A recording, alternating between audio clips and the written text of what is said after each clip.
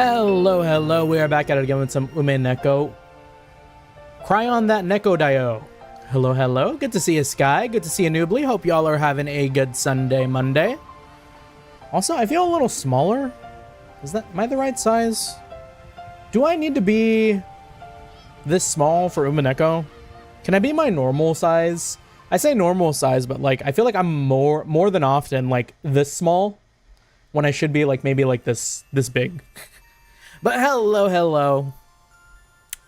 Mean old hot day. We got a lot of stuff done today. It was a big big setup day, if I'm being quite honest.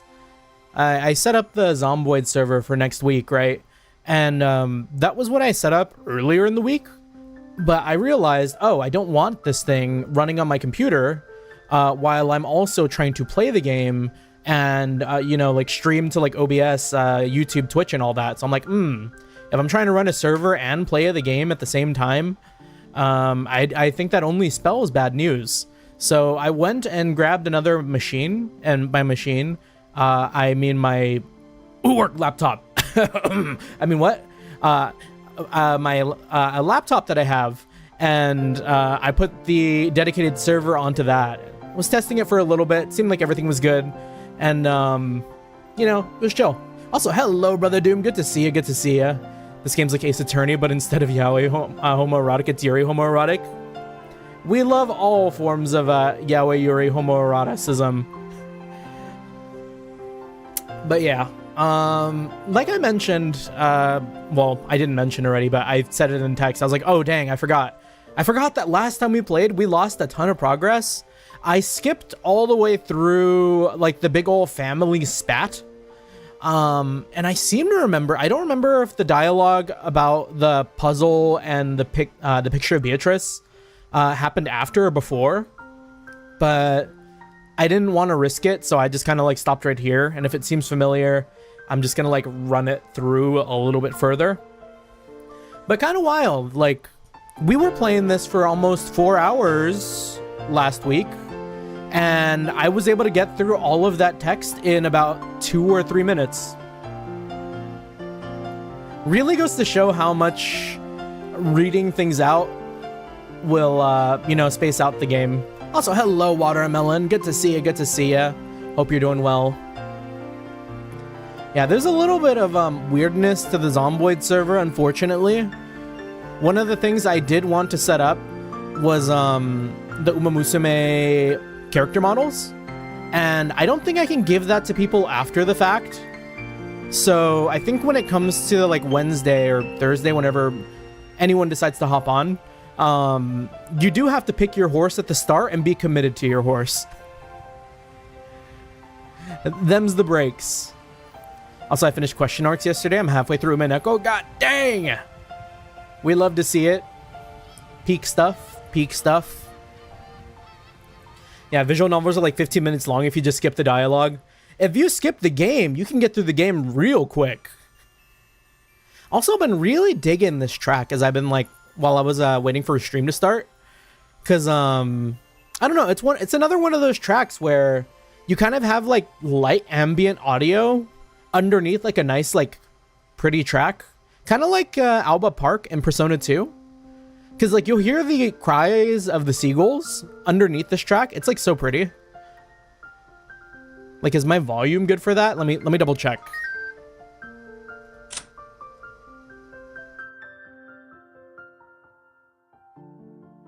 Oh, and in good news. Good news, everyone. What's it called? We got our Epic Games account back. Our Fortnite has not been breached. It is crazy how fast they were on taking my account, but we got it back today, and I set up all my new 2 factors and stuff. Track is called Hope, and it's one of my favorites. I really loved it. Yeah, it's such a good track. Like, they're cooking. Like, the music in this game is really good. We're filled with hope. Didn't realize you lost it. Yeah, like, I don't know if I've streamed since I had my weird little thing that happened, but you know what? Let me see, because I think the last stream I did was on Wednesday? Thursday? We were doing Halo? No? Let me double check. So, in the in-between, I woke up one morning to a couple of different emails at 6 o'clock in the morning as my eyes were like, you know, adjusting to being awake right before work. And I saw like, let me lower it. We go down one. Thing right there is good. But yeah, we woke up and I was looking at my phone and it was like, oh, hey, you changed your two-factor authentication method. And I'm like, excuse me? No, I didn't. Wait. I go onto my Yahoo and as I'm doing that, I'm seeing like, someone managed to get into my email account. And I'm like, uh-oh, that's not good. So had to do like a pretty thorough like security sweep of everything that was like linked to that. I don't think I got everything, but I mostly got most of it. And somewhere between that like time frame of 30 minutes, I had account breaches into my Microsoft account, into my Epic Games account, into my Steam account, and like a couple of other things too. Like randomly, like there was also eBay, and like one more thing. There was one more thing that was like weird that I never really thought about. Oh, right. I got a Sam's Club account breach. And the weird thing is I don't even like go to Sam's Club. I don't have a membership. I think the last time I went there was like maybe 8 years ago on like a guest pass thing for like a single day. And that was one of the things that got targeted too. And I was like, huh, weird that they would do that and not like my Costco. But yeah, the only thing that really provided any sort of real trouble was my Epic Games account. Because with that one, they replaced my email, replaced my two-factor, replaced literally everything about my account. And I am so thankful that Epic Games was like, hey, if you have the ID thing that you can find in your like program data folder or whatever, in like Commons or whatever, to show that, oh yeah, you have this account on your computer, we'll give you your account back. And I had that, so I was like, okay, sick. I'm not gonna lose my Hatsune Miku and like my trillion other Fortnite skins, even though I don't really play the game anymore.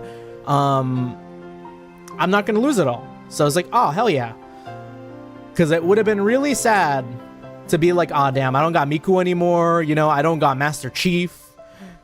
And yeah, but we got it all back. Everything's good again. Life's good. I do think I need to get a tooth extracted, but no dental insurance means that is just something I will have to leave on the back burner for probably a couple of months. I love Ace Attorney 4 because it's normal guy who's sick of everyone's bullshit, constantly surrounded by the weirdest people known to man. Wow, we gotta hop on Ace Attorney. I really gotta hop on Ace Attorney. Anyways, Kapalo Supremacy. We love it. Got some string in a door. Maybe as a kid, I think I fear too much being a grown-ass adult. I am feeling the repercussions of biting into a dry grain of rice from an Indian restaurant like 4 or 5 months back. Yeah, Umineko's very Ace Attorney inspired. Can't wait to like do that in the reverse, where like we play Umineko, which was inspired by Ace Attorney, and then like we hop on Ace Attorney and we're like, oh, just like Ace Attorney, or just like Umineko. Okay. Well, anyways, let's see. Is this where we remember leaving off? Am I streaming on Twitch? Is my Twitch working? My Twitch is working. Okay, I just needed to double check. I don't really have much on my Twitch side, but it's nice to know that it's there. It's like, it's there, like a comforting friend. Yeah, I have some pliers and extra strength ibuprofen. Yeah, that's the scary thing for me for sure. Because like, I don't want it to get infected. So it's like, I like need to go to a dentist to get it taken care of. But United States, haha. I think if I were to do something like that, it'd probably cost me like $300 or $400, which I don't have as like an expendable thing. I will simply wait until I get a job that has dental insurance and then utilize that dental insurance to the fucking maximum. Okay. Anyways, enough of that. Did we read this? I'm gonna say we did, and let's kind of zoom through a little bit. Yeah, because let me see if any of this sounds familiar. Spotted is probably not the best word to describe the experience. Did we read this?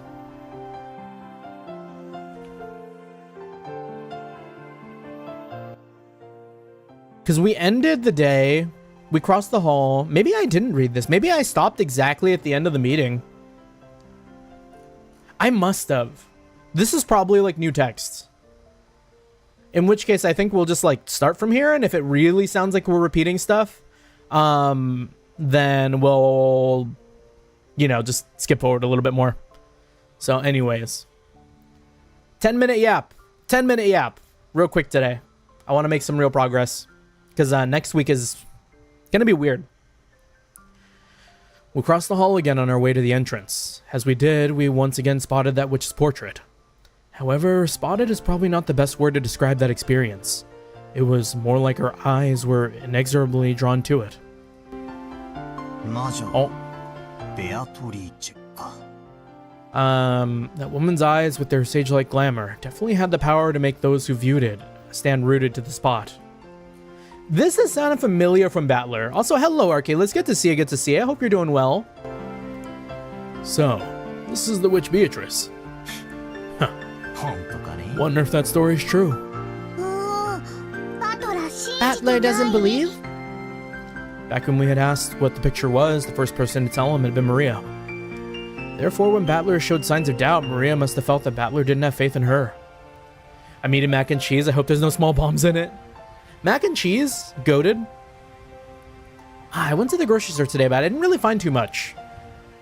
I'm waiting for really random good deals to pop up. Like, I don't know. I'm kind of on a weird vegetarian, like, vegetarian meat kick, or like vegetarian, like, replacement thing kick. Because I'm always on the lookout for, like, I don't know, vegetarian burgers or something. You stopped at the maid past this? Okay. Of course, that wasn't what Battler meant. Maria ran up to the portrait and began banging on a plate hanging below. Okay, yeah. So this is where they talk about the riddle. Went back to the last spot. Thank you, Sky. Appreciate it. Okay, so in that case...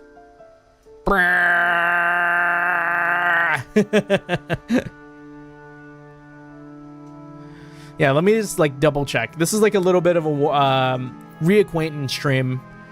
He may laugh at grandfather's black magic obsession, but he'd still believe that story about the hidden gold. Right, okay, so this is the hidden gold bit. And then we were talking about, oh, 10 tons of gold would be, like, a lot of gold. Life-changing stuff. The stuff that would let me get my tooth fixed.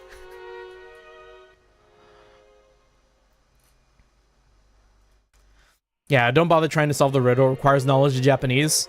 Can I perhaps beat that riddle with a knowledge of, I don't know, like entry level, like first and second, like Japanese that I took in college? Probably not. Yeah, so I think, yeah, this is new, Sky says. I apologize, Beatrice does exist. Yeah, and then I remember doing this. And then the maid comes in. I stuck out my hand, Maria grabbed it with her tiny hand, and we made up. Maria didn't grumble any more than that, so George, Aniki, and Jessica were relieved. Oh, so this is where all of you were. I forget. Shannon? Kugamiya Rie?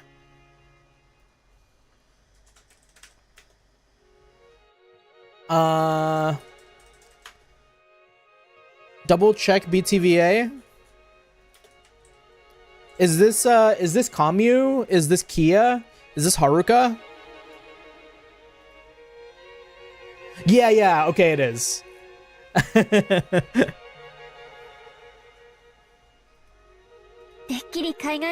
was sure you had left to go out, go to the beach. Shannon-chan, carrying a basket, was surprised to find us all gathered in front of the portrait. Shannon. Well, this is the first time Battler has seen Beatrice's portrait. He was just fascinated by it. That's right. It certainly is fascinating. Excuse me, Watermelon? That's right. It certainly is fascinating. Beatrice-sama is truly beautiful. I'm sure that she's captivated the master. There's zinc in that watermelon tonight. Oh, he got new RAM. New RAM? What does that mean? Oh, fuck. Oh, I get it. Like the comrade. Okay. Okay. Now it makes sense. Yeah, RAM is not cheap. RAM is very expensive. I was like, what's that got to do? And then I was like, oh yeah, the combined word. In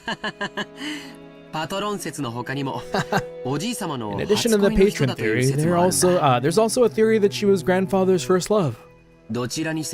Either way, although it's been several decades since he met her, even now she holds a special place in his heart. Which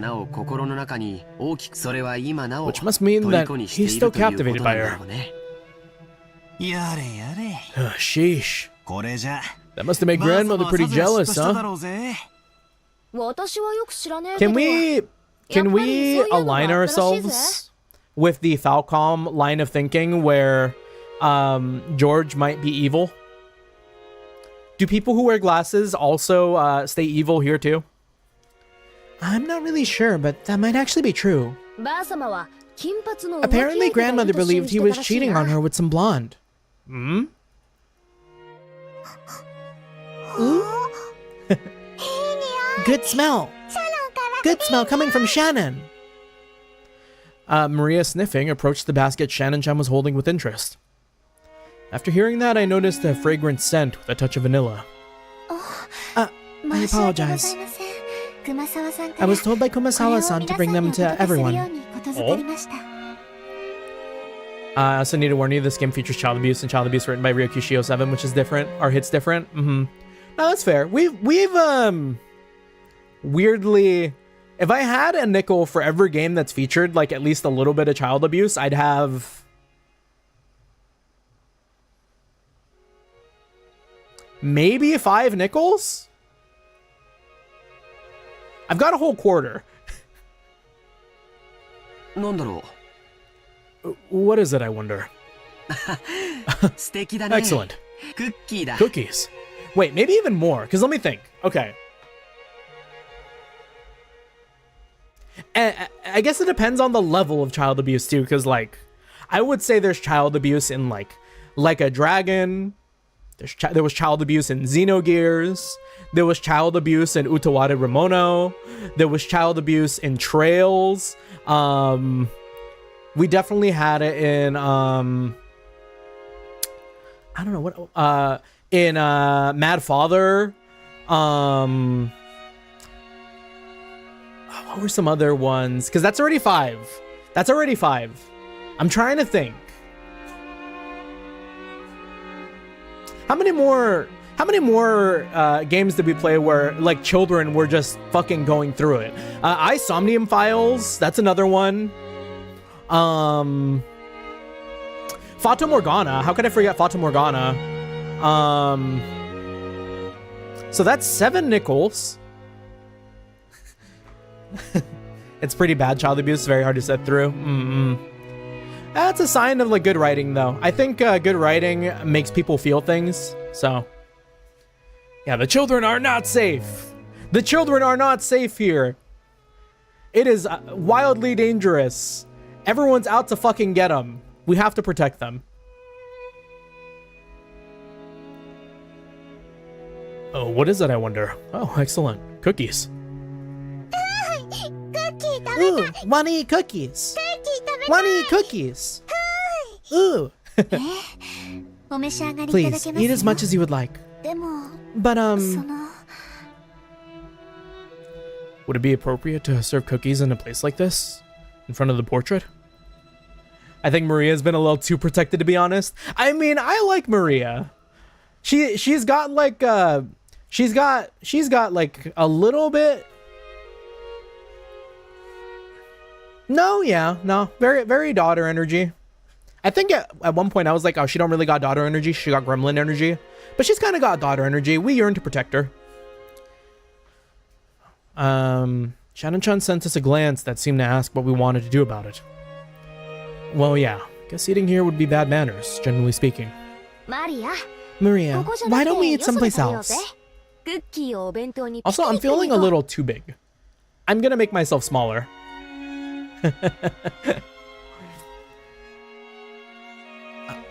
Let's put the cookies in a bento and have a picnic. Ooh, have a picnic, have a picnic. If we can eat cookies, let's go.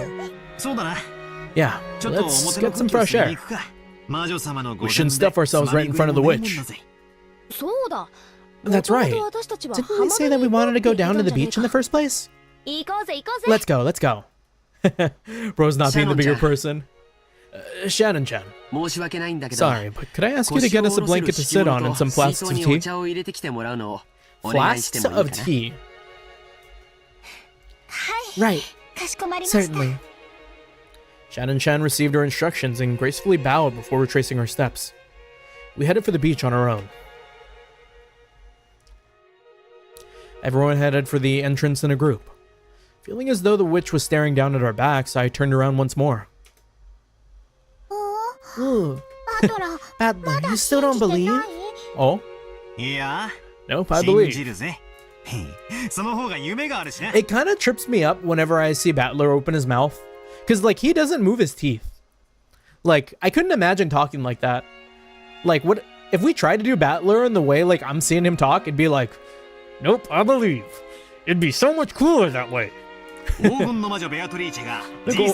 golden witch Beatrix gave grandfather 10 tons of gold. And that gold might be sleeping around here somewhere. Besides, didn't grandfather write that strange epitaph as though challenging us to find it if we can? I'd say that kind of adventurous story is way better. I can't help but think of Van when I see him too. I mean, same voice actor, Sky, so like maybe there's something there. Maybe like this is another case of Kondo can't get away from it. Like we need to jump Kondo for how much he's stolen from other things. 20 billion yen worth of gold, huh? Even if we split it up between the four of us, that's still a ridiculous amount of money. 5 billion yen for each of us. Incredible. With that kind of money, you could probably make any sort of business prosper. In fact, we could live our whole lives fabulously without working at all. The 20 billion yen incident. He reminds me of Keiichi from Higurashi. One day. Ooh. I don't want 5 billion yen. I want cookies. Rio would take cookies over money. Still, 5 billion yen. That's like a dream. You gotta hit Maria with that Homer meme. Money can be exchanged for goods and services. Money can be used to buy 1 trillion cookies.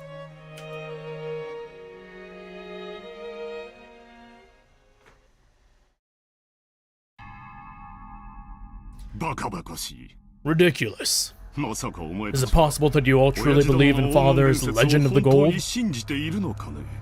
In Father's The Legend of Heroes? Of course we don't believe that story about a witch giving him gold. But there's no mistake about the gold itself. The fact that Father obtained gold bars from an unknown source has been confirmed in several ways. We've heard that before the president of the Marusto company died, Father showed him a large pile of gold somewhere. Maybe the gold is like from some sort of sunken galleon? It would make sense being like on the island. And with everyone having kind of like Westernish names. Yeah, I get why Kinzo doesn't like his kids.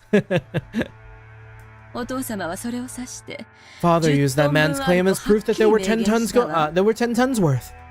That's just the nonsense of a senile old man. Along with father, he was just fabricating a story. You can't take it seriously. If that gold didn't exist, he wouldn't have been able to gather so much funding. Before the president died, he was a person with such a sincere personality that he earned the respect of many in the business world. He wouldn't have become a partner in such fraud. Aniki. President Maruso definitely saw it. 10 tons of it, clearly with his own eyes. Dad let the president take 1 ingot at random and have it examined. I have a kind of base for getting the family logo tattooed. The result of the examination showed that the 10-kilogram ingot was 99.99% pure. Damn. He said that the Shiromiya family crest, the one-winged eagle, was imprinted on it. What if every single one of them got like a crazy Shiromiya back tattoo? Almost instantly, the Shiromiya legend of the gold spread amongst the fixers of the business world. Gold from an unknown foundry has a poor rate of conversion into money. Thinking that it was a chance for decisive profits, they accepted it as collateral, and as a result, father was able to receive massive loans. The family hierarchy sucks though. I mean, yeah, everyone in this room kind of sucks ass. There's maybe like some people that I can give a little bit more leniency towards, like I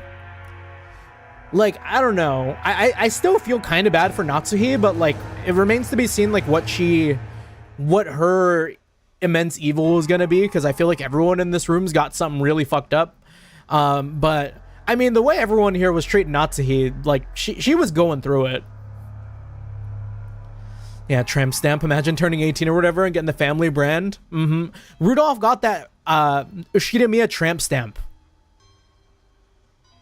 For real, for real. Is there no limit to the absurdity you're willing to accept? How old are you people? Can't be rich without being at least a little fucked up? True. I mean, wasn't there like some sort of research done where it's like the higher up on like the corporate ladder you were, the more likely you're a sociopath? Are you still taking that nursery tale you heard as children seriously? Where's the proof that this 10 tons of gold even exists? Aren't you just parroting the lies of father and few of those close to him? Of course, it's just a story. But still, Aniki, the amount of money Dad raised required a suitable amount of collateral. It's crazy to hear Rudolph say Aniki, because like, I straight up can't hear anyone besides Saejima. Even if the gold itself was just a rumor, it's an undoubtable fact that he showed them a treasure of comparable worth. Where's my position as CEO then? It was just an illusion of money created by our penniless father. He acted as though he actually had gold that didn't exist, fooling his sponsors. It was probably the gamble of a lifetime. Luckily, his use of those funds proved successful. If the Korean War demands hadn't come, the Shiromiya family had not been restored. Father would probably have been hounded after as the crook of the century. So, are you saying the gold never existed? Father made it all up? Of course. Because of that, the illusion of gold became a mere inconvenience once he'd achieved enough success.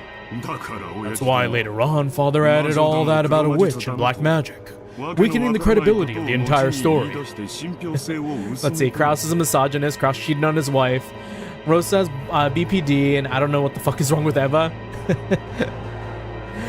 Eva's just like built like that. In other words, he revealed that the illusion of the gold was a fabrication. If he claimed to have received the gold from a witch, no one would believe that it existed at all, right? It's also possible he said it all for your sakes. Or Rudolph cheated, not Kraus, yeah. Yeah. It's possible he said it all for all of your sakes. Nevertheless, here comes some stupid offspring wanting to divide up this non-existent gold, along with the rest of the inheritance. Rosa, don't tell me that even you believe in a fabrication like this. I can't prove whether or not father really had the gold. Huh. I don't know if I clocked Rosa for having BPD or anything like that yet. If we can be wary for spoilers, I'd appreciate it. I was like, Rosa. And I thought it was going to be like Nazi or something, but no. We'll keep an eye out. I just want to claim my rightful share as one of father's 4 children. It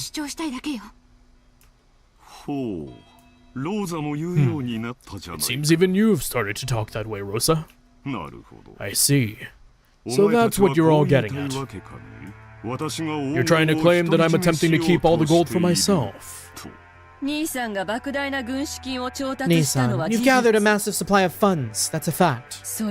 If we rule out the possibility that you've been embezzling father's personal funds, then there's only one possibility left, right? Aniki, we've been thinking that you might have found those 10 tons of gold bars. Oh. Nah, I don't think so. I completely stopped playing Blue Archive. Believable. I've also kind of fell off, but I fell off a while ago. I fucking hate what happened with the gacha changes, man.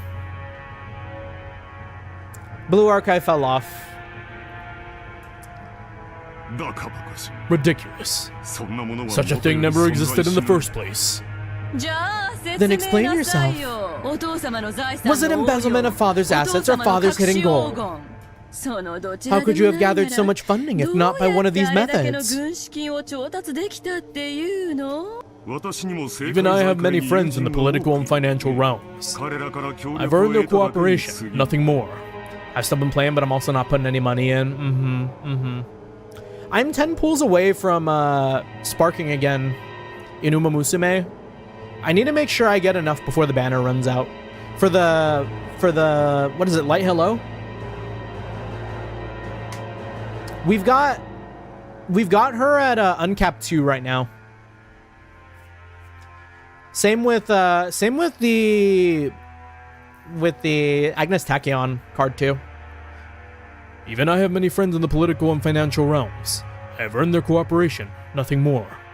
I got MLB for both. Wow, crazy. But you have like a ton of carrots, Watermelon, right? You've been like not spending your carrots for like pretty much since the game came out, right? And on that matter, I have no responsibility to explain myself to you. You understand, don't you? There are some topics that ought not to be spoken of. If you insist on that point, then all's well and good for now. But Aniki, Dad doesn't have long. Nobody can ensure that he'll live to see the day next year. Varden is the same way. I don't know how you all not managed to not gamble. Oh, don't wrap me into that, Sky, because I'm like fucking fresh broke. I've only got around 99k left. You shut your mouth, Watermelon. I'm out here with like 15 carats to my name. The inheritance process will begin at the instant of Dad's death. We'll arrange for lawyers and accountants who are impartial to all of us, and have them inspect Dad's financial situation. Banned forever. At that time, if it comes to light that you've unjustly interfered with Father's money, you'll understand, right? I don't have a clue what you're talking about. What do they expect to do if they find out? Like what? They're not just gonna kill him. Like what? Like we're gonna send you to prison? Like what do they get? Like disown him from the family? Like the damage is done. You're starting to make me feel as indignant as my wife was. They might just kill him. Deserved. He didn't stand up for his wife. Deserved. Of course, father's gold is part of father's fortune.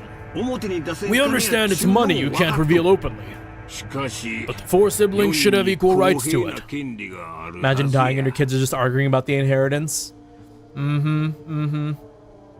They all suck. In other words, we're gonna have your financial situation investigated as well as Dad's. To determine whether you're hoarding the gold or not. Isn't this a great opportunity? Right now, prove the existence of your so-called support from friends and acquaintances. That way we can sportingly apologize for foolishly doubting you. Right, Rosa? That's right. Kraus-san, you're the one who's dodging the issue. If you were guiltless, you could prove that you were in the right, but you aren't even trying to do so. Veronica, you still have to consider your position here. As Dad's representative, you're probably bearing a larger share of the burden than we are. Yeah, it's shockingly common though. I've been through a lot of similar situations for a hell of a lot less. We've been living terribly relaxed lives until now, so it wouldn't be fair for the rest of us to complain without taking your efforts into account. It seems you cannot make up your mind whether to flatter me or slander me. Please get to the point. Basically, randomly investigate nitpicky aspects of father's wealth seems like a pretty crude way to go about it. As you said, Kraus-san, there may have been movements of money that are difficult to explain. We've come to consult with you today while fully aware of that point. Both sides stand to gain from talking about this now. A consultation? You know who Kraus reminds me of? He's got that Dieter Croy look, trails, crossbell. You know what I mean? When the inheritance is divided, you'll be rewarded for your years of hard work taking care of Dad by an agreement that's generous in your favor. Don't misunderstand us, Nissan. We aren't saying that we'll abandon our rights. But when we make our claim for what we deserve, we might as well offer a generous understanding for your position. That's what we mean. In other words, if you accept our conditions, then the inheritance is divided. We'll leave the investigation of father's financial situation to you, Kraus-Nissan. Which reminds me, what the fuck's Mariabelle up to? The permanent enigma. All the siblings from Eva downward suspected that Kraus was trying to steal their father's wealth. So letting Kraus support the state of the wealth was extremely contradictory and a huge concession. If, as they claim, Kraus is actually embezzling money, Kraus would be able to hide that fact. I would not be able to hide the fact that I embezzled money in high school. Besides which, it'd be possible for him to control the distribution of the inheritance in a manner favorable to himself. Kraus, realizing that this sounded too good to be true, couldn't help but feel suspicious. He couldn't help but worry about what they'd ask for in exchange. There's a story there. Not really. I've said it a couple of times. I collected a lot of money from a club, and it was to make t-shirts for the entire club. And I accidentally used that money for like a dinner at Red Robin's with one of my friends. And then when I realized I'd used that money, I was like, oh man. And then like I got the t-shirts done and it was still within the budget. But I didn't really give any of the club members their extra money back. Nobody knew, but we did get everything done. A little bit of hidden embezzlement.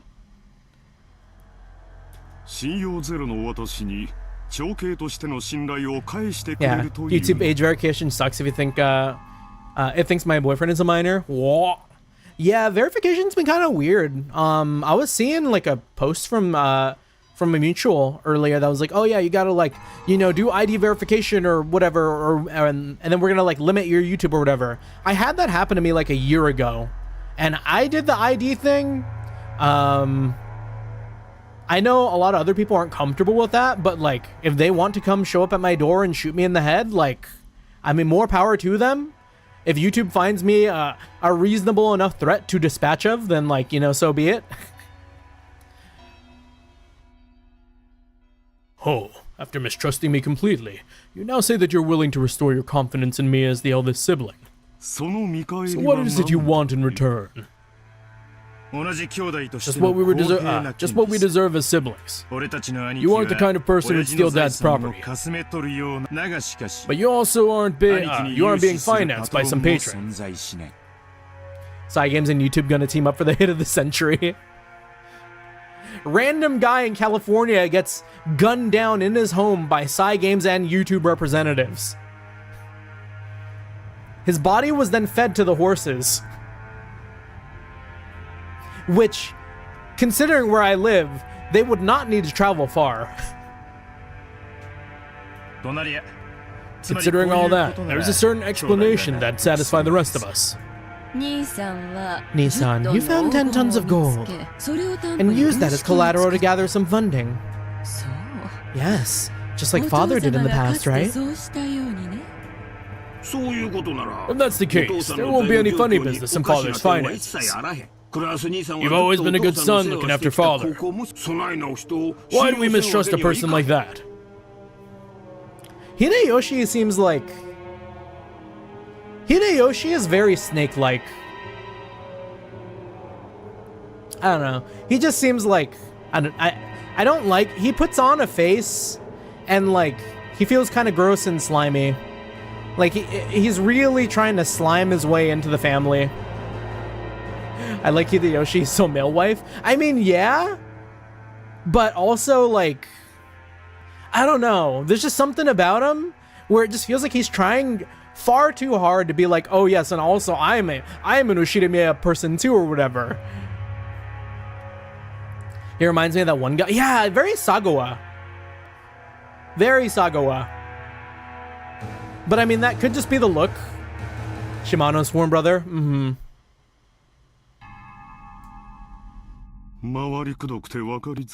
Being so roundabout, I can barely understand you. Please speak in clearer and more practical terms.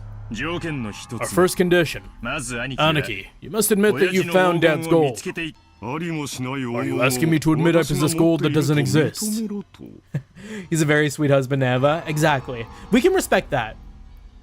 I can respect that way more than Kraus. Because, like, Kraus is a piece of shit. Maybe I'll be corrected, but I don't know. I'm still, like, kind of miffed at him for, like, how he was like, oh, Nazi, go cool your head off. When, like, she was just getting ragged on by the entire family for, like, pretty much no reason other than, like, haha, your servants suck. Like, she deserves way better. On second condition, you'll acknowledge that each sibling has the right to a share of the gold, and you'll pay out those shares.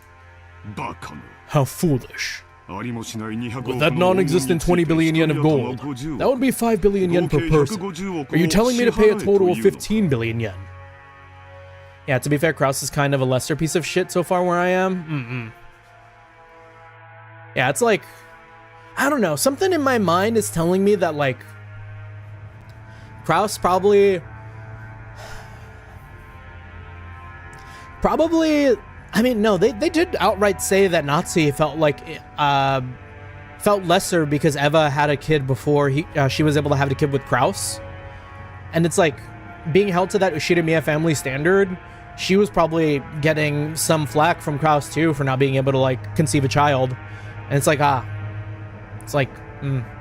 Kraus sucks. I don't know. Maybe I'm just putting more and more crimes on Kraus for no reason. I don't know that he did that. I feel like he did that. Ridiculous. Keep listening till the end.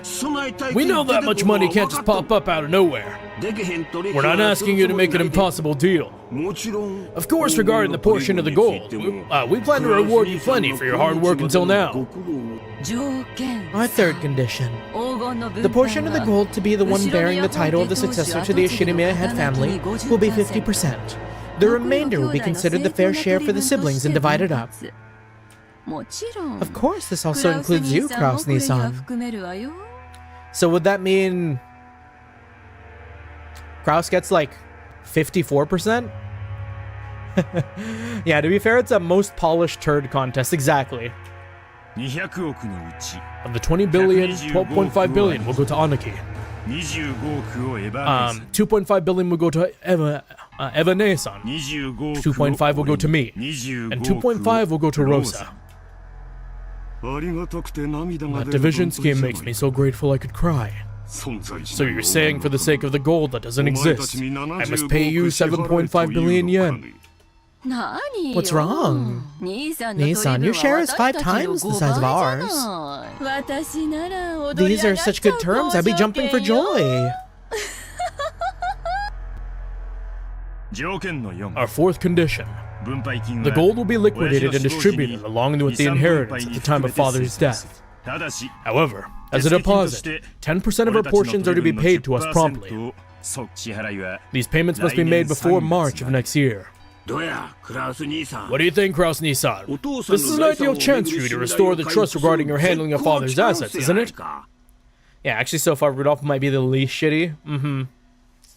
Yeah, I mean... He cheated, but also that feels kind of far in the past compared to, like, everything that's happening here. I don't know much about Battler's mom. It sounds like she might have either passed away or, you know, like, left the picture.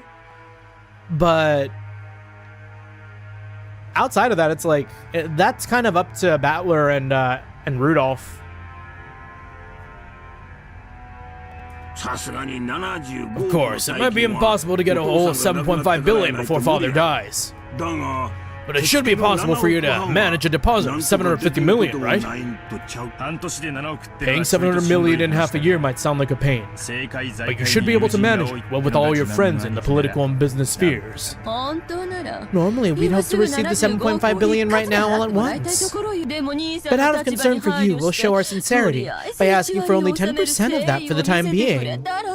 The remaining 90% can wait until the inheritance is distributed. See? Even you'd be capable of managing a mere 10% to show your sincerity. So you're trying to sell me the right to assess father's financial situation for 750 million yen. I'm not sure what these numbers mean in yen, but I'm assuming it's a lot. I mean, it seems like a lot, because I think earlier they were saying that the yen at this point in time was nearing 100 yen to $1 US. So that's still a lot of money. Wouldn't that be $75 million? Cut a zero off.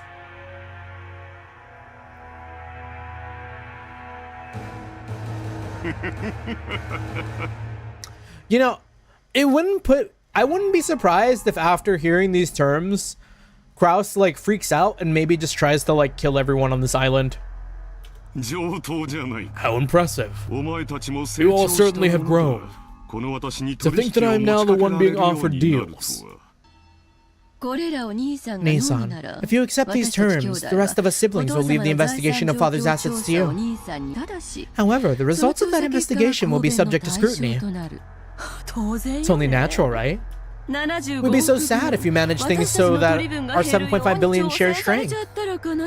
We'll avoid complaining as a general rule. Just make sure you do it neat and tight. As long as you don't try anything that's blatantly obvious, we've got no intention of stirring things up. We want our inheritance quickly too. We don't want it all to get drawn out and left hanging. If a complaint is made, who would carry out the follow-up investigation? We don't mind if it's you. Yeah, in the game, 110 million yen is 10,000 US dollars. 10,000 US dollars as of 1983, though, or like 86 or whatever. This is probably the first and last chance for us siblings to reach a consensus. I believe it won't come to that. In today's standards, a million yen is closer to 7.5k. Looks like even you can pick up now and then, Rosa. Or speak up now and then, Rosa. At this point, it's obvious that Kraus wasn't at all trusted as the oldest sibling, so there's no need to go into detail. The formerly tyrannical oldest brother had always abused his privileges and violated the other siblings' shares. It was in response to this that the other three, now adults, were finally teaming up and striking back for the first time. Sorry, but there's more. Our fifth condition. This decision must take precedence over father's will. That's crazy, though. It's like, precedence over the will. The determining factor being their dad dying. The distribution of money is more important than what their dad wants. Later on, we don't want some will to appear and make this decision completely irrelevant. I see that you're very cautious. Then let me ask, if the gold really were found, what would you do? Since you'll be making payments to us for what the gold's worth. The rest of us, really, don't care if we ever see the gold or not. You can think of our share as an advance payment. It's good to have dreams, isn't it? You plan to turn this island into a resort, right? You might stumble upon the gold by chance during construction. Eva let out a high-pitched laugh. Kraus watched but didn't even flinch. Let me add a seventh condition before I accept. In the situation that any sibling other than myself finds the gold, they will immediately turn it over to me. Yes, of course. We'll hold on to it for you. Yeah, it's pretty common, not gonna lie. When my great-grandparents died, the kids were at each other's throat for all the capital.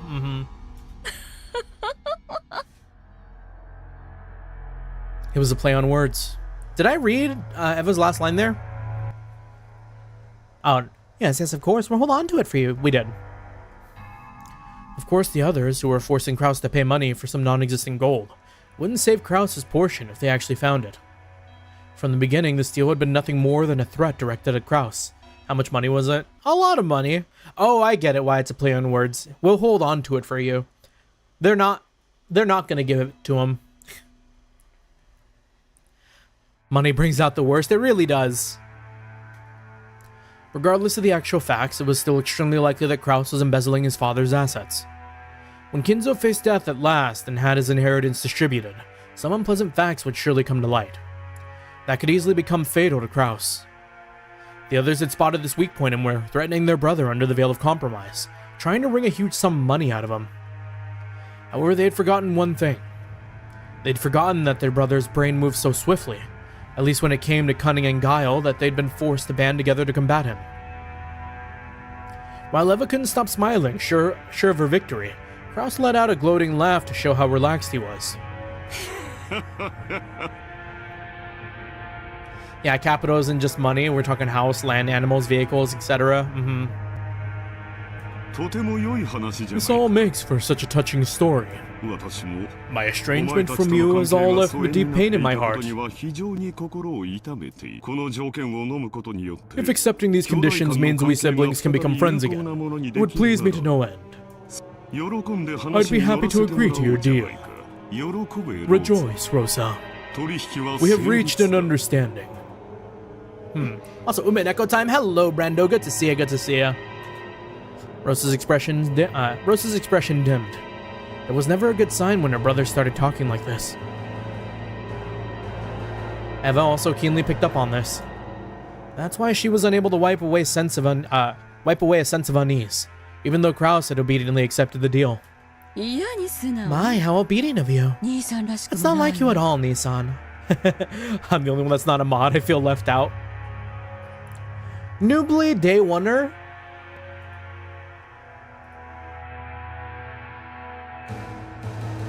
Let us free you from the shackles of being caught by YouTube's moderating system. Congrats! Welcome to the club. Blue name. How obedient of you. It's not like you at all, Nissan. What a cruel thing to say. Are you implying I have some ulterior motive? Of course I don't. I'm just the same as all of you. Just the same as all of you. You seem to emphasize just that one part.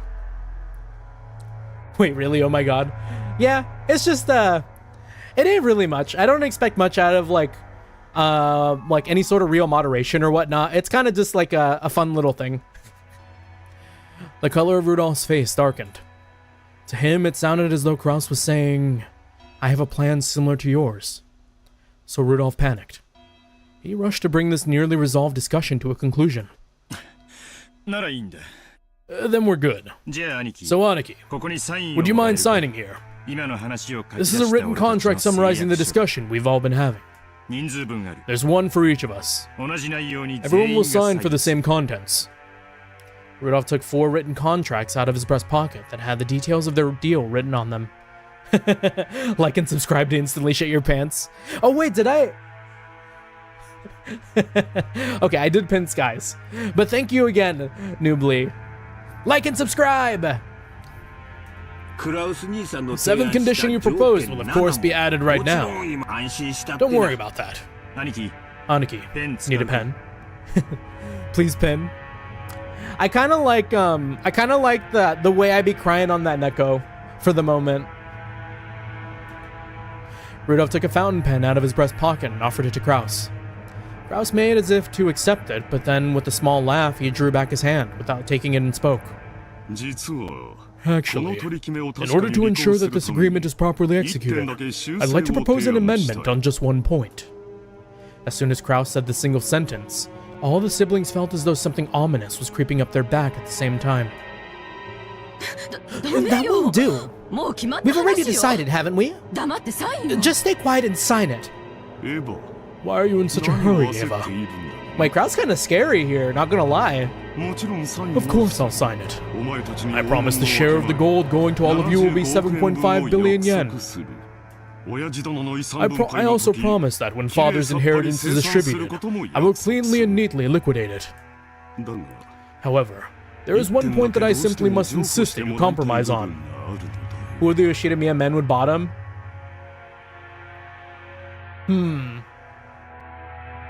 Well, Hideyoshi, of course. Well, no. Actually, is Hideyoshi topping? Would Eva even let Hideyoshi top? No, Hideyoshi is like destined bottom. Battler top. I feel like Kraus maybe a bottom. No, also kind of a top. I think it'd be funny if Rudolph was a bottom. You know, I could see it. Because Kirie seems pretty, like, forceful. George, maybe? George, definitely. 何の話だよ。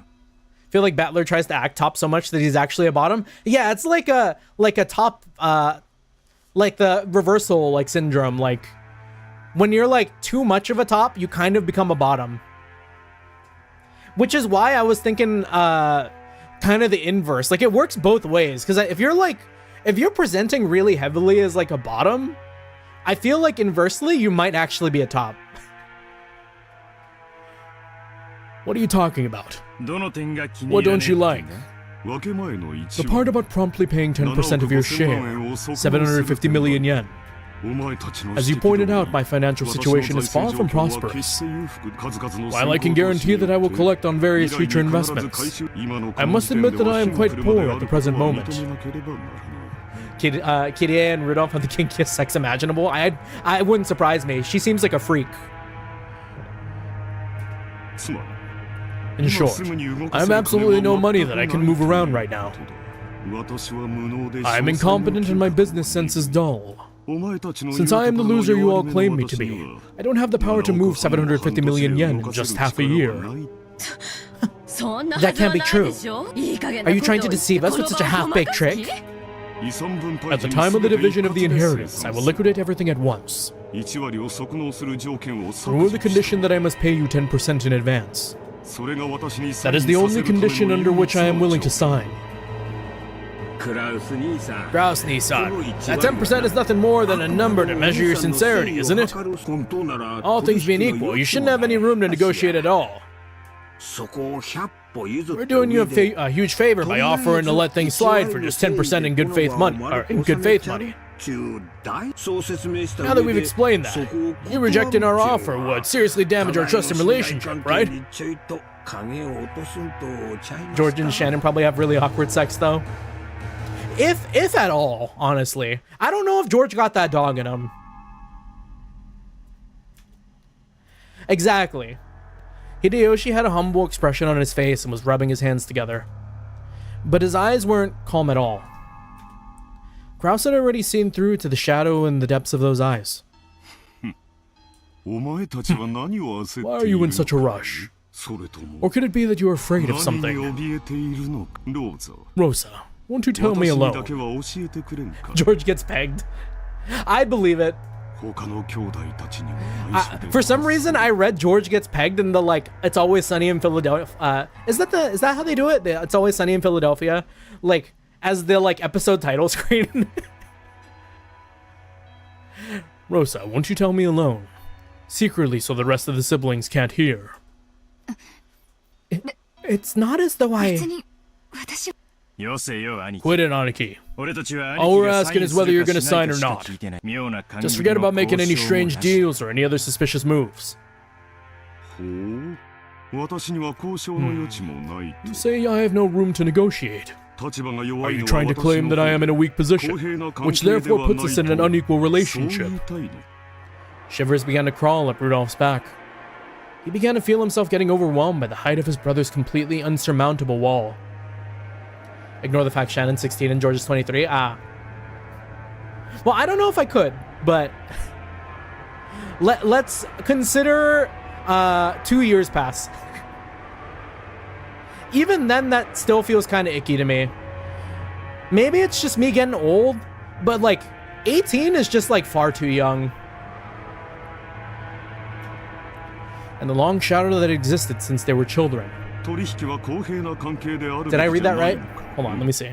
He began to feel himself getting overwhelmed by the height of his brother's completely insurmountable wall, and the long shadow that had existed since they were children. Shouldn't deals be made between these those uneven footings? From my perspective, this deal will help restore the long-lost trust of my younger siblings, and deepen the love between us. It is an old problem that's been eating at me, and one I would prefer to resolve as soon as possible. Yeah, that's real. I dated a 19-year-old when I was 25, and no bad idea. Yeah, like, an 18 or 19-year-old is in an entirely different stage of life compared to someone in their, like 20, late 20s, mid-20s. Yeah, honestly, I wouldn't want anyone under 19 that's stretching. I'm just happy that me and my girlfriend are the same age. I wouldn't mind if she was older. If she was younger, good too. Honestly, but that's just because I love my girlfriend. There is a very obvious limit, though. And one I would prefer to resolve as soon as possible. I would be overjoyed if we could resolve it today. However, it seems I'm not the only one who'd be quite glad to close this deal quickly. Am I wrong? Kraus stared at each of his siblings. Yeah, as a 23-year-old, I would not date a 16-year-old, way too immature. I mean, just dating a 16-year-old full stop? I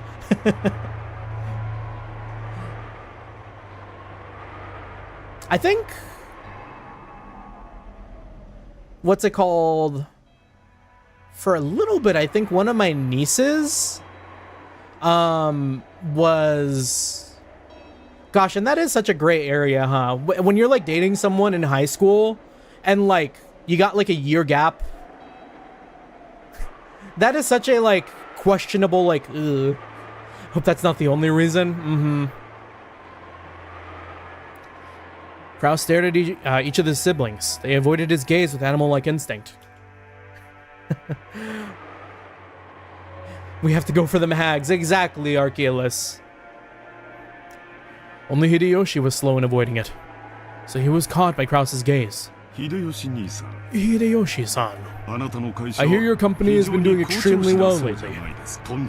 At a brisk pace, it went public, and both its track record and its stock prices have soared. I am truly jealous. We aren't here to talk about my husband. だが However, it is unfortunate that you have neglected your stockholders. The way he managed to flip this entire room on its head. そして上場した時に It's even more unfortunate that you were unable to solidify your base when you became stock listed. Honestly, once you reach like 25, 26, big age gaps don't really matter anymore. I mean, to me...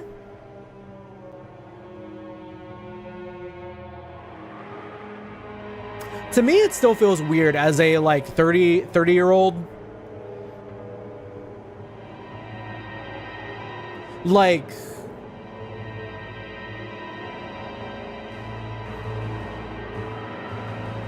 In my brain, a 4 years up, 4 years down feels right. Exactly. I ain't trying to date a 40-year-old right now unless... I'm gonna need all my dreams funded. It is unfortunate that you have neglected your stockholders. It's even more unfortunate that you were unable to solidify your base when you became stock listed. Before you realized that some bad-natured colleagues of yours had bought up a huge share of your company's stock, right? Yeah, but once you reach that age, it's not problematic anymore. Yeah. True. Well... No, I think there's still like a problematic area.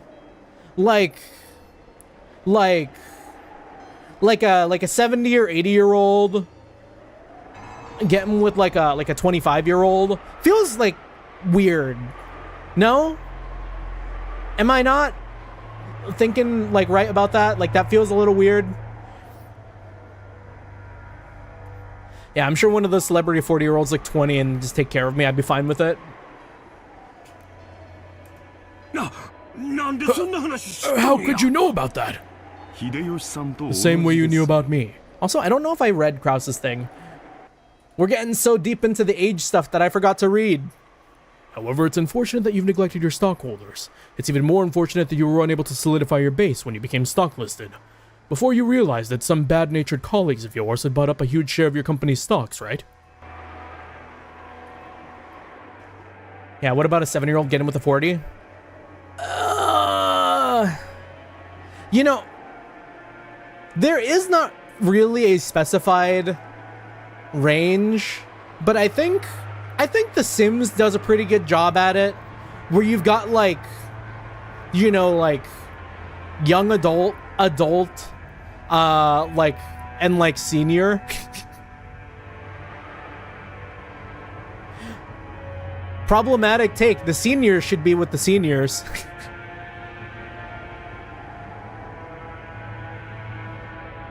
The same way you knew about me. So I have a chance, Sky? What do you mean?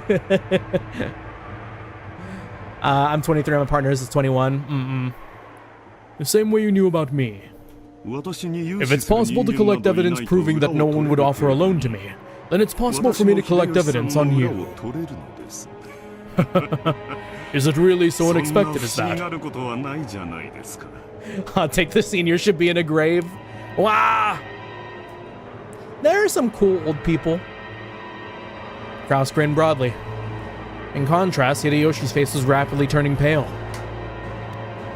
Hideyoshi's company was a restaurant chain management company that had been started from nothing.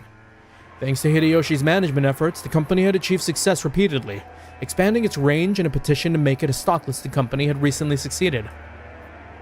The greatest advantage of being in the stock holding system is that you can sell stock certificates and gain a large amount of financing. For sure, I'm just a shit for the bit. The amount tends to be far greater than a business's normal profits. So this is an extremely effective way to gather massive funds to expand a business even further.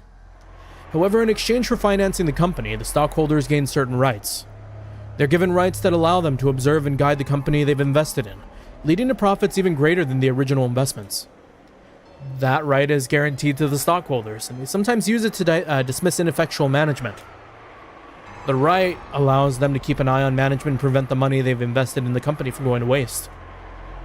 However, if they use it forcibly, they can eject the former management and take over the company. The coup. After all, dismissing management and nominating new management are powers held by the general body of all shareholders. Any game to test 64 gigs of RAM? Well, honestly, at that range, it's not about games.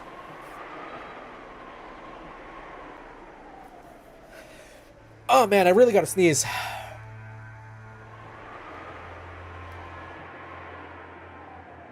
I feel like at 64 gigs, God, I can't complete my sentence because I gotta sneeze. Maybe I'll just do it.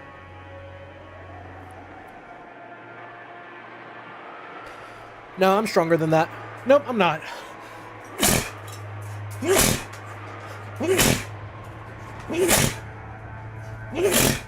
Whew. Damn.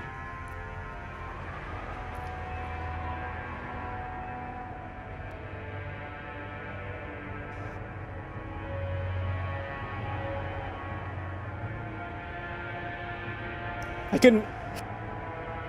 couldn't mute in time.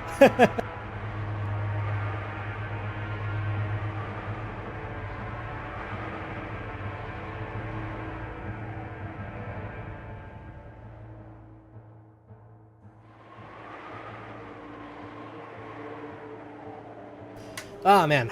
Sneezes are the worst. Sneezes are the worst. It's like, I don't know what it is. The only other person I've ever met that has the exact same thing as me is my girlfriend's brother's wife. Me and her do this thing where when we sneeze, no matter what, we'll always sneeze.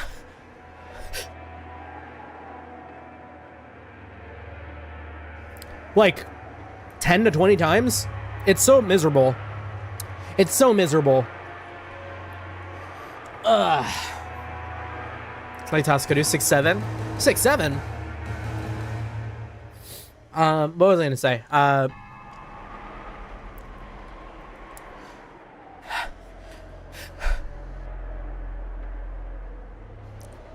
Damn it. That sounds like it would suck. It's still going, Sky. It's still going. I'm fighting for my life over here.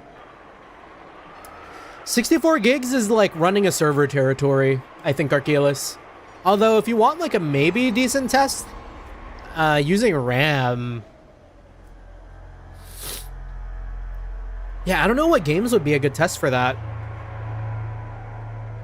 Because I feel like when it comes to memory, most games use like video memory and not like memory.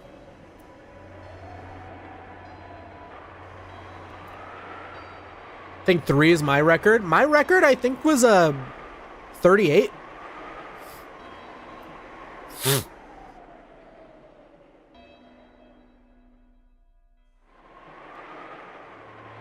It's gotten better as I've gotten older, though. When I was a kid, it was terrible. Terrible. I pretty consistently hit, like, the mid to high 20s. And right now I'm at like, I don't know, I'm probably at like 12. So it's like not too bad. I'm already like kind of through it. You okay, Nietzsche? Yeah, we're good. We're good. We just have to get through it. I think the worst of it is something that I've kind of noticed, and I don't know if other people have this happen, but when I sneeze a lot and really play up to like committing to the sneeze, my arms will get sore like I worked them out. It's so weird. After all, dismissing management and nominating new management are powers held by the general body of all shareholders. That power is determined by the majority decision of the stockholders. And people who hold more stocks get to cast more votes. In other words, if some person or group holds a majority of the stock, they can freely chase out the old management and make the president anyone they'd like. If they want, it's also possible for them to make themselves president. Most companies take various defensive measures to stop malicious people from buying up their stock and threatening their position. Like ensuring that lots of stocks is bought by those close to them, such as company employees. I've never had sore arms from sneezing. I've had prostate pain, though. I don't know what prostate pain would feel like. Maybe I should learn more about the prostate. I am in my 30s.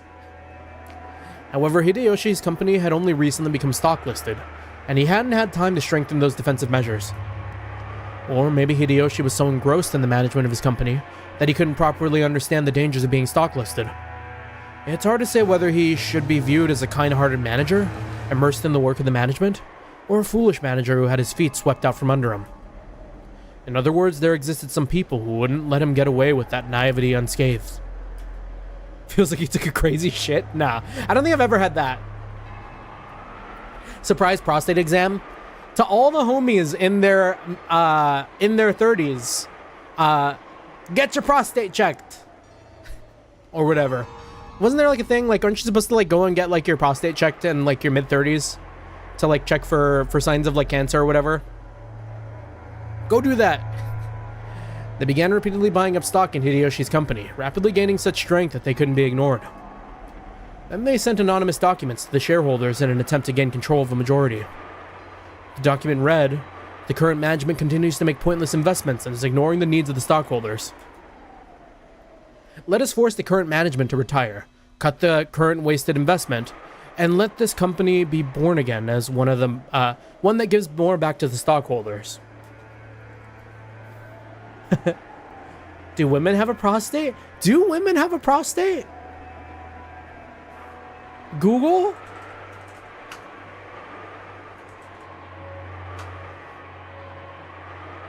No, it's like a male thing. It's a male thing.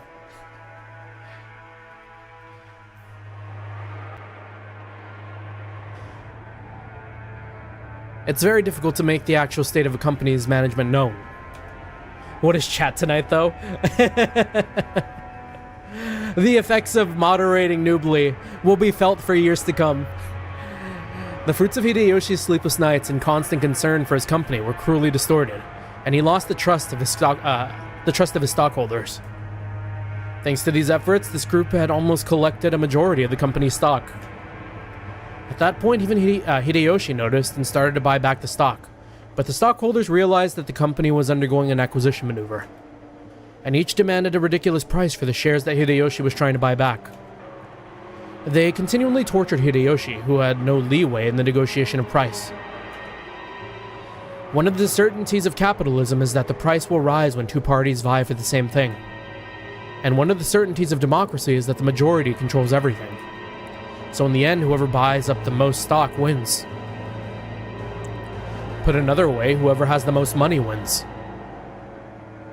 Unless Hideyoshi could obtain a large sum of money at this critical time, he could easily lose all he had built so far. He needs that gold! Therefore, more than anything else, he wanted a lot of money right now. He couldn't wait for the division of Kinzo's inheritance, since no one knew when he would die. And you, Rudolph, have been in quite a lot of trouble lately, haven't you? You always hear people say it's terrifying overseas, but it seems it really is true. American trials are settled quite emotionally. They never hand down generous judgments to foreigners. Rich people fucking suck, we should all become communists. I feel that, although maybe I'm not too well versed in, like, communism as a whole. So, what's it called? Democratic Socialist I'm cool with. And you, Rudolph, have been in quite a lot of trouble lately too, haven't you? You always hear people say it's terrifying overseas, but it seems it really is true. American trials are settled quite emotionally. They never hand down generous judgments to foreigners. Weren't you advised by your lawyer that making a settlement with the other party would be more economical in the long run? What's this all about? Well, it's just some trouble for... Is Rudolph not telling his wife? Also, hello, Jeremy. Good to see you, good to see you. No big deal. Nothing you can't settle with money. Kirie immediately guessed the meaning behind the subtle expression on Rudolph's face. Rudolph's gonna fucking get beat, man. Her husband got wrapped up in some kind of trouble without her knowledge, and had been worrying over it alone. That's right. In this world, anything can be settled with money. After all, it can even buy back the broken bonds between siblings. America is very fussy about the violation of rights. But with money, anything can be settled. Long live capitalism. We gotta beat Kraus with hammers. We gotta beat everyone in this room with hammers. Honestly, what's Kirie's problem? Women who beat their husband? Girl boss? The only scary, like... Well, not scary, because everyone in this room is kind of scary. But, like, Natsuhi seems to be, like, in a rough spot. What's the name of the, like, youngest sister again? She just seems like she goes with whatever is going on, and she has her own thoughts. But she doesn't really seem too, like, I don't know, evil with it, suffice to say. Kirie just seems like she's there. Rosa, thank you. Rosa is who I was thinking. And, like, I don't know, Eva's, like, the only one that feels like she's been, like, rightfully mean. Every time you say that name, I think you're gonna say Natsuhi. It does sound like it. Maybe we're gonna find out something real crazy about her in, like, the next couple of streams, though, no? Gonna take a shower, BRB. No worries, no worries. We'll be here. But with money, anything can be settled. Long live capitalism. The rumor has it that the settlement money could be as high as several $1 million. Rudolph had been building a large amount of wealth with a certain type of niche industry. However, a niche is a niche. It definitely wasn't a business exposed to the light of day. What is Rudolph working in? An American corporate giant was trying to accuse Rudolph's company of violating their rights. For various reasons, it was thought that the victory for Rudolph in this trial would be extremely unlikely, and he was being forced into an all-out surrender. But even so, there was a way for this to be resolved with money. If he could just pay that money, it might still be painful, but he'd be able to pick himself back up. But if he didn't pay, he'd lose everything. I'm curious what Rudolph is in. Like, what industry is he involved with? Rudolph, the Nintendo of America's Power World. Good to hear the family's still in a downward spiral. Therefore, more than anything else, he wanted a lot of money right now. Rosa, you're a good and noble little sister. You wouldn't even touch a dangerous money game. However, your soft-hearted nature was your ruin, wasn't it? Did Rosa get scammed? I wouldn't think one should agree to become a co-signer so easily. That's none of your business, Kraus-Nissan. Yeah.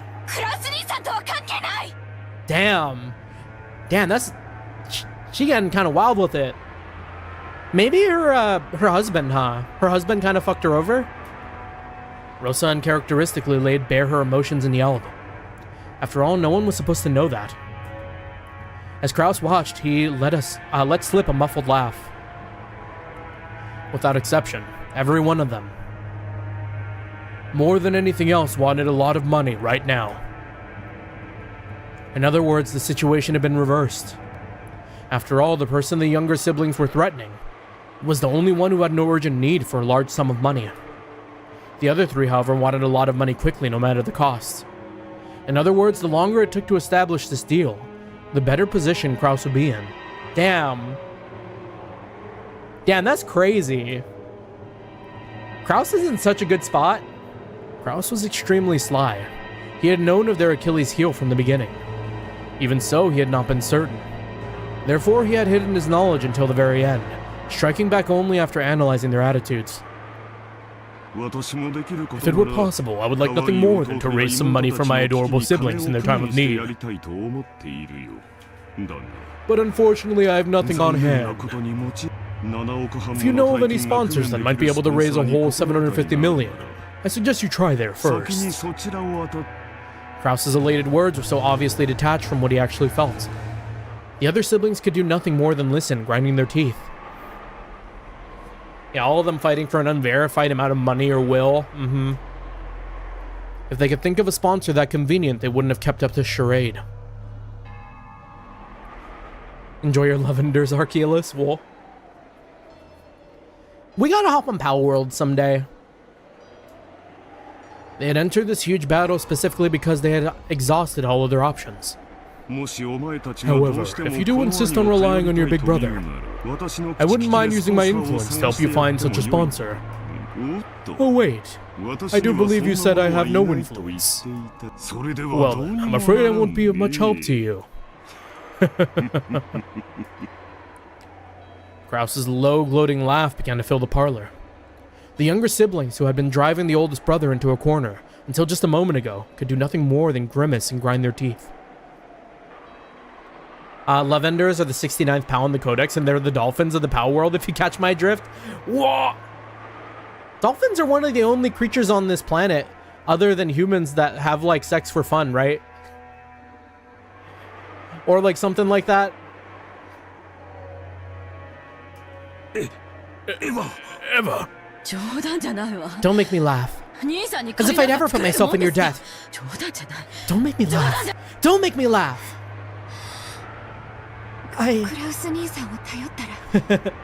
And animals aren't known for consent. Wah! Yeah. I remember the King of the Hill episode. I remember what happened to Hank Hill. If we relied on you, how exactly would you help us? I told you, didn't I? All I can do is find other sponsors for you. Of course, I will negotiate for the highest interest rate possible. Talibana Blue Monkeys, wool. Another evil-ass creature has entered the chat.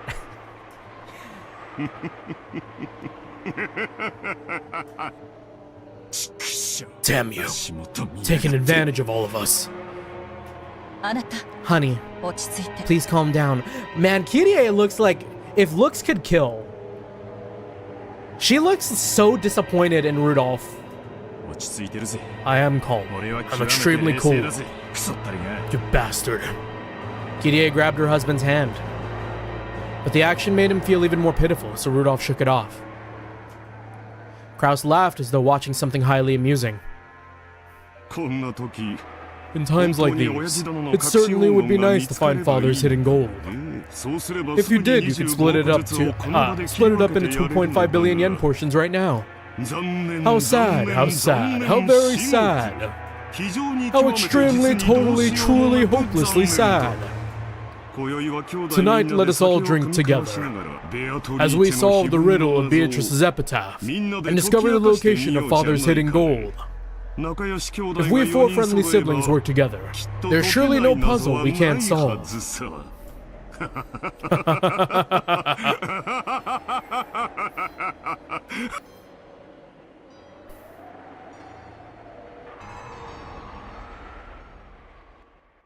What a guy. What a guy. The kids don't even know.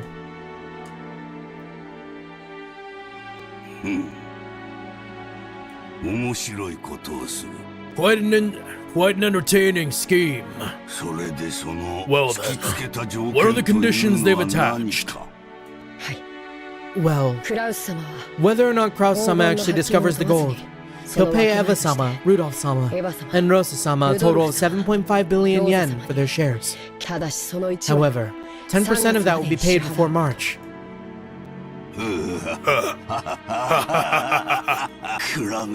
Krause, you dunce! To think he would have his feet swept out from under him by his younger siblings. How truly amusing. But it sounds as though they've tripped when going in for the kill, yes? Yes. Yes. Krause-sama exposed the fact that Eva-sama and the younger siblings all have an urgent need to get money. Is there even any need to expose such obvious facts? That irresolute, incompetent man. What are they doing now? That conversation has been put on hold for the time being. Hold on, let me check something. My dog's pacing back and forth.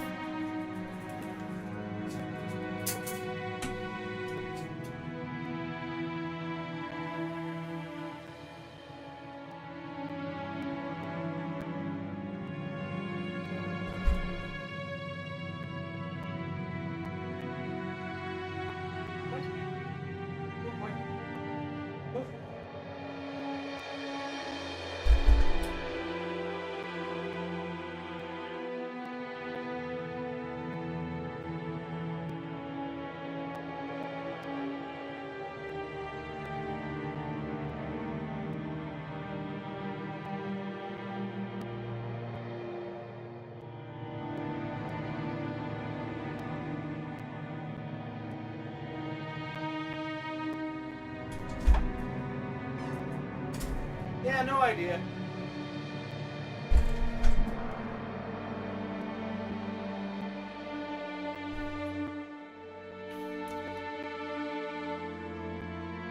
That conversation has been put on hold for the time being. Now, Beatrice-sama's epitaph is being discussed. So they're trying to solve the riddle and find out where my gold is hidden. Yes. Kinzo sat down his spectacles and snorted.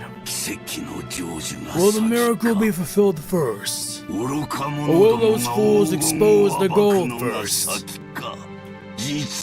What a show this will be. At the very moment those fools solve my puzzle, I will suffer utter defeat. They can suck my corpse down to the last fragment of bone. The greed of fools can allow great magic to bring forth a miracle. And yet, if the fulfillment of the miracle comes first, if it comes first, Beatrice will be resurrected again. The smile I've been chasing half my life will be restored. Oh, Beatrice! Soon will come the sacred night when we shall bet upon a miracle, and the game of demons shall begin. I will surely prove triumphant and survive. I'll let you have the lives of those others. I don't need wealth, or honor, or assets, or gold, or anything. All I want is to see your smile one last time. My boss is insane. Kanon true. Let me... I think my brother might have came and I need to open the door. But I also need to move like 1 trillion items. So I might need a second. Kinzo kind of real for that though. True. Hold on.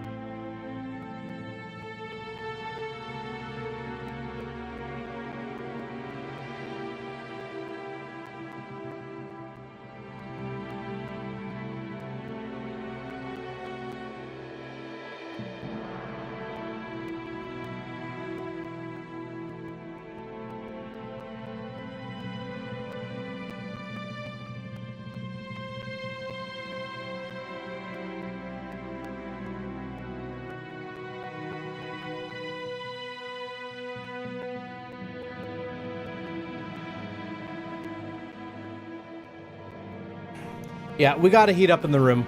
Miss anything? Not too much, not too much. Kinzo just being kind of cool. Just Kinzo shouting if his kids found the treasure, he loses. If not, he'll meet Beatrice again.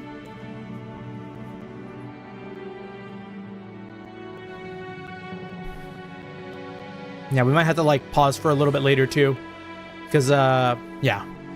Big Brother Knee came and he's got to grab some stuff from my room, so. Kinzo choked, apparently in great pain. Kanon got closer and tried to pat his master's back, but Kinzo motioned for him to stop.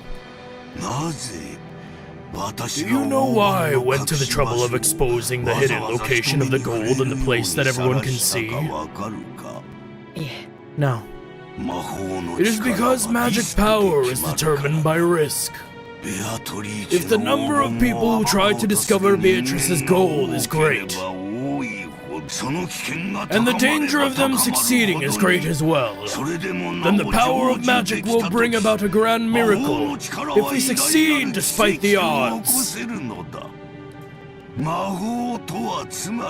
other words, magic is a game. It is not the case that the one who performs the best becomes the victor. The victor performs the best because he has been granted magic. Do you see? Who's the least conservative? I'd say KDA. I believe that. It is similar to how the miracle of life can be granted only after winning against the divine odds of several 100 million to 1. Is this a little difficult for you? My apologies. That's fine. It all comes down to this. I will give all that I have built up to the one who solves the mystery of Beatrice's epitaph. Wealth, honor, gold, and the inheritance of the Ushiromiya family. Everything that I have established. My children certainly aren't the only ones with the right to attempt to solve this riddle. Anyone who solves the riddle will have the right to gain everything, even you. Oh? Yes. However, wait. So was that alluding to the fact that Kanon is Ushiromiya family? Run that back. Run that back, Kinzo.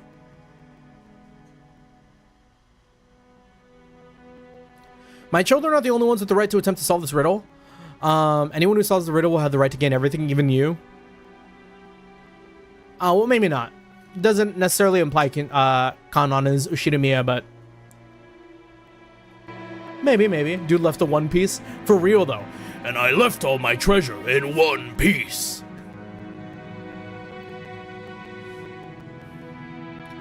Yes, however, I couldn't possibly understand such a difficult riddle. Of course. I made it difficult. But you must try to solve it as well. That will form the seed that summons the miracle of my magic. If everyone attempts it, and everyone fails, that will be that. However, if the miracles come together and give birth to the magical power, it will happen. Beatrice will revive. That is why you must attempt it too. Everyone must attempt it. And in doing so, they will give strength to my magic. Do you understand? Yes. I'll try. For a long while, Kinzo repeatedly muttered to himself, agitated and clutching at his head. Kanon stayed where he was, alert and unmoving, until he was given the next order from his master. Kinzo eventually realized this. Very well. Leave me. There is a bag of sweets on the liquor cabinet. You can take some with you as a reward. What kind of sweets? Gummy bears? I'm fine. After all, I'm furniture. So furniture doesn't eat sweets? They might. You ever drop like a candy between the cushions? Well, I suppose it stands to reason. In that case, leave me. Yes. Excuse me. Kanon bowed and left the study. As the door closed, a heavy locking noise sounded out.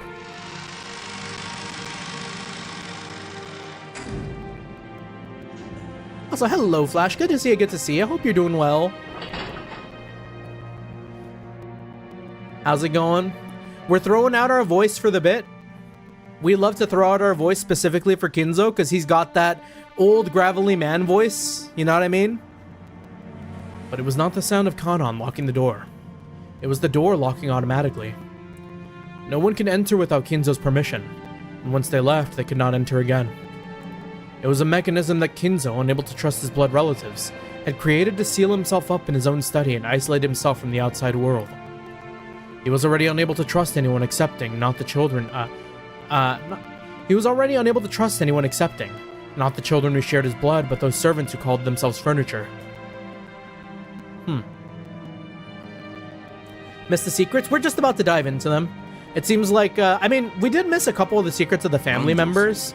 Because, yeah, Rudolph is fighting his own secret battle against some court case in America. Hideyoshi's got, like, some company trouble where he needs the money immediately to retain, like, majority shareholder for his company. Rosa got tied up into some sort of scam in, like, a co-signing thing. And it's like, everyone really needs the money, and Kraus is the only one who potentially has it. Nanjo-sama, how are you feeling? Genji-san. Oh, it's just that there is no place for me to be anymore. With a bitter laugh, Nanjo turned to face the door to the parlor. That look was apparently enough to tell Genji what Nanjo wanted to say. For the most part, Genji also understood the family situation. It must have made him want to frown, knowing that right now in the lounge, the master he served was being discussed so disrespectfully. But it would have been very difficult to gather that from his indifferent expression. Still, I don't understand. Why did Kinzo have something so provocative written, I wonder? Nanjo looked at the portrait of Beatrice. Can we read it, too? I want to read it. No, he actually directed his gaze beneath the portrait, at the plate with the epitaph. I do not presume to understand the master's thoughts. However, I'm sure he has had a deep reason for doing so. Since long ago, Kinzo-san played chess. He would always prepare his moves according to some far-reaching judgment. Yes, sometimes even to make moves I couldn't understand. For an average person like me, it was impossible to see through to whatever it was he was planning. Sometimes I wonder if this might be some kind of will in the master's eyes.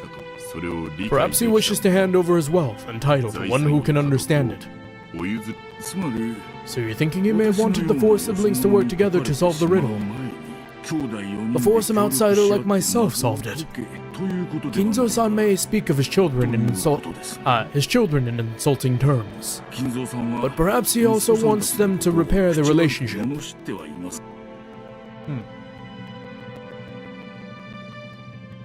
It certainly would be heartwarming if, as Nanjo had suggested, this epitaph had been made to repair the siblings' relationship.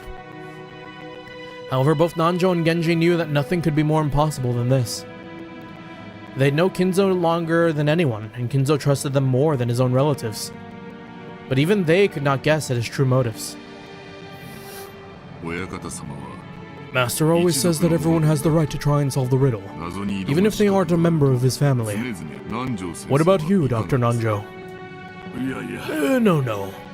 It's a little too difficult a puzzle for this senile old man.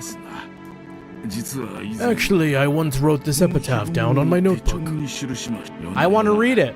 Night after night, I would try to solve it before going to sleep. It really is hard. It looks like we might have some free time to relax and consider it before someone comes to get us. What do you say, Genji-san? I am nothing more than furniture in service to the master.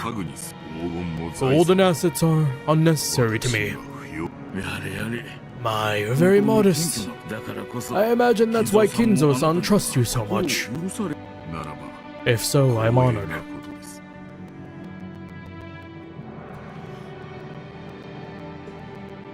As Nanjo lightly laughed in response, he once again looked at the epitaph. Okay, here we go. Behold the sweet fish river running through my beloved hometown. Let me get like some screenshots of this. Oh. And also, let me see if my brother wants to come into the room now. Because my dog is barking, and he would be in the other room. Give me 1 second.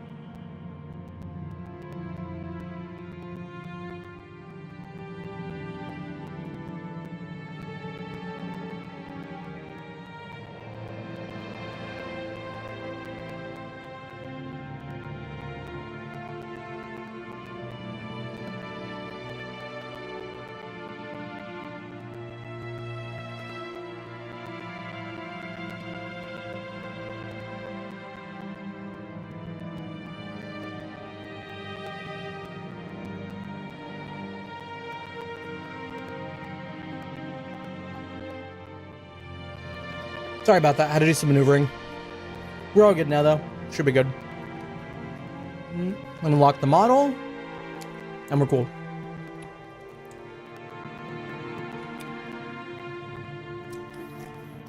My headcanon is that Kinzo would be accepting of trans women if anything, in a really misogynistic kind of way. Like, if you're dumb enough to be a woman, I'll treat you like a woman type shit. I could see that from Kinzo. As long as Kinzo's the superior one, he did accept any rank besides witches, I think. Okay. Now, who's saying this? Nanjo Terumasa? Nanjo Terumasa? Who was that again? Right, it's the doctor, right? Behold the sweet fish river running through my beloved hometown. You who seek the golden land, follow its path downstream in search of the key. The epitaph on the portrait called My Beloved Witch Beatrice goes as follows. Here we go. Behold the sweet fish river running through my beloved hometown. You who seeks the golden land, follow its path downstream in search of the key. As you travel down it, you'll see a village. In that village, look for the shore the two of you will tell. The two will tell you of. Music glitching out though? Yeah. I already looked into it. The music kind of being crackly like that is just it's a widely known bug that hasn't been fixed.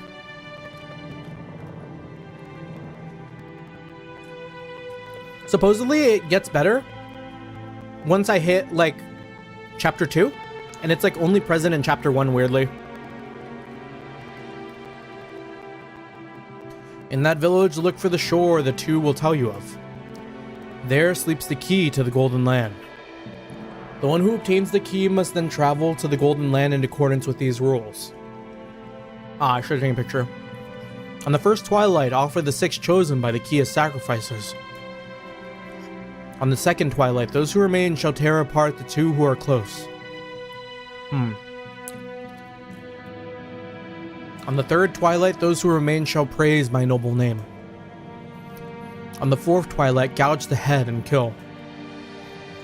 On the fifth twilight, gouge the chest and kill. On the sixth twilight, gouge the stomach and kill. On the seventh twilight, gouge the knee and kill.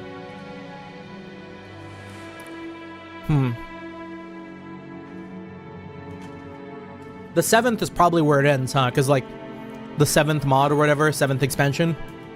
Oh, no. On the 8th, gouge the leg and kill. On the 9th, the witch shall arrive, and none shall be left alive. On the 10th twilight at journey's end, you shall attain the power of the Golden Land's treasures once and for the last time. The witch shall praise the wise and bestow 4 treasures. One shall be all the gold from the Golden Land. One shall be the resurrection of all the dead souls. One shall be the resurrection of the love that was lost. One shall be to put the witch to sleep for all time. Sleep peacefully, my beloved witch Beatrice.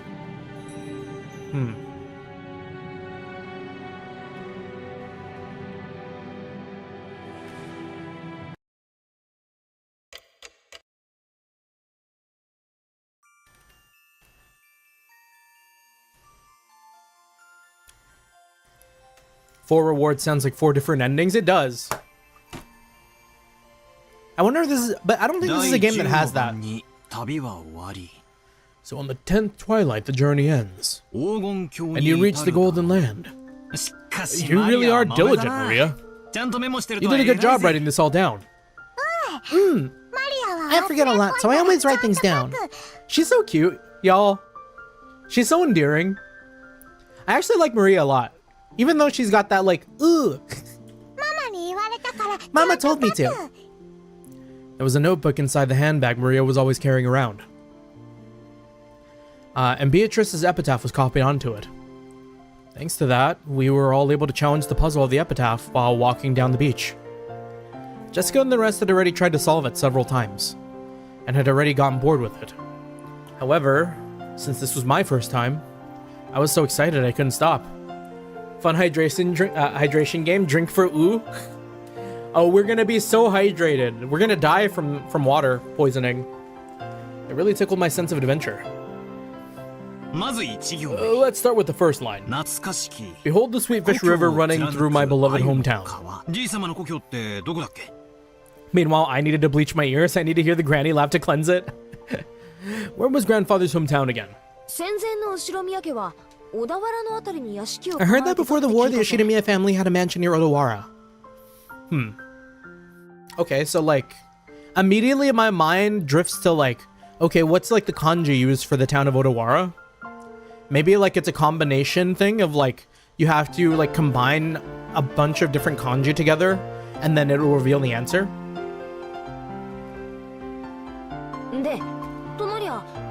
Which makes you want to know which Sweetfish River flows through Odawara, right? Yeah, because that river would be the starting place. Anyone searching for the Golden Land would head down that and search for the key. What's this river in Odawara? Does it have sweetfish when swimming in it? If you're looking for sweetfish in Odawara, it'd have to be Hayakawa. It's famous for its mountain stream fishing. Ooh, I hate fish. Maria, you'll understand when you get a bit older. Hiragana and katakana are reasonable, but kanji's pain. Yeah, I mean, it is just because like we, as Americans, like know alphabet, and hiragana and katakana are practically just alphabet. So. Lick, lick, lick. Salty roasted sweetfish. Yum. Even though we just ate, I'm getting hungry again. Shall I bring you a biscuit? Sorry, that's not what I meant. Don't mind me. Shannon-chan was faithfully keeping us company since she didn't have any afternoon chores for a while. I would have thought that since she was a servant, accompanying us would force her to take care of us and tire her out, but that didn't seem to be the case for her. On the contrary, she seemed to enjoy joining in on the conversation with people close to her age. When I asked, I heard that she was the sort of worker whose room and board were supplied by her employer. So normally the only person close to her in age was Jessica. I can imagine how that might be pretty dull. Okay. So I get that the sweetfish-filled river near Odawara is Hayakawa. In that case, we gotta go down to it. Do you find anything if you head down Hayakawa River? If you follow it downstream, you'll arrive at the ocean.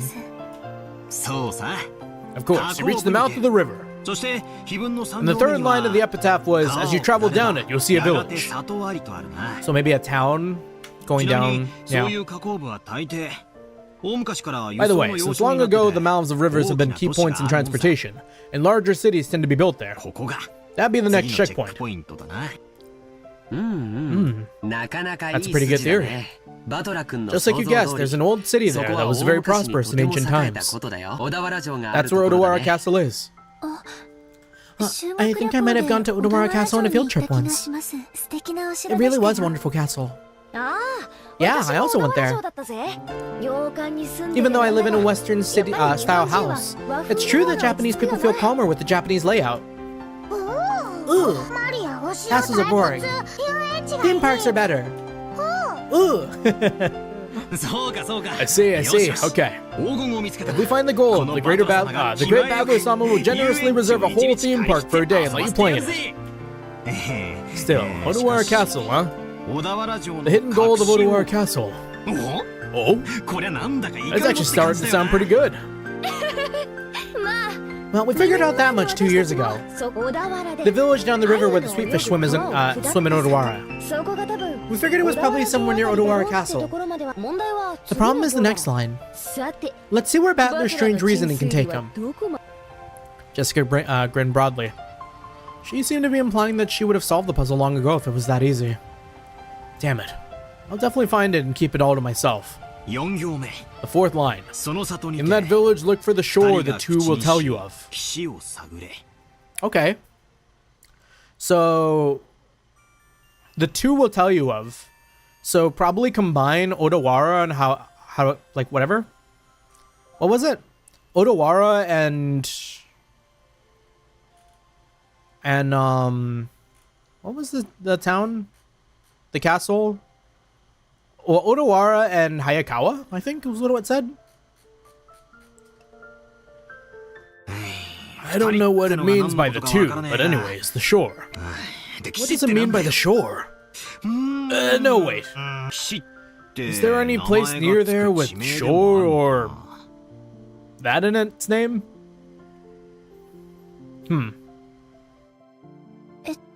I've heard there's a place called Sogokishi in Odawara. Wow. You sure know a lot about it. What could that mean? Shannon-chan, are you trying to solve the riddle and get the gold too? That makes us rivals. It's not like I'm interested in gold.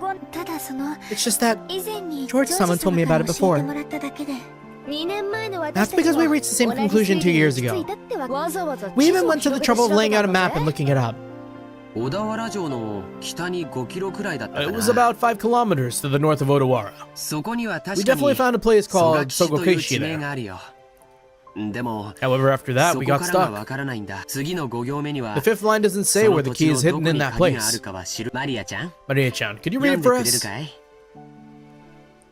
Ooh, there sleeps the key to the Golden Land. Ooh, I could read it. Sogokishi is probably large. There wasn't ever any house built there by the Yoshinoya family. Not much we can do to find a key in such a vast area without any hints. You're right. Without the key, we can't advance to the next line. George Aniki, what kind of place is Sogokishi? Let's see. I've never been there, so I don't really know. But according to the map, it's in the mountains. Yamano Naka. I'm pretty sure it was at the base of Mount Asama. Something doesn't feel right. You'd expect the riddle pointing the way to hidden gold to be a bit more exact. I get the feeling that even the part about Sogokishi was a mistake. Well, I think it could be Sogokishi.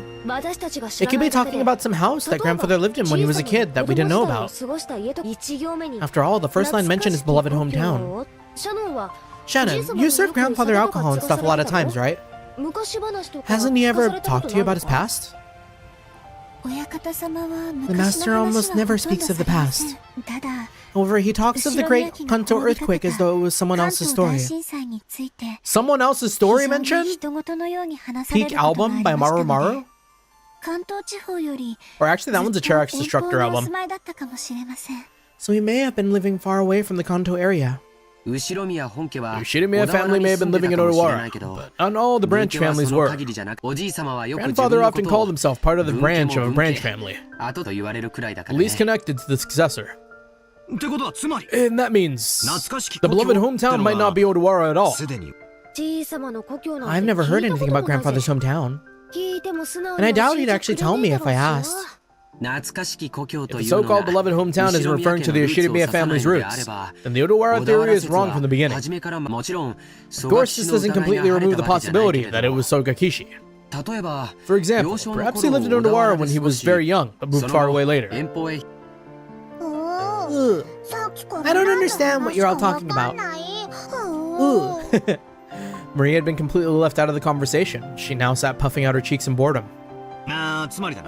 So basically, if we can't even agree on the starting point of this dice game of gold, we're totally stuck.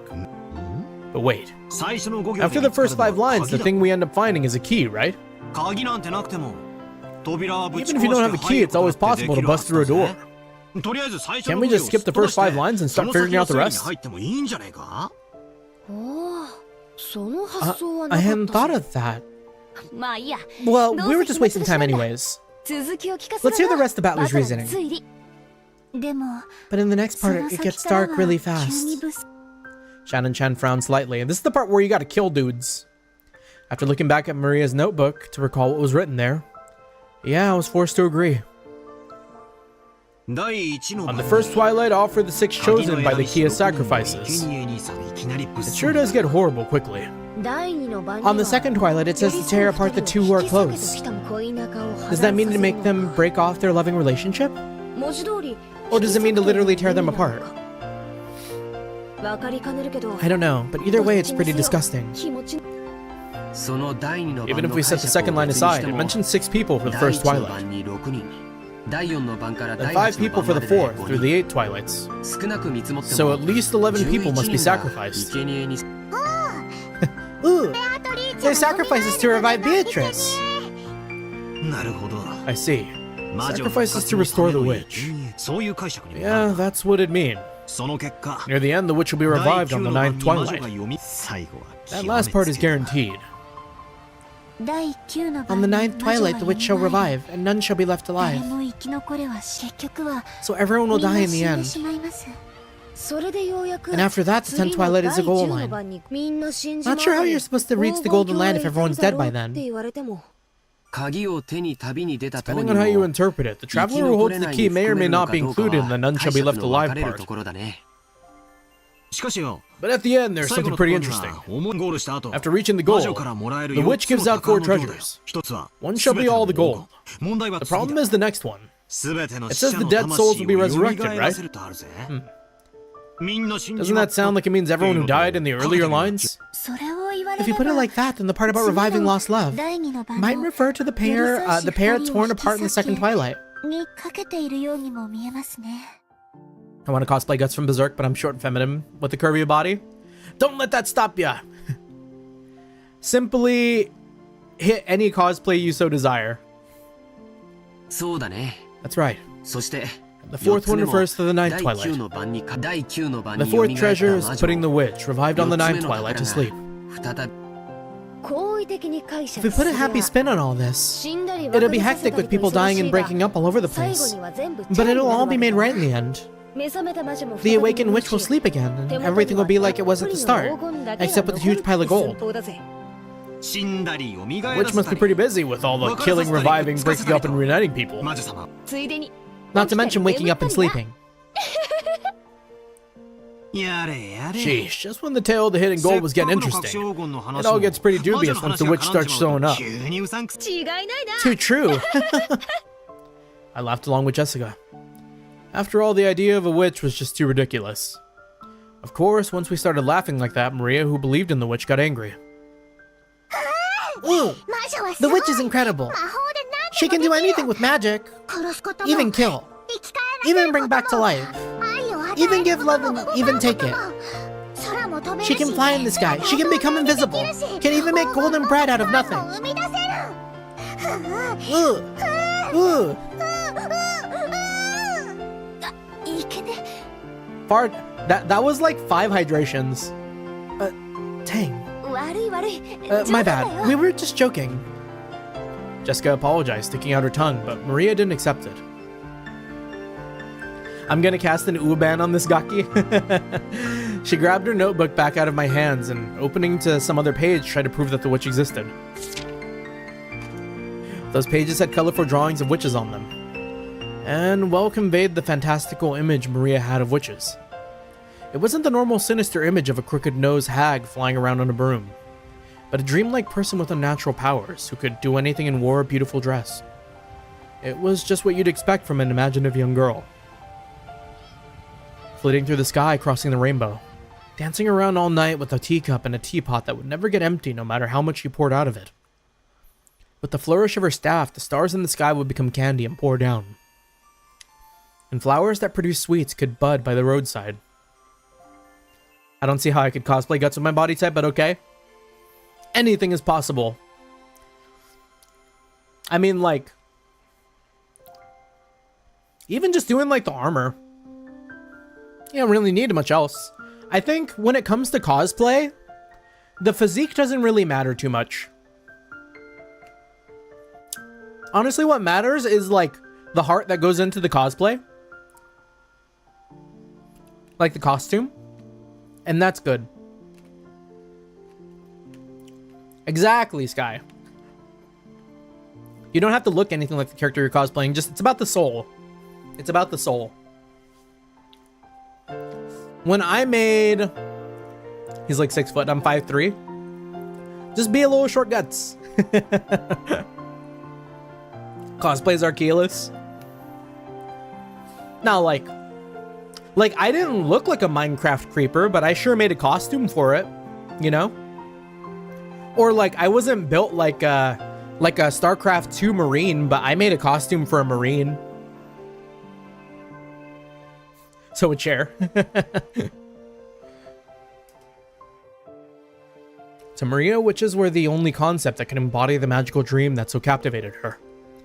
As she grew older, it was the last remaining thing that could give richness to her dull and plain everyday life.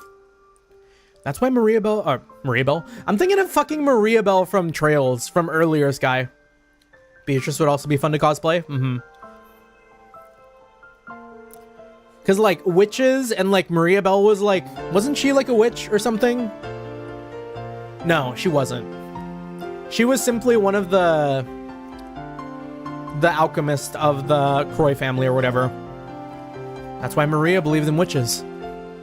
She didn't want that dream of hers to be tarnished. That's why she didn't want anyone to tarnish the epitaph. Cosplay as Nekone, which affirmed the existence of witches. Maria and Maria Bell have a similar hair color. Ugh. Because the witch named Beatrice is Maria's dream. To Maria-chan, the epitaph isn't a guide to the hidden goal, but magic to revive the witch. So it was the single link between Maria and the witch. Well, do they? Because wasn't Maria Bell... Wasn't she like a hard blonde? Or am I misremembering? Maria was very angry and clung to Georgianiki. Jessica and I scratched our heads and apologized. Might be hard to pee in a convention bathroom in a ball gown. Cosplay is the bane of every bathroom everywhere. That's why I like comfy cosplays. Comfy cosplays are nice. But like, you know, getting out of like a whole like StarCraft 2 Marine costume, or like kind of, sort of, when I made like the NCR Veteran Ranger costume, though that one to a lesser extent. Yeah, like cosplay and piss does not go hand in hand. Need to get one of the homegirls to help me. Jessica and I scratched our heads and apologized. It might not be possible to smooth things out over again, like the time she got mad in front of the portrait. Maria didn't seem willing to be easily consoled. Unlike Jessica and I, who hung our heads wondering what to do, Shannon-chan timidly opened her mouth. Maria-sama, did you know? There's a ghost story about Beatrice that's been passed down amongst the servants. Yeah, StarCraft 2 lore. The Marine outfit is in the prison of convicts. They live in it forever. Exactly. The outfit makes them piss. They can piss in the outfit.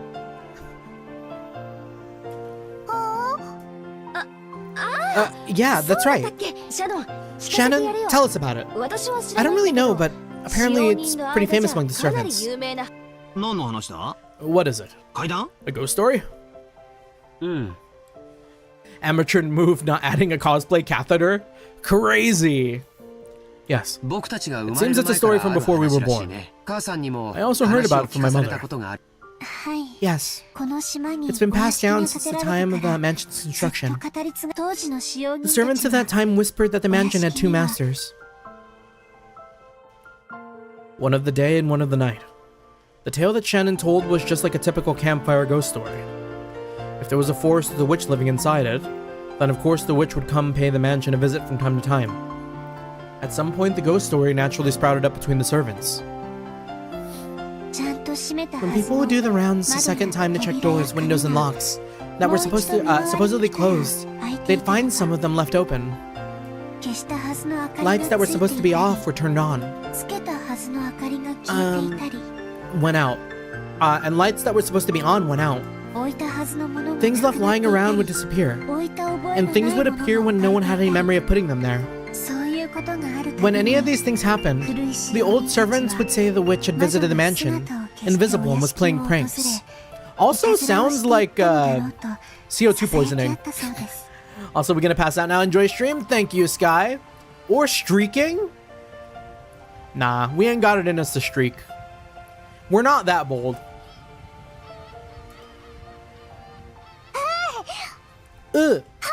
See, she exists. Beatrice exists. Yeah, she exists. Long ago, it was always right before leaving the school that I wasn't able to find my bag and stuff. I've streaked before.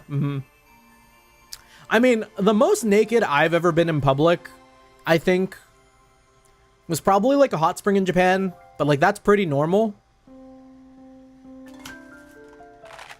Maria puffed out her chest with a ooh-ooh as though this is the final proof of the witch's existence. If I opened my mouth, Maria would probably be hurt again, so I didn't. I mean, you hear this kind of story everywhere. Depending on the place, they might blame it on a dwarf or an elf. The only difference is that they call it a witch on this island. Of course, walking around a vast, elegant mansion at night would be a little unsettling. It's an island devoid of people. Since the mansion is so drafty, walking around on the night of the thunderstorm would certainly be eerie.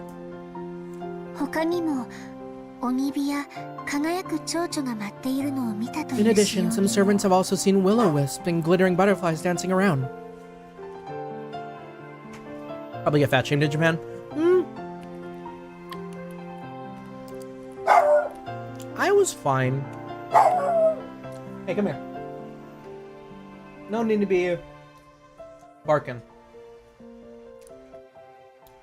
Yeah, I'm not even fat, just fat by East Asian standards. Exactly, like, because that's what I was kind of getting at. Because, like, East Asian standards are kind of crazy. Like, the damage in, like, Korea alone, right? Kanon-kun also saw something like that when he went patrolling one night. And recently, you often hear servants talking about strange footsteps heard inside the mansion near midnight. We've whispered together that the Beatrice-sama in the portrait sometimes makes herself invisible and walks through the mansion. It happened a while ago. But even I have heard footsteps while patrolling at night that resemble these stories. Ew, that's scary. But that's nothing to be afraid of. Beatrice-sama is another ruler of this mansion separate from the master. Welcome to Malaysia, you should eat more and be fatter. You know, I feel like Vietnam maybe also kind of has similar, like, fat shaming standards? Weirdly? Maybe? I don't know. I don't know how it is now, but I want to say it was like that back then? Maybe? So there's no need to be unnaturally afraid. If you respect her, I hear she won't do anything bad. If we disrespect Beatrice, she will show up and beat us. She will beat us with hammers. However, she can be quite terrifying if you don't respect her, right? Correct. I've heard that just before I began working here, someone who spoke badly about Beatrice-sama fell down the stairs and quit after receiving a large injury to their back. Because of that, there was a rumor between the servants that Beatrice-sama's anger had been brought down upon this person. I really should exercise, but the only exercise I enjoy is swimming and I don't have access to a pool. I feel that, Noobly. Me too, honestly. There was like a good period of like maybe a month or like a month and a half where I was kind of doing pretty good at like doing at-home weightlifting. Unfortunately, those weights have kind of gotten dusty. But we still kind of go on our walks. That's enough for now. Would love to have a pool. Pools are so much fun. Swimming is so much fun. Yeah, Beatrice takes no smack talk. Exactly. We cannot slander this witch. Because of that, there was a rumor between the servants that Beatrice-sama's anger had been brought down upon this person. Anger will definitely be brought down on Battler and Jessica. I'm sorry. I don't want her anger brought down on me. I apologize, Maria. Of course, I also apologize to the witch. I'm sorry, Beatrice-sama. Please, forgive an outsider's nonsense. I apologize as well. I'm sorry, Beatrice-sama. Will the witch be able to forgive us now? Don't know. Witches are fickle, so they forgive when they want to, and I don't know when they do. When they don't. And don't when they don't. Ooh. That's no good. Maria-chan, isn't there some kind of good luck charm that could prevent Battler-kun and Jessica-chan from suffering Beatrice-sama's wrath? Maybe something that can block against magic. By relying on Maria, who was proud of knowing the most about witches, George is trying to revive her self-esteem. Once again, I've got to admire his ability to calm kids down. After taking a moment to cross her arms and seriously ponder whether there might be a charm that could save us, she started flipping through the pages in her notebook. I thought that it was just scribbled diary, but there also seemed to be quite a few pages that looked like they'd come from a book or a book on black magic. Maria solemnly considered a group of these pages, which contained things that looked like magic circles. Apparently, Grandfather wasn't the only one with a black magic hobby. When Maria finally found out what she was looking for, she snapped the notebook shut and threw it onto her handbag. She then began fishing through that bag's contents. There seemed to have been various jumbled up things in there. After a while, she took out various pieces of junk, although they were probably important magical items to Maria. I like that little sprite from Maria where she's like looking up. Cute. Screenshot. This one's going into the thumbnail library.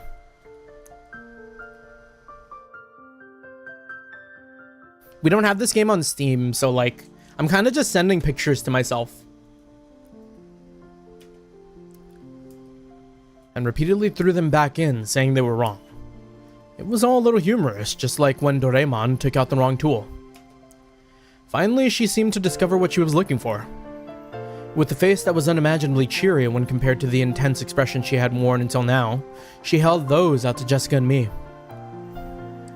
You should look up the original sprites. I was looking at the original sprites actually the other night when I was putting together the thumbnail for this stream. It's kind of crazy that Battler looks like that. Battler looks like one of those memes where you like compress a person in half. Like, hold up. Let's do a little Photoshop bit. How close can we get the new art Battler to look like the old Battler?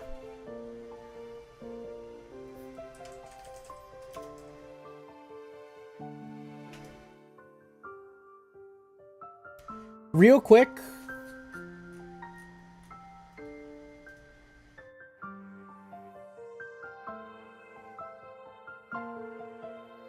Oh, I closed Photoshop.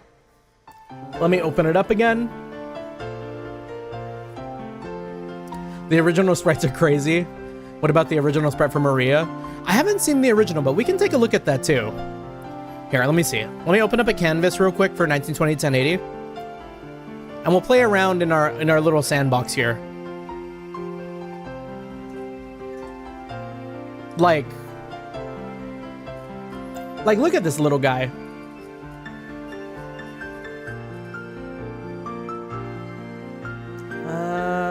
Here? He's so silly and like scrunched. And then we're looking at this now.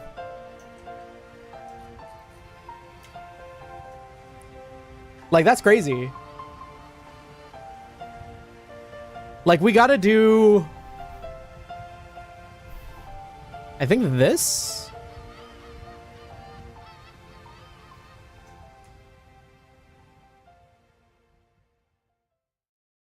Oh, right. That.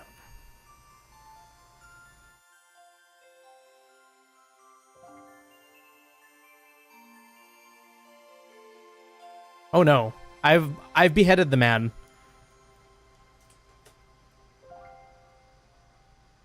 But also his legs aren't like as short. So it's kind of like if we do this and then we do like maybe something like this.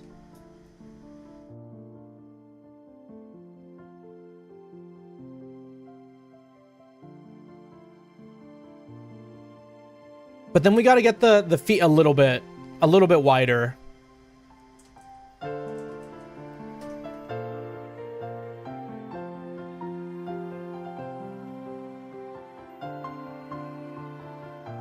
How do we do this? Like, if they were like that, and then we compress again?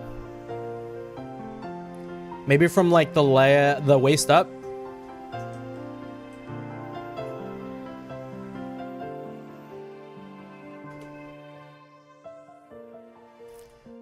Probably about right there.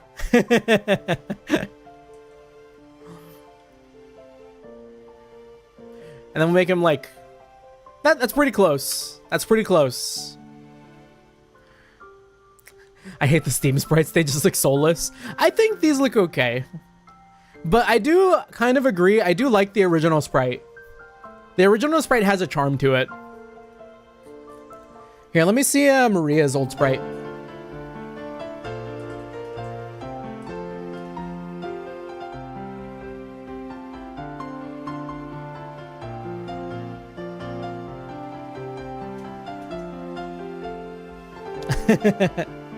Tiny.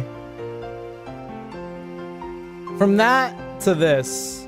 Oh, those aren't the Steam sprites. Those are the console sprites. Oh, what are the Steam sprites?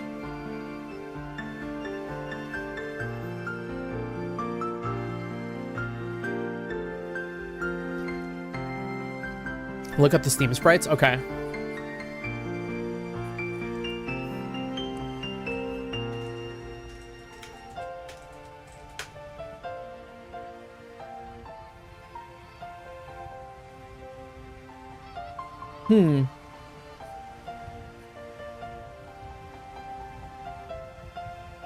This might be something I need like links to. I don't know if it's like immediately noticeable.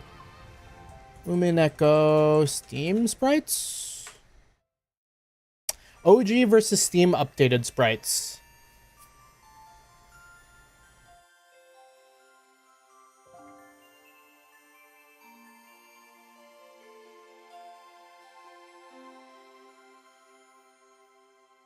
I kind of don't see them.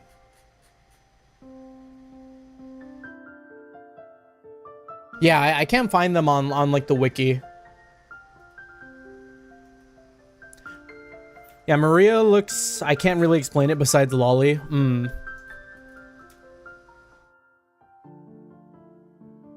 What if we tried to make the OG sprite as normally portioned as the, like, the console sprite? Like, can we make a cursed, tall Maria?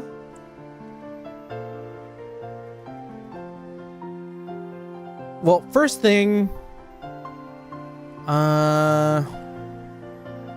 it looks like probably from up here needs to get like stretched.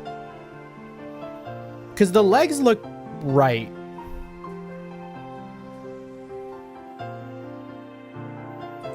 So if we do...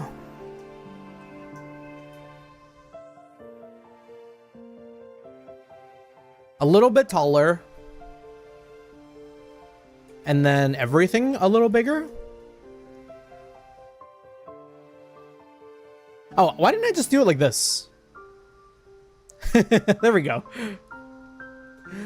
She's so wide.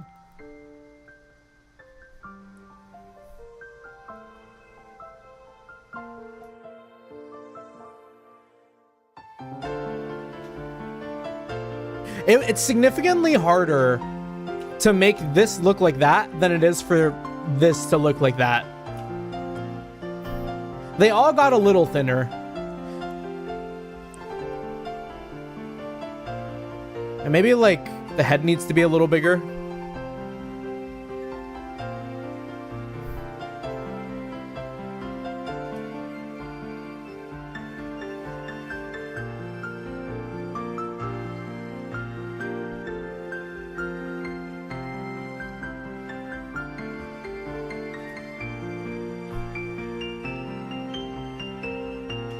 The Cursed Battler.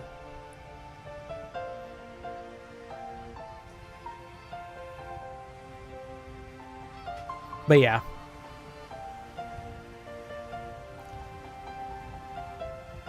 Post in the Discord server. We will peep.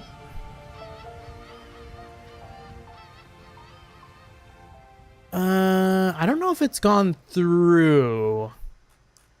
Oh, there we go. The middle ones are the Steam sprites. Ah, okay. Oh, let's take a look at these.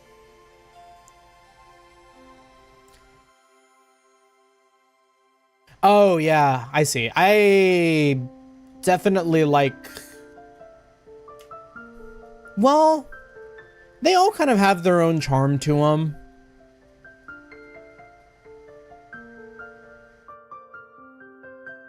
See what I mean by lolly, though? I haven't looked at Maria's yet.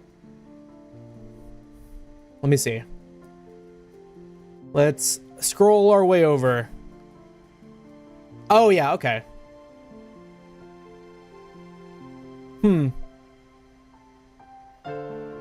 Yeah, Some of these look pretty decent, though. Geez, they really made her gigantic in the Manga Gamer one. Maybe a lot of them are kind of bigger.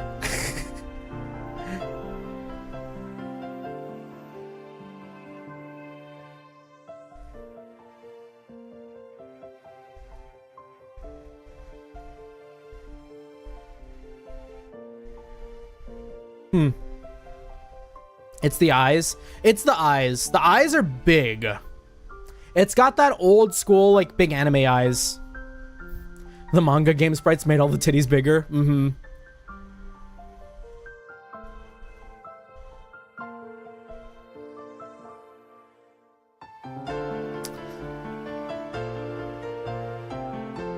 There's some of these that I like and some of them that I don't like.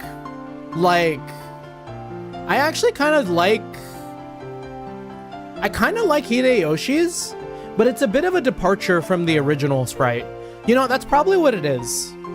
Because, like, the ones on the left, the alchemist ones, feel closer to the original art than Manga Gamers does.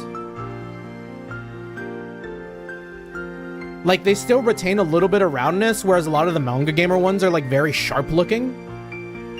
And, like, the hair is kind of, a little bit more faithful, too. Like, when you look at Battlers here. Like, here it looks kind of really spiky. And, I mean, of course it's supposed to be, but, like, there is a little bit of a form to it. Manga Gamer Battler can star in rants.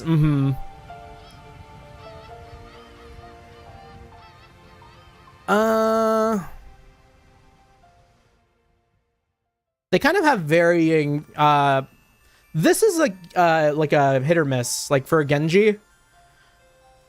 Yeah, Alchemist sprites feel more like polished versions of the original. Yeah, I could see that.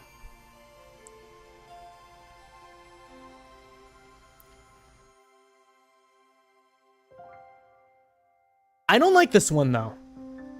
This Hideyoshi, I think, got shafted here. He needs his round head. His round ass head. Why is he got a sharp cut like that? He's got a round head. This is pretty close. OG George looks so innocent. OG George looks like... That's oomph. That's oomph right there. These two hide a darkness. This one is like your friend. Canon. This is another one where it's kind of just, it's pretty good all around. I actually kind of fuck with Kinzo. But it doesn't look like it belong with the rest of the game. Kirie.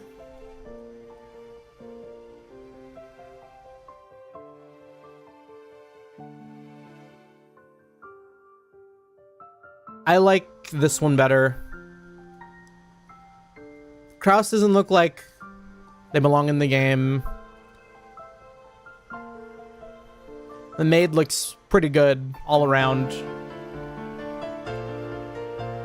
Maria, yeah, the middle one's kind of whack.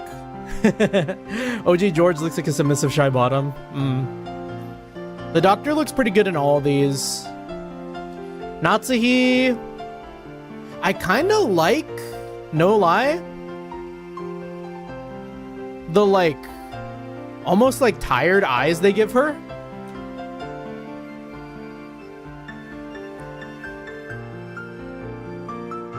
And Rose is looking pretty normal here too. Rudolph, I see it.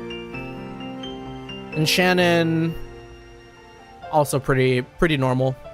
It's like every once in a while it kind of misses, but for the most part, pretty good. It just need like the rest of the art style to follow.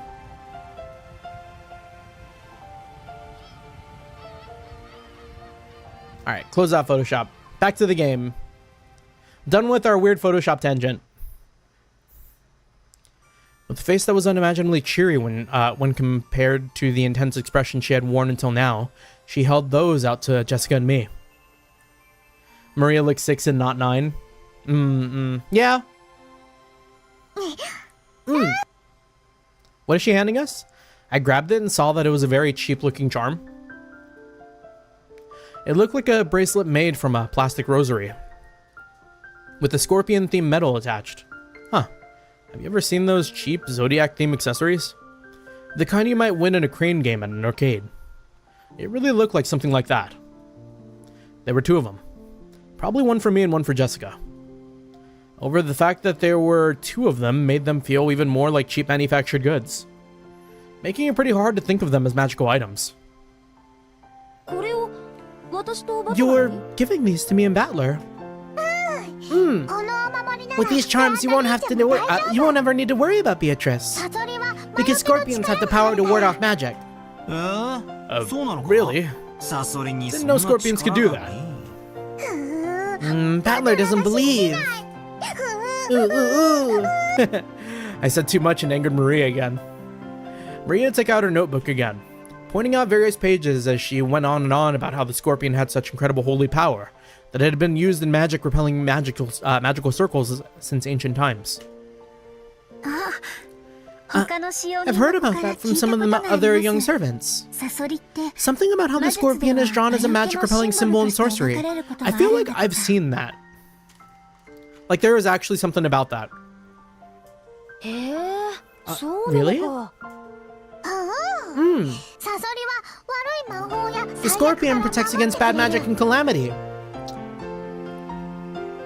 Oh. Quick little message I didn't get a chance to read, but I did look at something from the occult.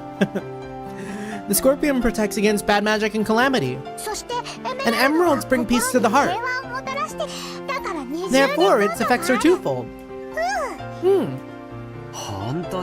It's true. The scorpion wraps around the emerald and protects it. Yes, that certainly does sound like it'd work well. I really wanted to make fun of those worthless-looking charms. But as I watched Maria explaining with all of her heart and realized that she'd found them for our sakes, I started to feel like it might actually work. Even if it was just a prize from some game center. The material quality of the charm didn't matter. What mattered was the strength of her feelings. Even I don't think of myself as the sort of loser who'd laugh at something like that. Okay, thank you. I apologize to Beatrice-sama, but even if I do end up getting cursed, I'll be safe now thanks to Maria's charm. Bye, Jessica. Yeah, that's right. Thanks, Maria. Wear it on your arm when you want your heart to be at peace. Put it in your wallet and your money won't decrease. Oh, she gonna spit and fire. Wear it on your arm when you want your heart to be at peace. Put it in your wallet and your money won't decrease. If you hang it from a doorknob, bad things can't get in. Alright, that don't rhyme. If you hang it from a doorknob, bad things can't get in. It's a really convenient charm. What an incredible effect. Edited for clarity. My grandmother indulged my special interest in the general field of occult and helped me to make protection charms to hide in my fundamentalist home when I was Maria's age. Oh, that's really cool. You know, you tend to usually have like 2 different types of grandmas, right? You got like the strict grandma, or you got like the really cool grandma. That sounds like your grandma is pretty cool about that. Maria the rapper. What an incredible effect. If Maria-sama gave it her confident seal of approval, then it surely must be reliable. And Shannon-chan clapped her hands together and Maria stuck out her chest. She was totally in a good mood again. It's probably best if we let her lead the conversation a bit longer, if it'll keep her in such a good mood. Come to think of it, she looked a bit bored when we were getting excited about the hidden gold, probably because she couldn't keep up. While eating the cookies Kumasawa-san baked, Jessica and I asked Maria this and that about black magic. Maria happily chatted away in response to our questions. Each time George, Aniki, and Shannon-chan would act surprised or chime in. The clouds in the sky grew darker and darker, but we cousins really enjoyed communicating freely after a year of separation. Even longer in Battler's case.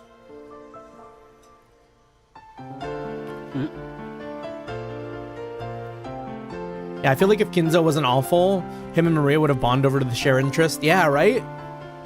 I mean, like, gosh, if they didn't, I don't know, like, it's so far removed from me to think like, oh, like a grandparent, like, being angry at a child like Maria. Maria just seems so, like, nice and a good kid that, like, I'd never want anything bad to be done to them. Did I just feel a drop on my forehead? I wonder.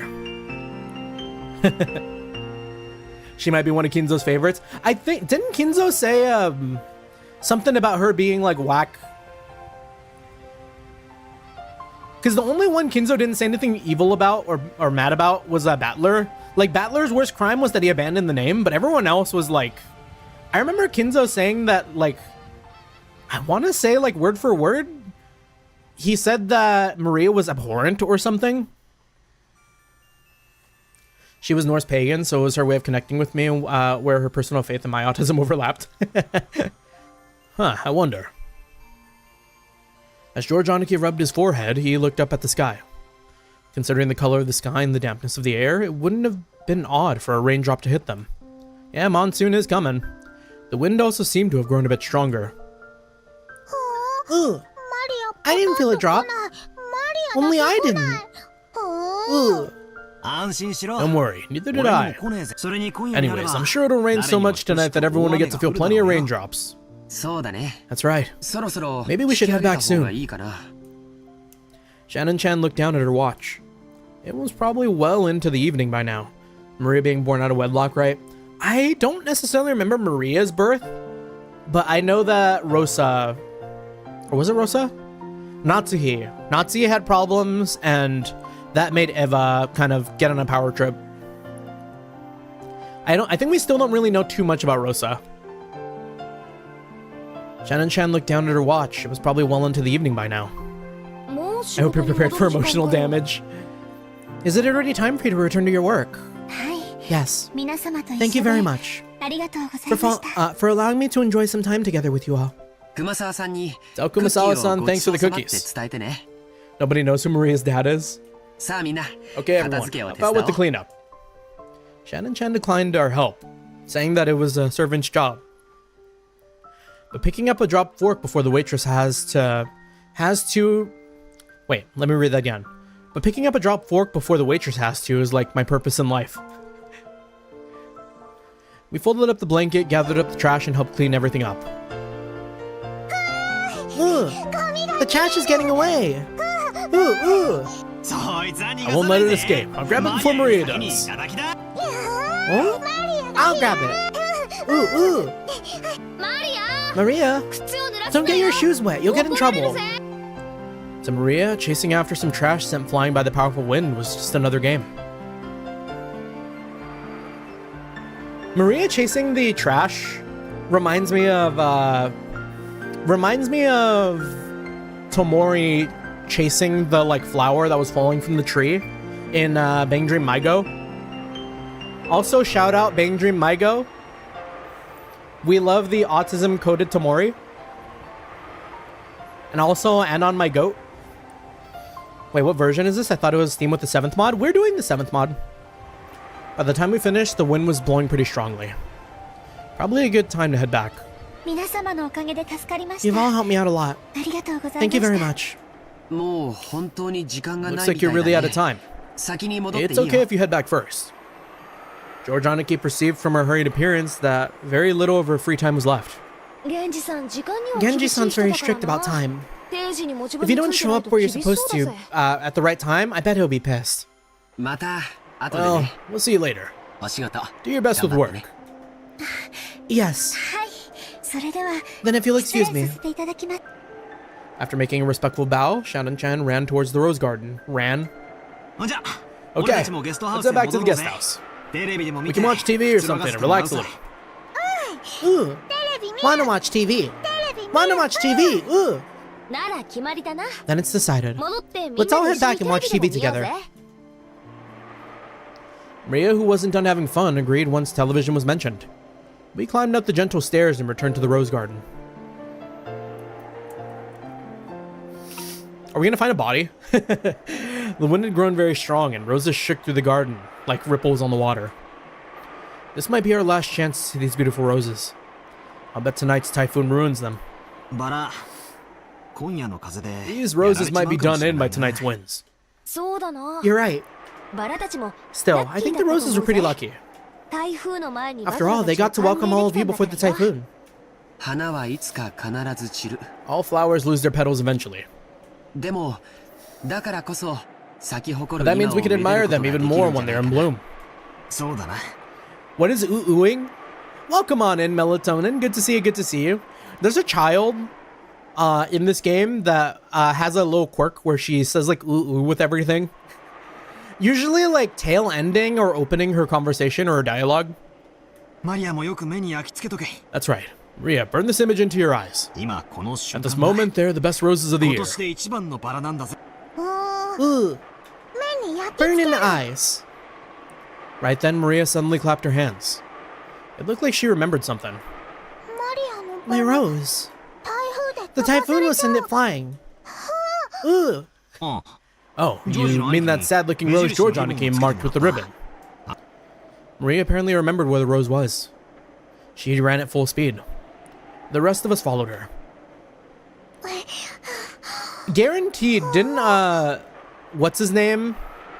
Use this rose for, like, the dessert, probably? Ooh. Ooh. Where was that again? I'm sure it was somewhere around here. We searched everywhere around the area, but it was only a single flower among all the roses after all. Even though we knew it was somewhere close by, we weren't able to find it. The winds making up the typhoon's front lines made roses throughout the garden undulate. It was almost like it was teasing us by making the location of Maria's rose impossible to find. Maybe it wasn't here. Let's try spreading out a bit in our search. Sounds good. Let's go for strength in numbers. What's up, Maria? As we made to split up and search, Maria tugged on my jacket with an unhappy face. You could tell that she didn't want us to leave that spot. What is it? What's wrong? Ooh. My rose is here. It's here. But it's actually not, right? Maybe it was on the other side of the flower bed. If we all look, we'll find it fast, okay? It's here. My rose is here. Look for it. Look for it. Maria stomped her feet in irritation. I mean, she's right. It's just that the fuck-ass cook took it. She pointed at the spot and said it was definitely there, but in actuality it wasn't. Even so, Maria got mad when we said we were going to search elsewhere. We were at a loss for what to do. For a while, we had to stay near Maria and pretend to search through that rose thicket.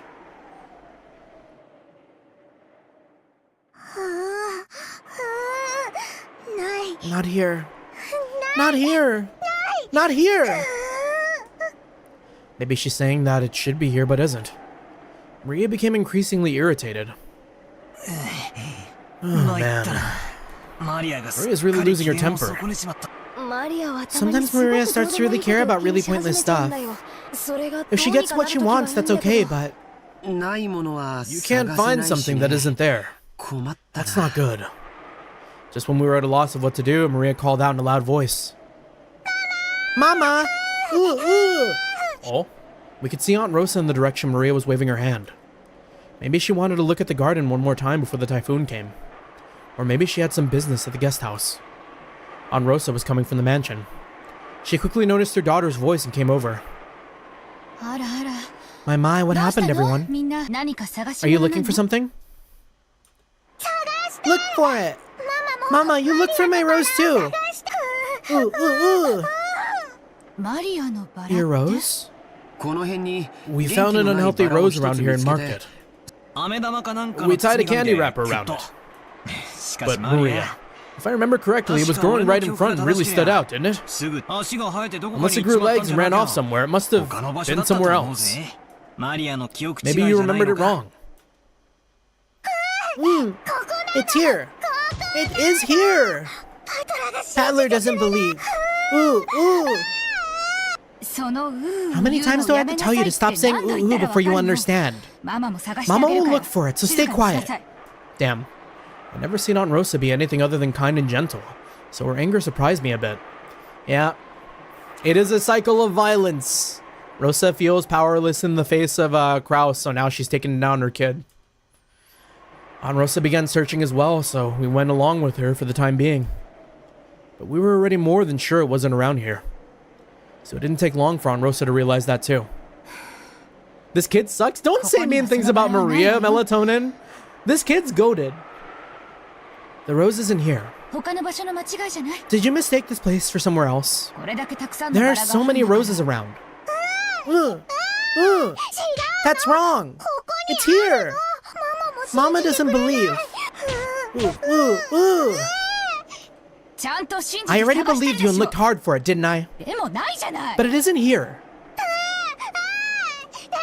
But it is here. It is here, but it isn't.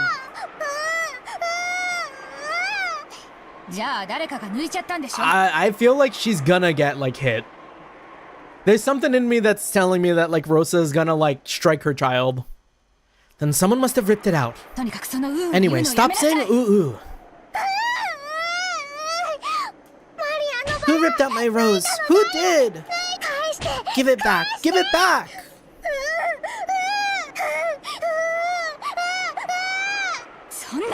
How should I know? Stop it. Stop saying ooh. Bah. And there it goes. Aunt Rosa slapped Maria's left cheek with her palm. In that instant, Maria was shocked into silence. I fucking knew it, man. I knew it. Like, I clocked this shit from, like, the get-go. I was like, oh yeah, Rosa's like hiding that shit. Rosa's got some, like, evil darkness in her that makes her, like, abuse her kid.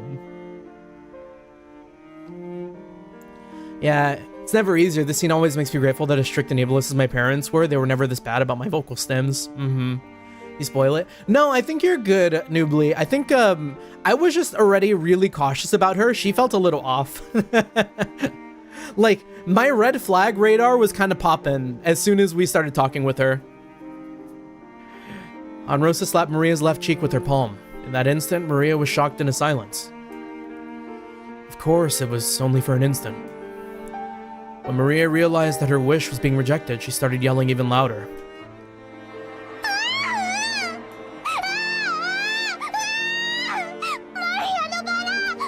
My rose! My rose! Didn't I tell you to stop that weird habit? That's why all the kids in your class make fun of you. Cut it out. Man, we should beat her with hammers. Once again, her palm slapped Maria's cheek. Palm, too, like... that shit hurts. This time she didn't go silent. She choked as she started crying and began to bawl in an increasingly loud voice. Aunt Rosa was clearly irritated and lifted her hand once more to try to shut her daughter up. Aunt Rosa. No, she's just a little kid. There's no reason to get so serious. I tried to cut in with a bitter smile, rubbing my hands together. But Aunt Rosa glared at me with a serious face, and I realized I should have stayed out of this. I'm sorry, but could the rest of you go back to your room for a bit? I need to have a little talk with Maria.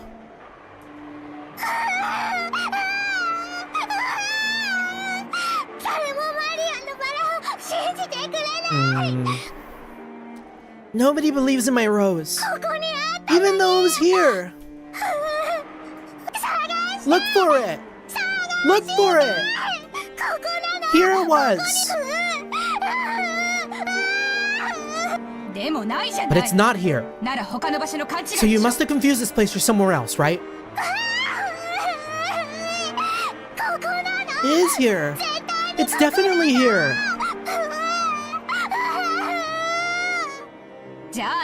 Then it disappeared. Give it up. Why? Why did it disappear?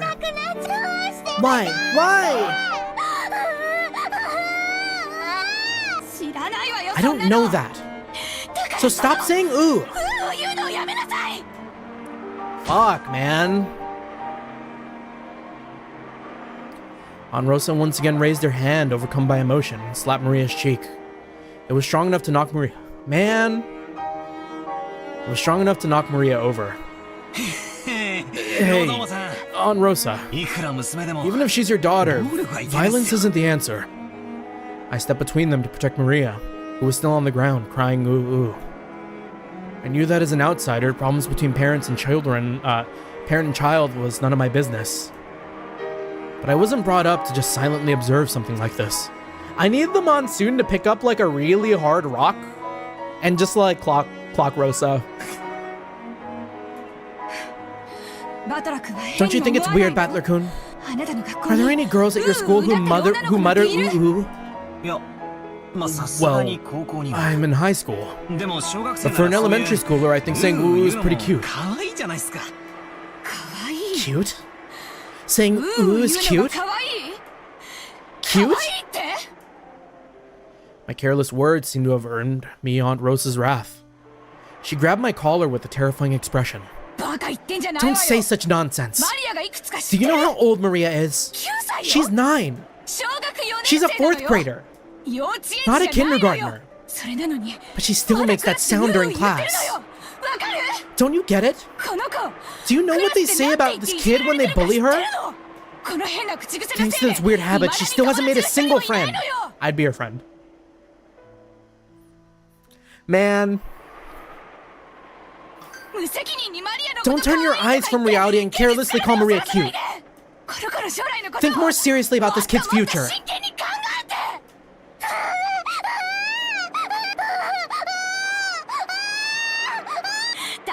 I told you, stop making that sound. Damn. She's hitting her still. Yeah, there was a sound effect. I don't know if it was like audible, but like fuck, man. Didn't I tell you to stop it? Aunt Rosa struck Maria's quivering head, from which an increasingly unhappy voice was rising.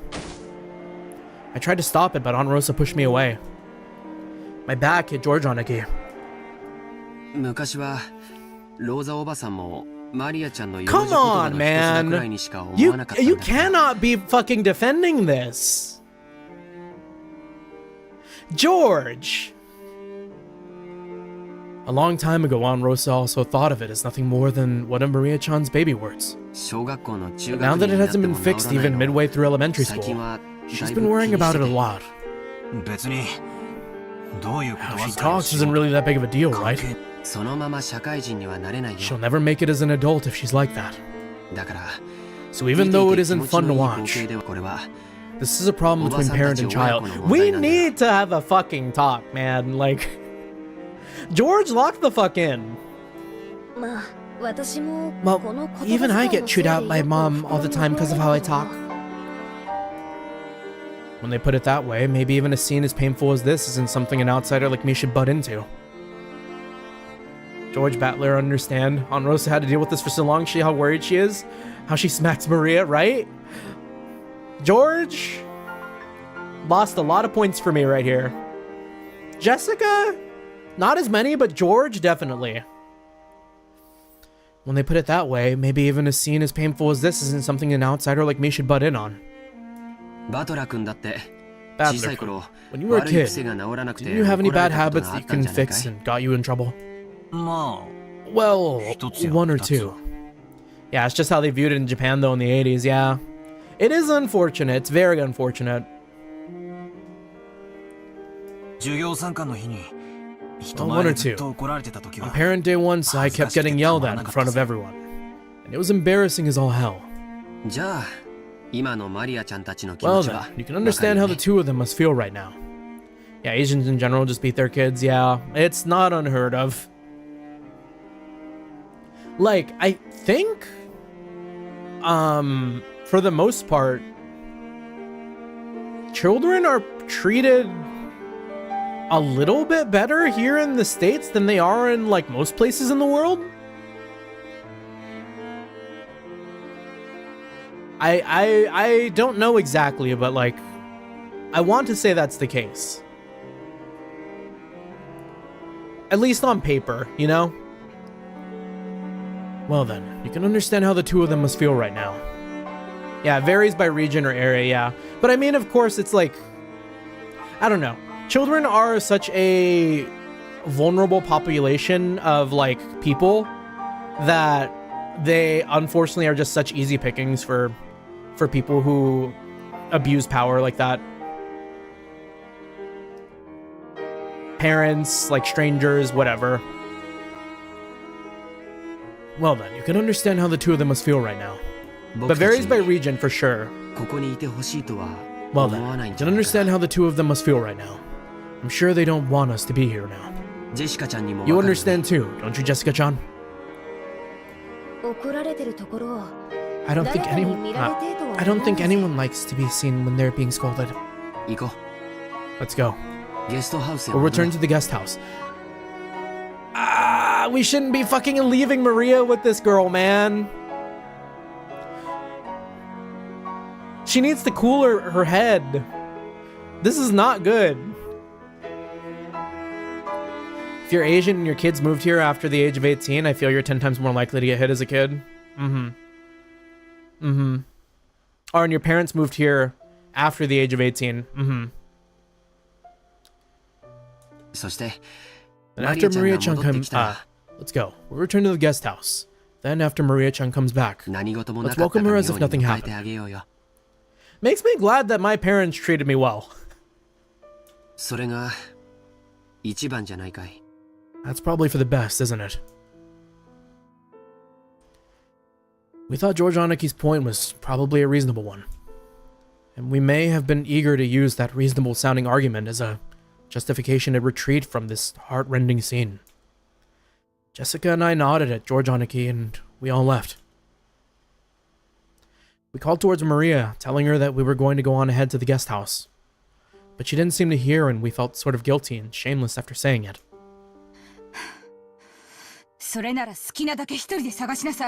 Man!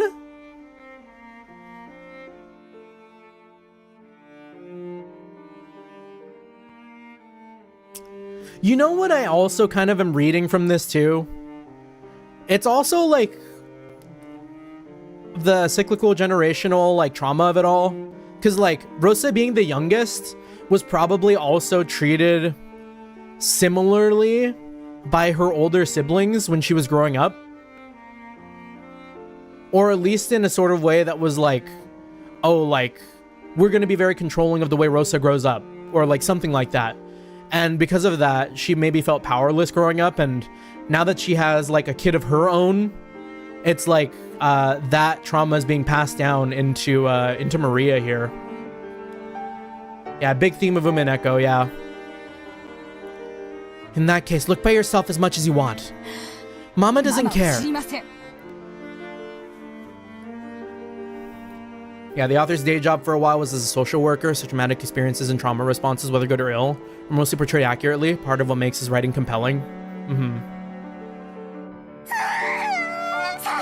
I'll look for it. I'll look for it by myself. Even if Mama doesn't care. Ooh. Fuck, man. She must be feeling so alone. That sucks. That's so ass, man. Have it your way. After blasting her with those last few words, Rosa spun on her heels and quickly returned to the mansion. Maria probably viewed that as a cold gesture meant to injure. But that wasn't Rose's intention. It was because the hand with which she had so emotionally struck Maria's cheek was still numb. It was because if she stayed there screaming, she might again be taken over by her emotions and continued slapping her daughter's cheek over and over. After Rosa left, Maria was left alone in the rose garden. The wind began to blow stronger and stronger, and every once in a while a raindrop would fall on her forehead. However, Maria couldn't leave that place. Not until she found that poor wilting rose. It had definitely been there. Even so, it wasn't. Yeah, man was traumatized from being a social worker, feeling guilty about all the kids he couldn't save. Mad at the system that wouldn't let him save them. I can see, like, even this situation being something maybe they might have experienced while working. And that's just so, like, so heartbreaking. Because it's like, Maria just needs to, like, express. She doesn't know how to express that she wants to know why the rose is missing. And nobody's willing to give her the answer for that. Because it's something that doesn't, like, align with what she knows and what should be, like, matter of fact. And that's why she's so adamant about finding this thing, because it's like, it just, when you're dealing with that sort of thing, like, I think from what I know, right, like, it has to, like, it is kind of, like, in a way black or white. So when it's not, it's, like, troubling. Yeah, Maria needs a hug. It's sad that no one was there for her. Exactly. Yeah, it definitely been there. And so it wasn't. Yeah, look at that. Battler too, like, because this is being read in Battler's POV. So it's like, I mean, he knows that it used to be there. Even though she knew the place, and even though it had been there, it wasn't. Maria bitterly stared at that place it was supposed to be and thought frantically. Maybe the angle I'm looking from is wrong. Maybe the height I'm looking from is wrong. While gazing at a single point, Maria repeatedly stood up, changed her position, and continued to stare. The wind was getting stronger and stronger. But Maria kept on looking for that rose in front of that flower bed. I hope someone gets her before the weather gets worse.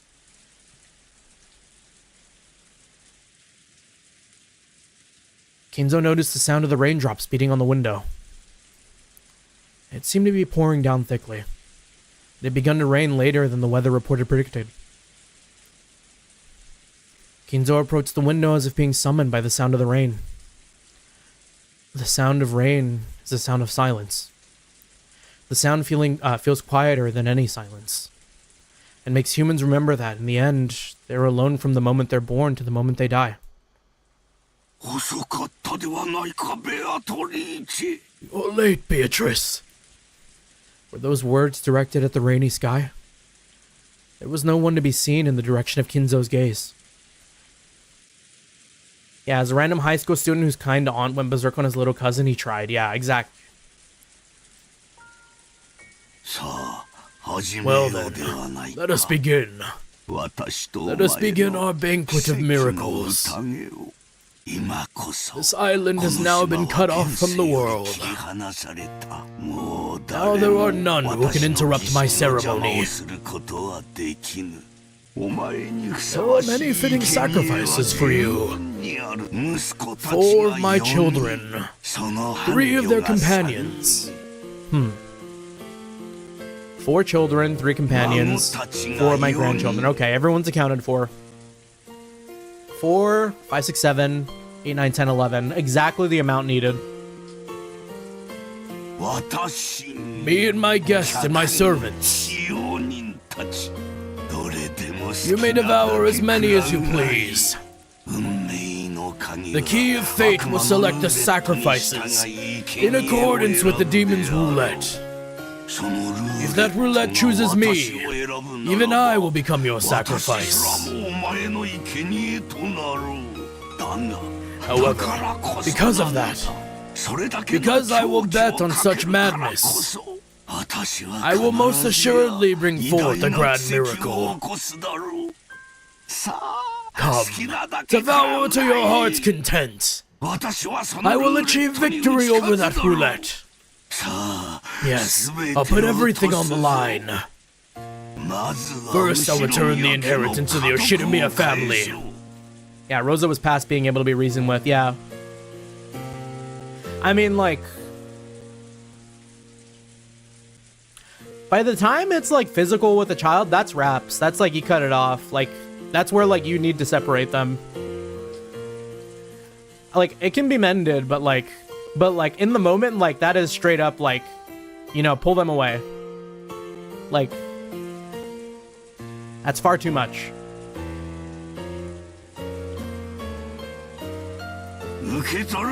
Accept it. Kinzo tore the window open, ripped the golden ring off his finger, and forcefully threw it away. At that time, the sound of thunder rang out, giving the illusion that the lightning had accepted the ring. And when you are resurrected, surely I will be the one who stands witness. I will survive until the end and watch over you as you awaken. So come, Beatrice. You think Kinzo jorks it to the Beatrice portrait? I think Kinzo respects Beatrice too much for that to be something he does. Probably. With the, like, insane amount of, like, effort and work he's putting into, like, reviving Beatrice, I don't think... I would hope, maybe, that Kinzo doesn't see Beatrice as, like, an object like that. Welcome to my banquet. In exchange for all that I've created, show me another miracle just this once. And it's probably only because of the fact that Beatrice did something that Kinzo fully respects, that he's putting this much effort into it, you know?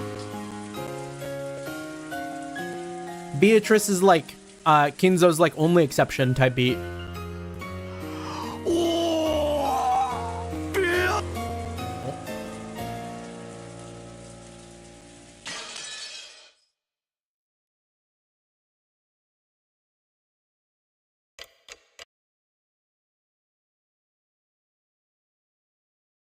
Can we see how Maria's doing?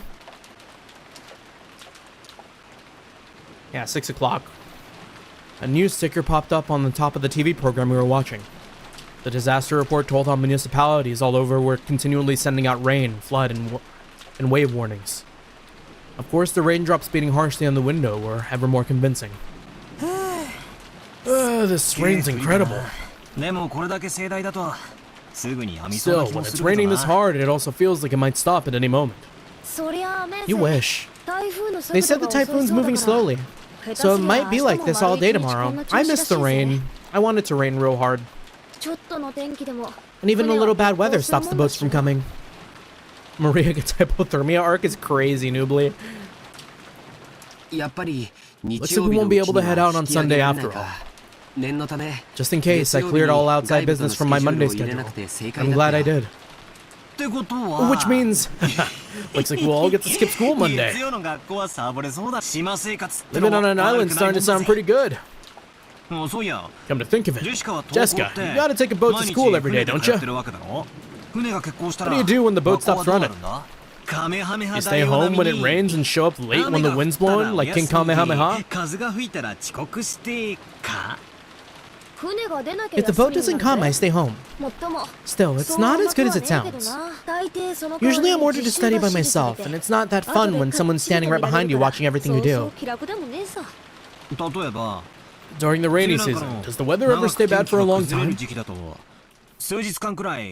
Make you miss a bunch of days in a row? That does happen sometimes. でも毎日きっちり Still, I'd get a call from my homeroom teacher every single day, who'd souredly guide me on how I should teach myself and what I had to turn in. She can't skip school as easily as you're imagining, Battler-kun. She's got to follow the rules for people that travel to school by boat and get a good amount of studying done. It'd actually be easier to just go to school. In my own room, I get distracted and can't concentrate. I have the exact opposite problem, kind of, but not really. See, for me, it's like, when I go to school, if I'm in classroom, I'll fall asleep. I have such a nasty habit of falling asleep during class, but I'm able to keep myself mentally stimulated. Like, I feel like I learned the best I've ever learned in my entire life going to school remotely. It was such the perfect way for me to learn that, like, it's crazy. Genji's disappointed stare looking at the calculus homework would be terrifying, not gonna lie. Girl Sam, I can't focus at home. After being made to do nothing but workbooks for several days straight, it's pretty hard to handle all that mental stress. When I get into college, I really just want to go to some dorm and quickly say goodbye to this inconvenient island. Nietzsche was taking them study aids like General Chapman took his pills and Gundam. We've never tried. I've said it. I talked about it a little before where I feel like I might have some form of like ADHD or something. But I've kind of just raw dogged my whole life. And at this point, I might as well just raw dog the rest too.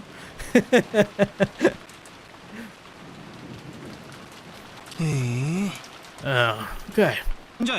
By the way, what do you do when the weather's good in the morning, but then gets so bad on your way home that the boats are closed? Do you spend the night at school? That actually happens a lot. Because of that, they've built some lodgings there for people who can't get back to the island they live on. She can't even use ChatGPT. That's where you'd spend the night. Sometimes when it gets really bad, you can't get back home for a few days at a time. AI sucks at homework. Yeah, I wouldn't use it regardless. We do got a bit of that Luddite brain in us, unfortunately, or fortunately, depending on how you look at it. I will staunchly refuse to use AI for literally anything.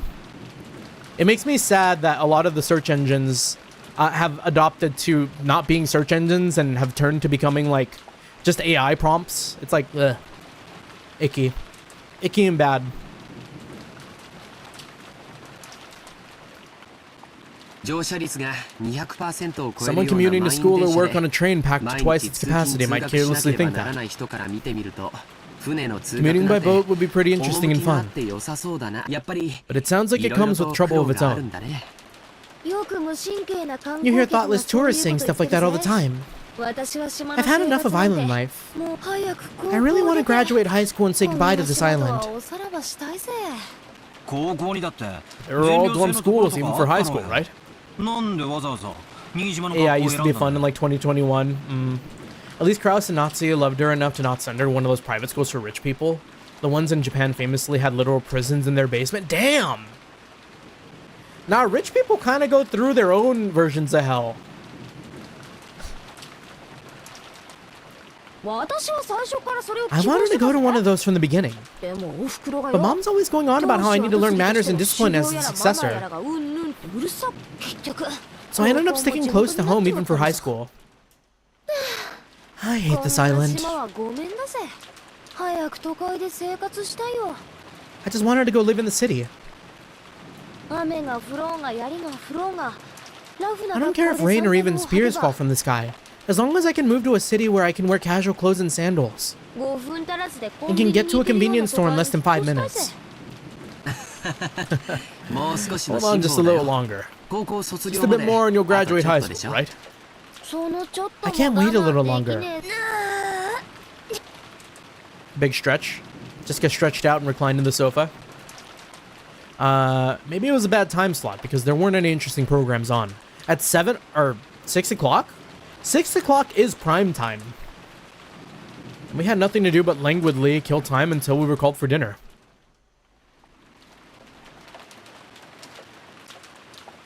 Maria never returned to the cousin's room after all. Damn!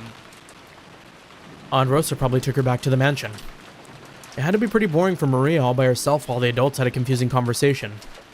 We thought we might as well head over to the mansion to see her, but the weather was really awful. I don't think that Rosa took her to the mansion. I think she might still be out there, dog.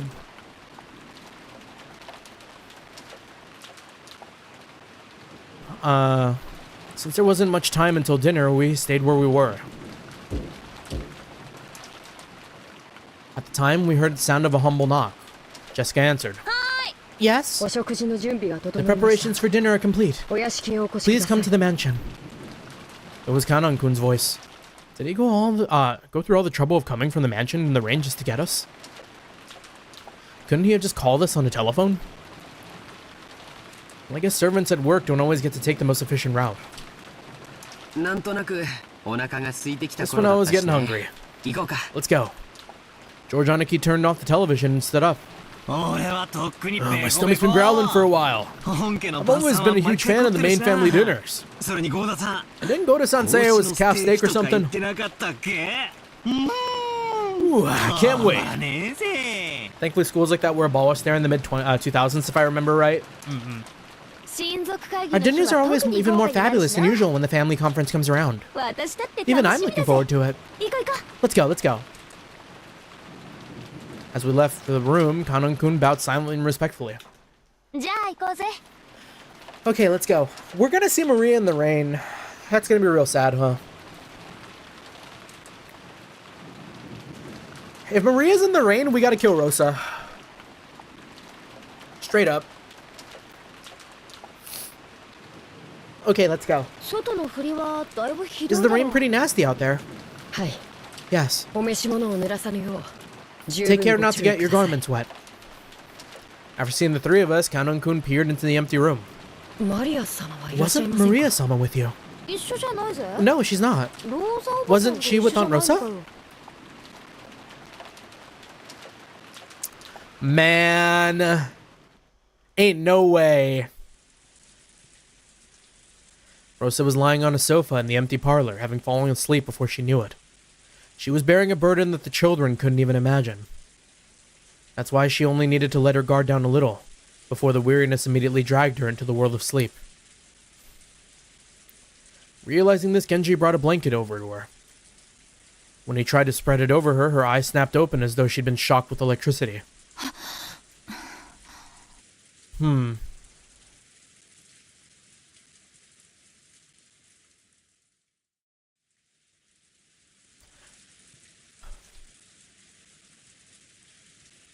Rosa might be going through it too.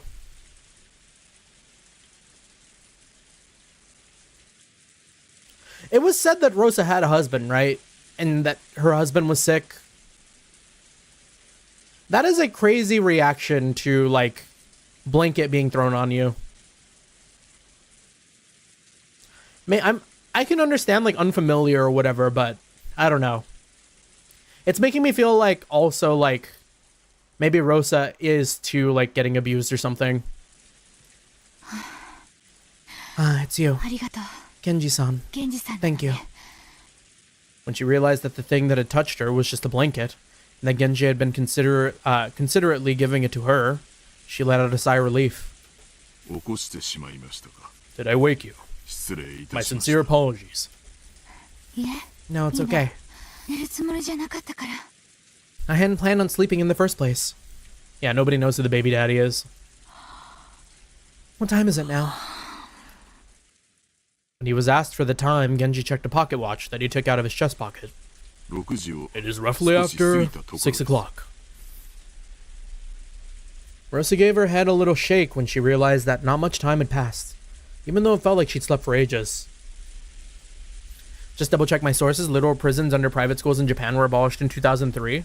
After the last one was closed, but solitary confinement and discipline stayed until 2013 apparently. Dang! All that child abuse got her exhausted. Yeah. Even though she didn't feel rested at all, The drowsiness that had enveloped her must have been pretty deep. ありがとう。毛布は結構よ。 Thank you. I'll be fine without the blanket. 変な時間に寝 I る mustn't sleep at such a strange time. My sense of time has been completely thrown off. The rain 雨とうとう降り出し has たの finally started pouring down in earnest, hasn't it? Is she not thinking about her fucking kid, though?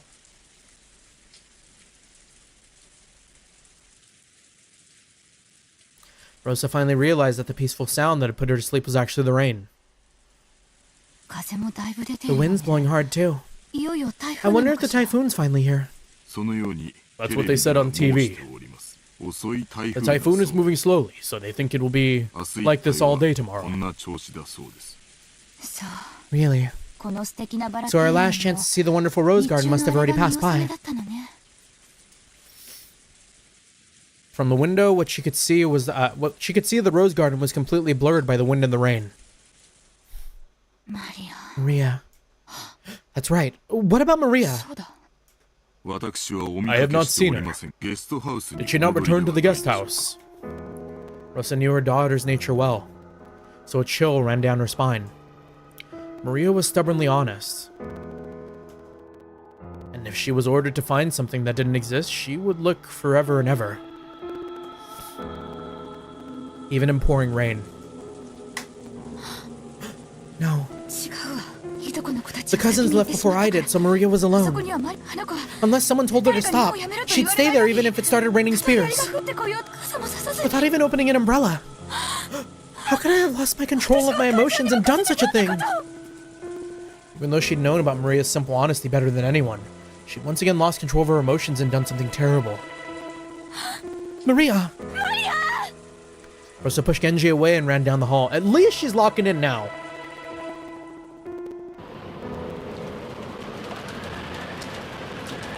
The outside really looked like a typhoon, and the rain was pouring down spectacularly. Maybe because of some aspect of the terrain, the winds weren't typhoon class, so an umbrella wouldn't be torn out of someone's hands. Even so, it certainly was a windy rain. There was no time to admire the roses being drenched. Anyways, I'm getting pretty worried about Maria. You don't think she's still rebelliously searching for the rose alone, do you? そうだね I wonder. さすがに Surely she wouldn't do it in the rain. と思いた Or い at と least ころ I だ wish け I ど could believe that. Maria-chan sometimes gets really たまに stubborn す and ごく intensely 頑固で straightforward. ものすごく We hadn't worried much thinking that Aunt Rosa had taken her back to the mansion. However, when Kanan-kun had come from the mansion to call us and thought Maria was here, we got a little worried. お屋敷ではお見 I かけ did しま not せ see her ん in で the した mansion, so I was sure she was here. ローザ様は After all, Rosa-sama was 仮 taking a 眠を nap. 取られる思い出でしたのここに来る途中 You didn't see her on your way over 見 here? かけなかったのかよ 申し訳ござい My ません apologies. 傘を差 I し opened my umbrella and ran as fast as I 急ぎ could, 駆け抜けたもの so I did not pay much attention. そこま If he had cut through the rose garden, taking the shortest line between the mansion and the guest house, then he would have just barely missed the place where Maria had been looking for her rose. And it was raining this hard too. It certainly would have been possible for Kanan-kun to fail to notice her. ここで議論するより Instead of arguing here, it'd be faster to just check it out directly. 兄貴 Aniki, why don't we race over ちょ there? いとかけっこと6年成 Oh, 長 you した think か you ら could beat me now that you've 僕に grown for 勝てる 6つもり years? かいよし Okay, 決 let's 着を settle つけようじゃ this. ないか行こ Go. George Aniki and I flew out into the rain. Jessica and Kanan followed us. Maria! If you're there, answer me! Maria! うローザおばさんだ It's Aunt Rosa. おばさん Hey, Aunt Rosa! When George Aniki called back, Aunt Rosa jumped at him and grabbed onto him. Where's Maria? ジョージ君たちと Isn't 一 she 緒じ with ゃない you? の いえ僕たちはあの後 No, we didn't meet with Maria-chan after that. Maria! 6 years ago, Maria had been 3 years old. She was a cute and pure kid who'd just accept whatever anyone said. But 6 years have passed since then.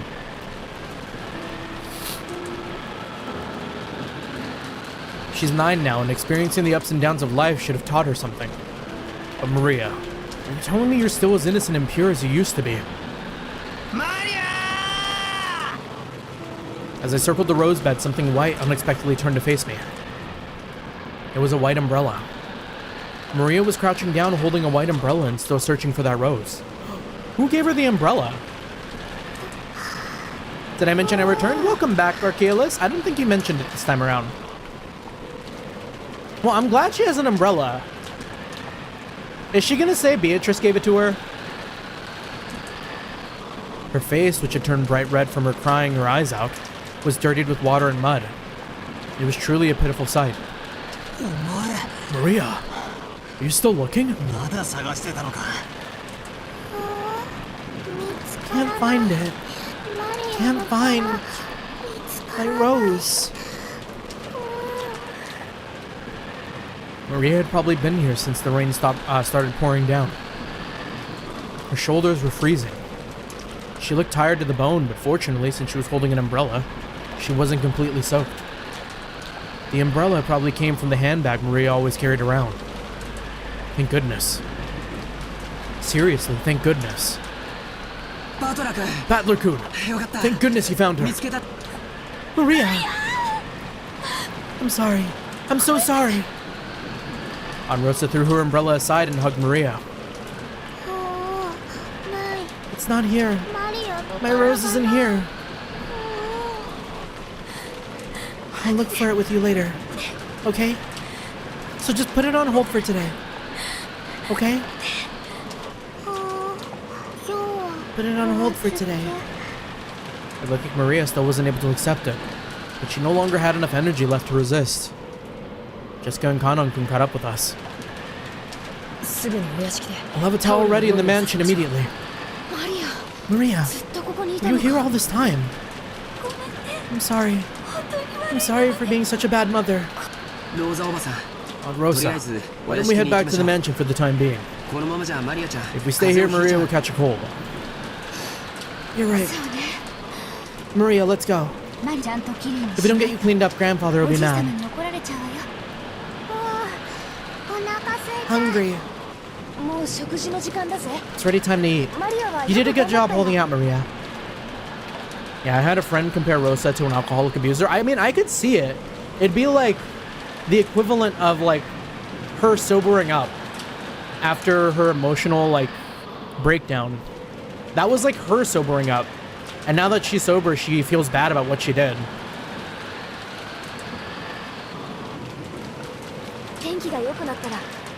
Once the weather gets better, we'll all go search together. We couldn't stay in the rain forever. We took Maria with us and we headed back to the mansion. Yeah, I think Rosa has BPD. It wouldn't... That'd be a solid read. Maria apparently wasn't as worn out as I thought. When she remembered we were having cow steak for dinner, she started chanting, I'm hungry, ooh, and returned to her usual spirit self. Aunt Rosa didn't chide Maria for saying ooh. I see. So she had an umbrella on her.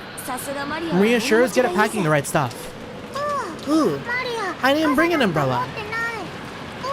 Ooh. What? And how'd you get the white umbrella you're holding? Ooh, I borrowed it. Some caring person must have brought her an umbrella. A normal kid would look for shelter once it started raining, but Maria was too stubborn to give up so easily. So maybe that caring person gave up on telling Maria to find shelter, then decided to at least give her an umbrella. I see. I'll have to thank that person. Who was it? Ooh, Beatrice. There it is. Well, that's good.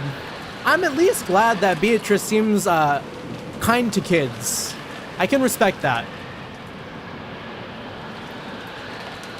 The name Maria cheerfully mentioned was that of the island's witch. Rosa took a deep breath and asked again, trying to do so in a way that wouldn't damage Maria's good mood. Really? That's wonderful. So, who was it? Who brought you that umbrella? Ooh? Beatrice. Ooh. Maria immediately realized that her mother didn't believe her and started crying out unhappily again. So Rosa stopped pursuing the subject. It'd probably be faster to ask whoever lent Maria the umbrella during dinner, rather than ask Maria herself. Ooh, that is gonna make a scene. Holy shit. Imagine if Kinzo is at the dinner table, and then Rosa's like, So who gave Maria the umbrella? And then Maria outbursts like, Beatrice gave me the umbrella. And then like Kinzo's gonna be like, I knew it! She is back! I'm gonna kill all of you for the sacrifice so I can bring my beloved Beatrice back! Oh, Beatrice! Like that? Father, please at least join us for dinner. It won't be a family conference otherwise. Along with the dull pounding on the door, the sound of Krause's entreaty could be heard. However, that voice seemed to be resigned to the fact that nothing it said would be heard. Kinzo-san, won't you at least come out for dinner? All your children have gathered here to see your face, haven't they? Yeah, Kinzo would lose it and question Maria. Where did you see her? What is she wearing? Does she miss me? Big divorced energy. Silence, Nanjo. So the bishop won't work. One move too short. Apparently Kinzo was completely focused on the final battle of his long-lasting chess match with Nanjo. Kinzo's brow was wrinkled as he continued to glare at the game board through his spectacles. Krause's voice didn't reach his ears. Kinzo-san, I'm hungry myself. Why don't we go down and eat? Go by yourself if that's what you want. Let me consider this next move for a little longer. We're going to finish it tonight. You think Kinzo and Nanjo have a thing? They could. In another time. Otherwise, it's doubtful we'll finish before the world ends. Nanjo rose from his seat, hoping this would prompt Kinzo to do the same. But Kinzo's eyes never left the chessboard. He knew well that Kinzo always displayed a blind concentration when it came to chess. Is this also like undiagnosed Kinzo? But he never seen Kinzo concentrate as hard as this. I'm seeing like a parallel here with Kinzo and Maria here. Chapter 1, rereading this book myself. Hello, Crazy Fox. Welcome on in. We're doing our first playthrough, very blind, very much enjoying ourselves, and man, the stuff that just happened with Rosa and Maria was like, ooh, brutal, hard to read stuff. It was almost as though Kinzo was telling the truth, and there would never be another chance for them to continue their contest if they didn't finish tonight. It seemed that no matter how obstinately he called out to Kinzo, it wouldn't reach the latter's heart. Nanjo gave up and headed to the door that Krause was still banging on. The door to the study opened. Krause was taken aback, thinking that maybe Kinzo was actually coming out. However, Nanjo was the one who appeared, and Krause let out a sigh of relief. Dr. Nanjo. His father... I'm sorry. I couldn't be of service. Right now, the room is Kinzo-san's whole world. Nanjo shook his head with a completely defeated expression. Krause raised his fist once more and banged on the door, shouting, Father, can you hear me? We're heading down now, but please join us anytime you feel like. Enjoy if it's your first time, then I hope chat is here doesn't spoil anything. It's been really good so far, and yeah, we've been all good. But no worries, Crazy Fox. Thank you for stopping by, always appreciate it. And if you're here to lurk, welcome. If you're here to drop out, also good too. We're heading down now, but please join us anytime you feel like. All of your children are waiting for you. His voice was very loud, and he was making a racket pounding on the door. There was no way it would reach Kinzo's ears. Well, it certainly was reaching him, but he ignored it anyways. However, unlike the time he'd been called down for lunch, he didn't fly into a rage. By now, Kinzo was calm at heart, almost as though he had taken on a philosophical view and turned himself over to fate. Neither dinner nor the faces of my children interest me in the slightest. I will only leave here if Beatrice is resurrected, or if I am chosen as a sacrifice for the key. The demon's roulette has already started spinning. What meaning does dinner have at this point? As though the painfully loud banging on the door completely failed to enter his hearing, Ginzo silently thought about his next chess move, still in his philosophical state. Is someone gonna come up and tell him about Beatrice then? Because if he's not gonna hear it straight from the horse's mouth, then like what's gonna happen, you know? Just as Ginzo's figure couldn't be seen anywhere at the dining hall, Kraus, wearing a bitter smile, returned with Nanjo. Father says he's still not feeling well. He truly regrets missing this once-a-year opportunity to sit together with his gathered family. Eva and Rudolph sniggered. Given Kinzo's personality, there was no way he'd showed signs of regret. And none of his relatives showed any regret at his absence. Then why don't we start dinner? Goda, begin. Certainly. Well then, if you allow me. When Goda was told to start the family conference dinner, his biggest time to shine out of the whole year, he nodded with a broad grin. May I ask who lent Maria an umbrella? When Rosa timidly cut through the silence of the dining hall, everyone noticed. An umbrella? What's this about? A short while back, Maria was in the rose garden when it started raining, and she apparently borrowed a white umbrella from someone. I wanted to thank them. Wasn't one of us. After you left, we moved to a different room and had a friendly chat the whole time. That's right. Even after that, the siblings had a real friendly chat. The word friendly fell awkwardly from Hideyoshi's lips. So even those who hadn't been present could tell the conversation hadn't been a pleasant one. At the very least, it couldn't have been me. Eva. Rudolph, Hideyoshi-san, or Kirie-san. We were together the whole time, even after Natsume and Rosa-san left. The whole time until the meal started. Nisan went up to the study with Genji-san to call father. At the time, the rest of us went straight to the dining hall. So it wasn't one of us. Couldn't it have been a servant kind enough to lend an umbrella? So it was you, Goda-san. I've been in the kitchen this whole time preparing. My sincere apologies.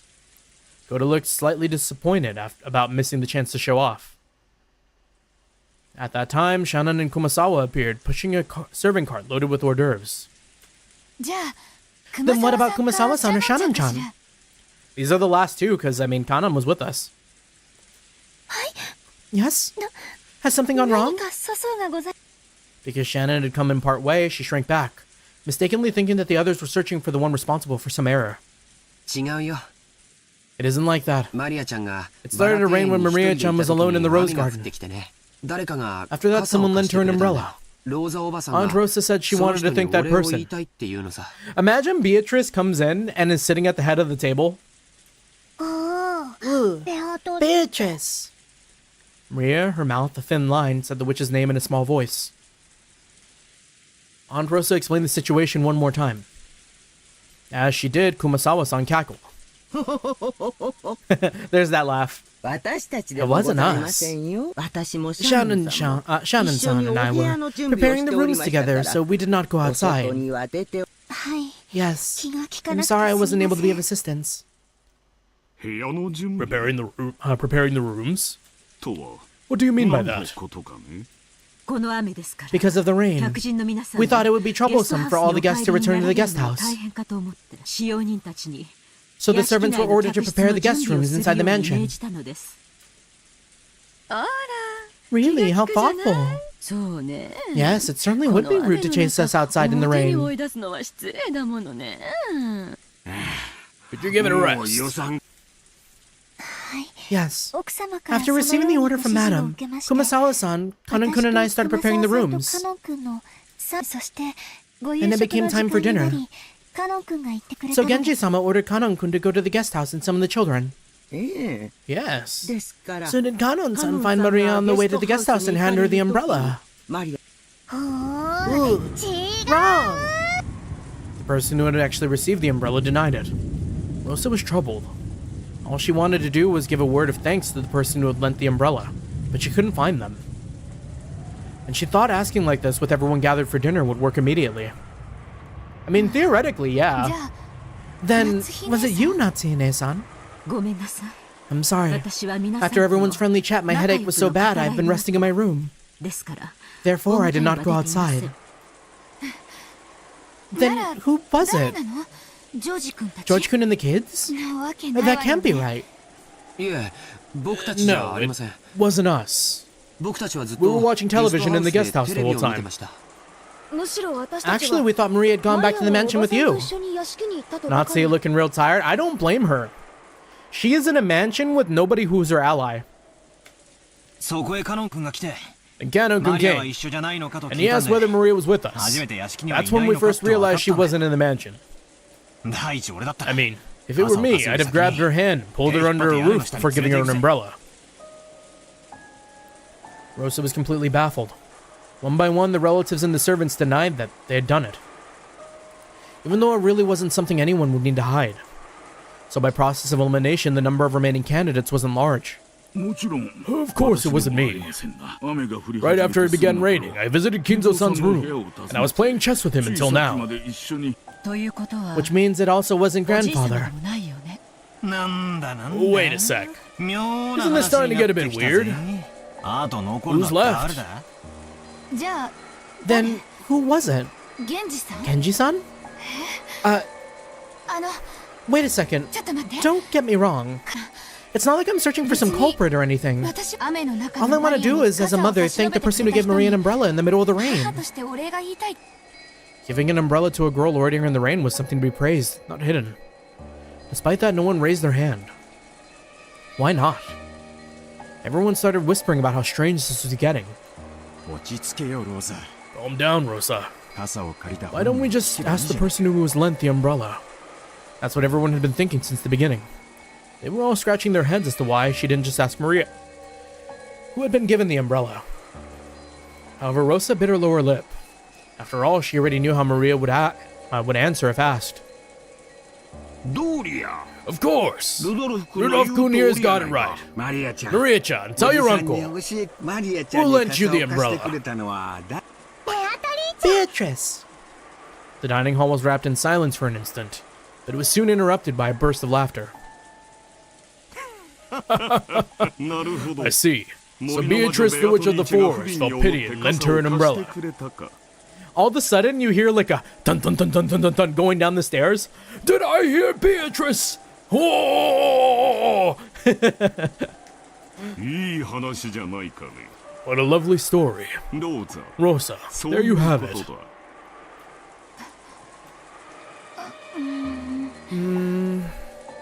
Rosa couldn't believe it. Even though she just wanted to say thanks for the umbrella, why did everything have to be so clouded in smoke? Just like Uncle Cross said. Beatrice let me borrow it. Ooh. Isn't that wonderful? We should all be jealous of such purity. What do you think, everyone? Kraus was laughing with a face that was clearly mocking. But Maria was overjoyed, apparently convinced that her claim was being believed. How did that work? Does that mean a witch really appeared and lent her an umbrella? Jessica asked me in a small voice that wouldn't carry over to Maria, who was sitting across from me. マリアって Has Maria ever been the type to make jokes? If we'd heard that kind of story pop out of my old bastard's mouth, we would have just taken it as another joke. However, it was hard to explain it away like that when Maria said it. This was getting pretty unnerving. No way. She's always been frank and serious. She's the sort who'd believe any joke. Even one's normal people would instantly tell we're lies. I'd never even heard of her cracking a joke. Rosa probably knew that better than anyone. It appeared that way because of this weird situation. She had no idea what was going on anymore. じゃあマリアが So if Maria says she borrowed an umbrella from Beatrice, that must mean it really was Beatrice. Have we looked at the umbrella closely? Does it have anything that signifies like an owner? We're talking about Maria here, so I can't think of it as some kind of metaphor or joke. It might be best to take what she says at face value. じゃあなんだよ Then what's going on? 源氏さんあた Are り you が saying the Genji-san or someone put that fancy dress from the portrait on マリアに傘を and gave Maria the umbrella? I'm not sure about that. Actually, that's what I want to know. Jessica shrugged jokingly, but her expression didn't completely match her attitude. Once the hors d'oeuvres were set out and Goda started off his vast store of knowledge, showed off his vast store of knowledge, the meal began.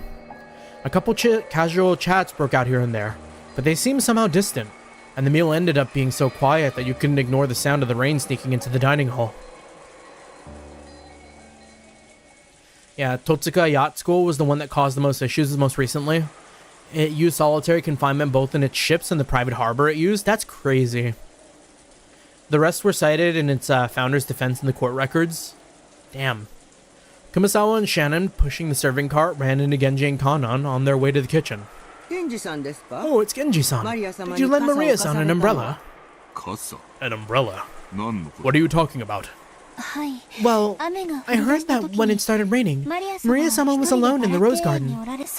It seems she borrowed an umbrella from someone there, but we don't know who it was. It wasn't me. After all, I actually thought Maria-sama was in the guest house. When Battler-sama first found her, she was already holding a white umbrella. My apologies, but it was not me either. Then you don't think it was the master? Oh, The master. Both in the dining hall and right here, everyone had stated they hadn't done it. that left only Kinzo, but maybe he went walking down the corridor for some reason.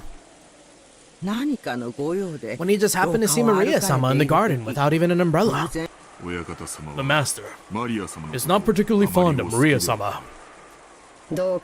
I agree. It could be that... Is it possible that Kinzo also had, like, a case of the tism and had a tick, and when he saw Maria with the same, like, symptoms, or, like, tics, he hated it because he saw too much of Maria and himself, and so he pushed Maria away because he didn't want to think about his childhood?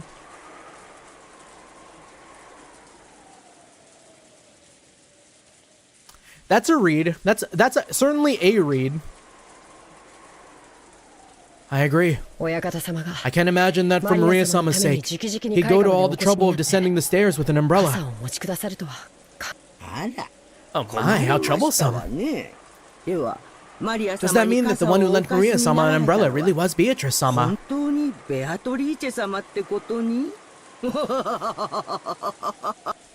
Kumasawa laughed, just like the relatives in the dining hall who'd laughed it off. Imagine Kinzo.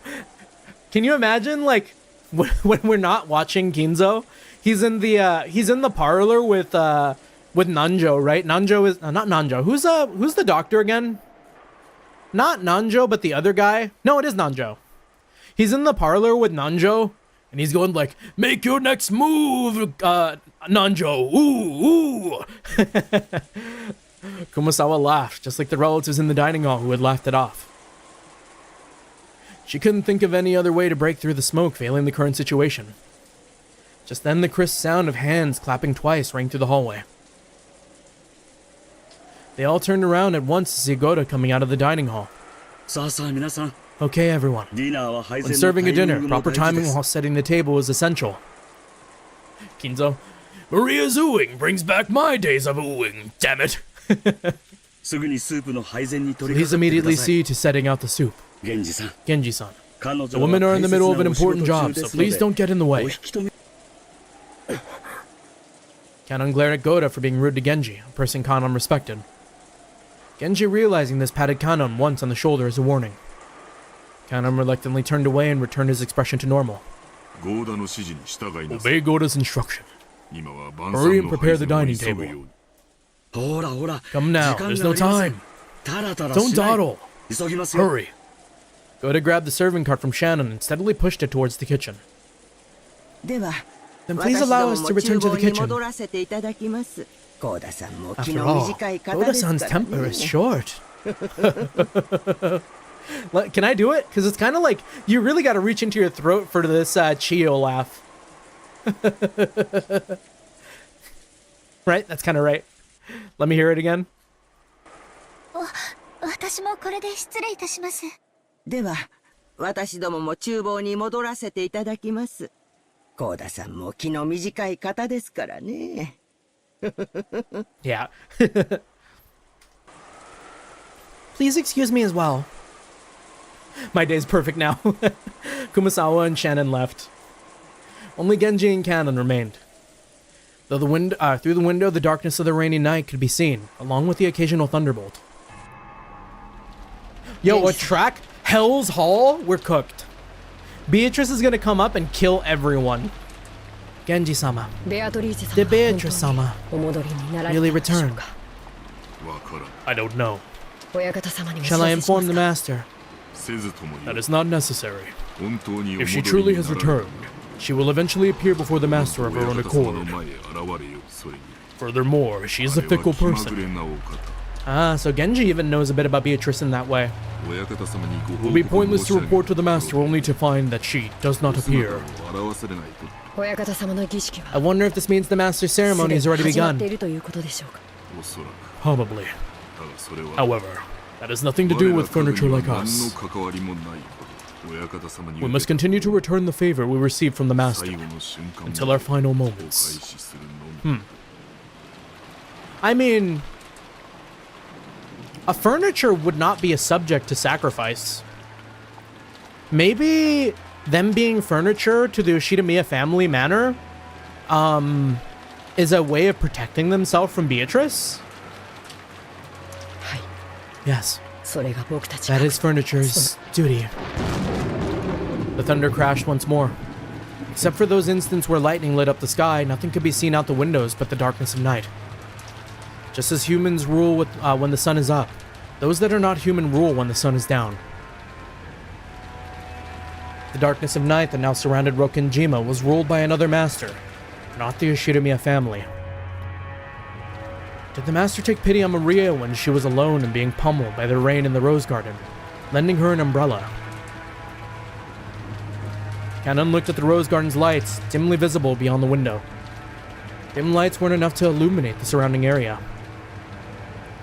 Looking at those lights felt like making eye contact with the witch, and Kanon forced himself to avert his gaze. If he didn't, it felt like his eyes would be absorbed by that light. Don't stare into the abyss for too long. Can the weather change how people act? Yes. You often hear stories about how things like atmospheric pressure can influence people's moods and physical health. For some time now, everyone had been struggling to clear the gloomy atmosphere. But any conversation was quickly cut off, and in the end, the dining hall was simply filled with the sound of rain. Dessert was some kind of chocolate cake accompanied by pear sherbet. Oh, that sounds so good. I love me a fruity dessert. I am such a sucker for like a sherbet. Goda-san enthusiastically explained the recipe as soon as his final dish was presented, but I quickly forgot the details. The guest of honor grandfather was absent, the weather was horrible, and the identity of the one who'd lent Maria an umbrella remained a mystery. Imagine the very first sacrifice is Kinzo, and then when Kinzo is found dead and Beatrice is made visible to the rest of the house guests, it becomes some sort of like fucking survival game, and they're just trying to keep themselves safe from the wrath of Beatrice before like the gold is revealed and like the prophecy is like fully completed. Because it'd be crazy if Kinzo's the first one to die, and then what, right? Because like in the face of a supernatural force, like who's fucking caring about money? The guest of honor grandfather was absent. The weather was horrible, and the identity of the one who'd lent Maria an umbrella remained a mystery. When dinner ended, no one felt even a bit refreshed. It was too late now, but I realized painfully that taste wasn't the only important part of a meal. The whole atmosphere was also critical. But then again, like, I don't know how supernatural this game is, like, trying to be. Because, like, there are plenty of, like, settings and scenarios in which the supernatural is, like, explained in some realistic meaning that is withheld from the reader until, like, the very last moment. So it's like, like, what if What if Beatrice is like actually just someone who lives on the island? Or like, I don't know, you know, like, and there isn't really anything supernatural about it, and the horrors that we experience are all man-made. There is no magic. The real monster was the humans. Type beat. It was too late now, but I realized painfully that taste wasn't the only important part of a meal. The whole atmosphere was also critical. Goda-san, the supposed conductor of this musical piece called Dinner, did his best to enliven the place, dropping little jokes left and right, but apparently not one of them succeeded. After taking orders for after dinner coffee, tea, and orange juice, he left for the kitchen. As soon as he disappeared, Uncle Kraus spoke. My. What a waste that the dinner Goda worked so hard to create has me met with such a gloomy atmosphere. Your statement reminds me of a Raging Loop. Raging Loop? Have we heard that one before? Is that another visual novel?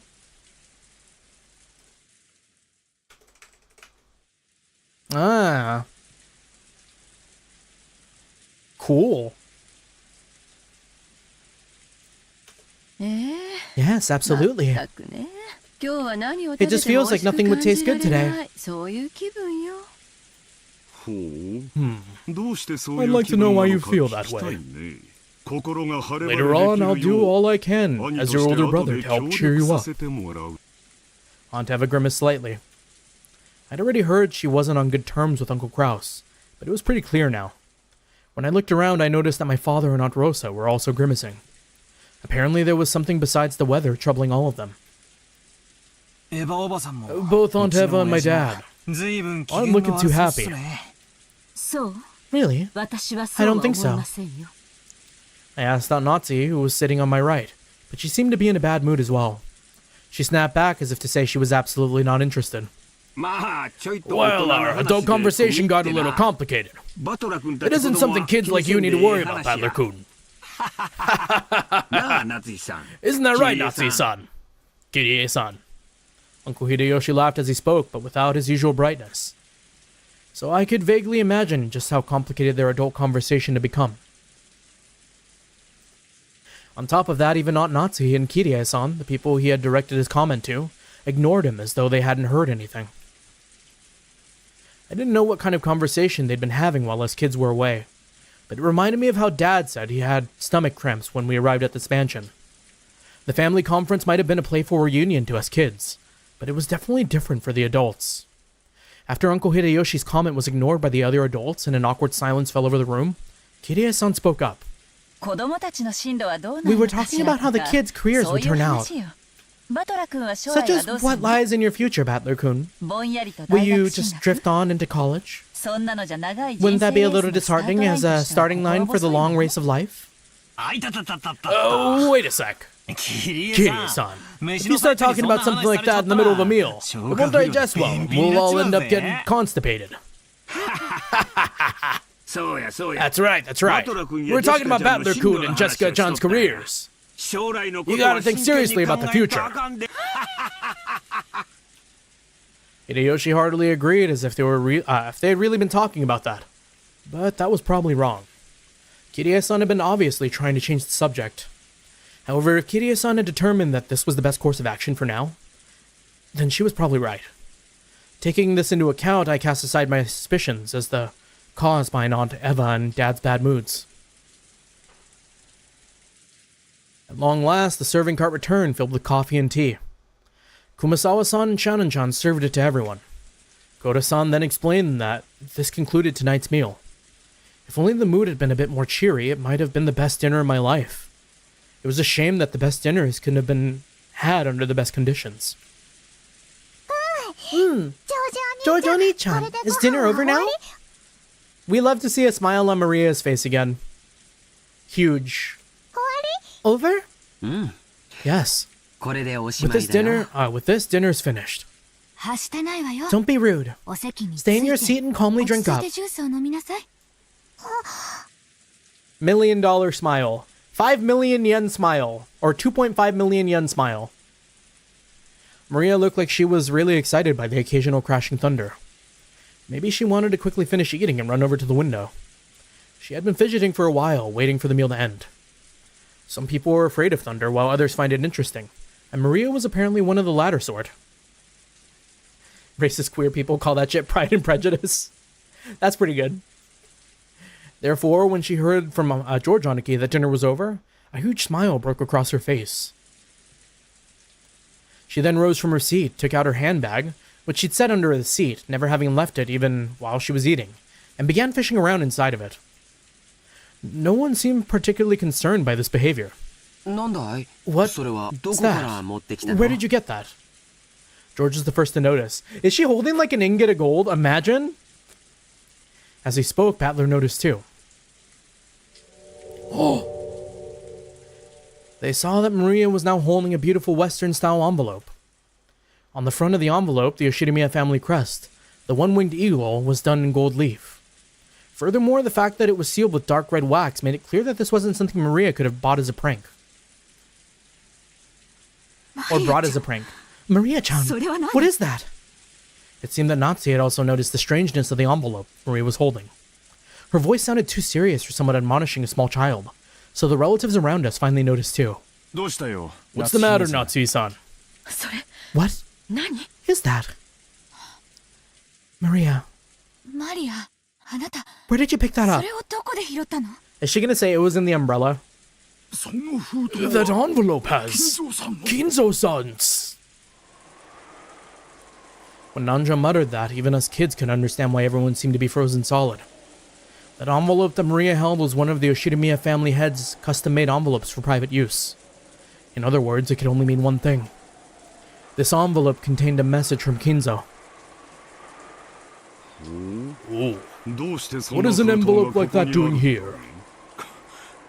Now, it's an interesting thing to come up jumping out at that's an interesting thing to come jumping out at us. Just let me have a peek. Hideyoshi, back off.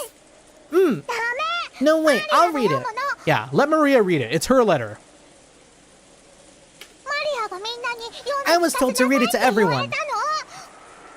Uncle Hideyoshi tried to snatch the envelope out from Maria's hands, but she protected it as though hugging it and didn't let go. Hideyoshi-san, you can't use force against a child.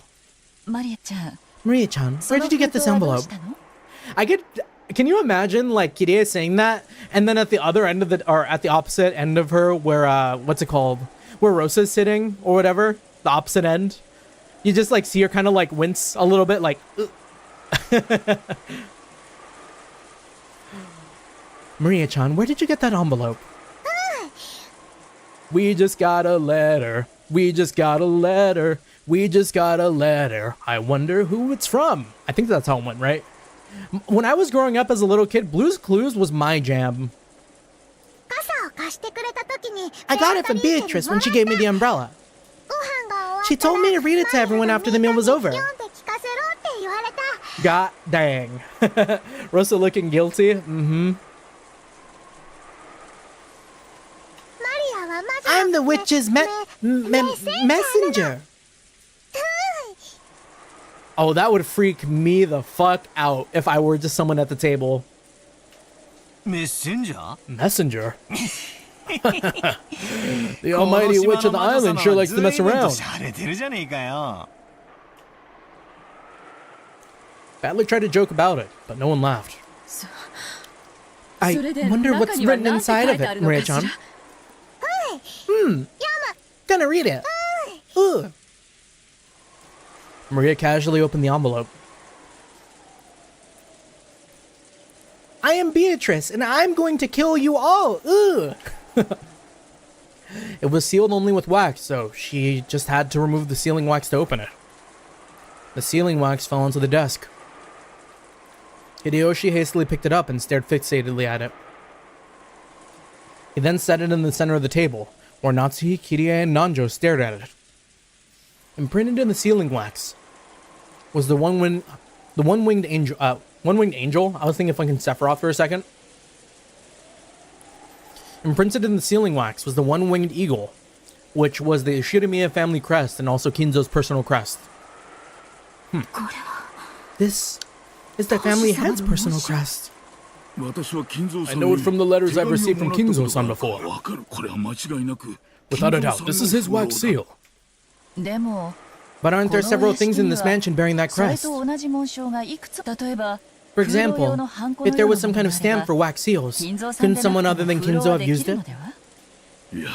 Kinzo-san would always use a ring on his finger as proof of the Yoshirime family headship when he sealed the wax. The shape and complex design is definitely Kinzo-san's seal. That is not necessarily so. Anyone in the family must have received a letter from father at least once. We can't eliminate the possibility that someone used that wax as a model to create a fake seal and pass themselves off as father. I agree with Aniki. No matter how much the seal resembles Dad's, we can't prove that it's the real thing. So it doesn't prove that this envelope came from him. I absolutely agree. I can't approve of arbitrarily deciding that this letter came from father, based solely on his wax seal. Dr. Nanjo, couldn't you use a bit of more discretion with your vague words? I apologize. It was not my place to speak. One after another, all the siblings from Kraus and downward rejected Nanjo's statement, saying that the envelope Maria held wasn't necessarily from Kinzo. They were afraid. It gotta be his. I don't think it's his. I think Beatrice has a similar ring, probably. They feared from the bottom of their hearts that Kinzo's intentions were written in there, and that it might be some announcement regarding the inheritance that would be decidedly unfavorable to them. Maria, the person who gave you that envelope was the same person who lent you that umbrella, right? I don't know what "u" means. Is it true? Yes. So in other words, the witch, Beatrice gave Maria-chan the envelope along with the umbrella. Maria nodded forcefully.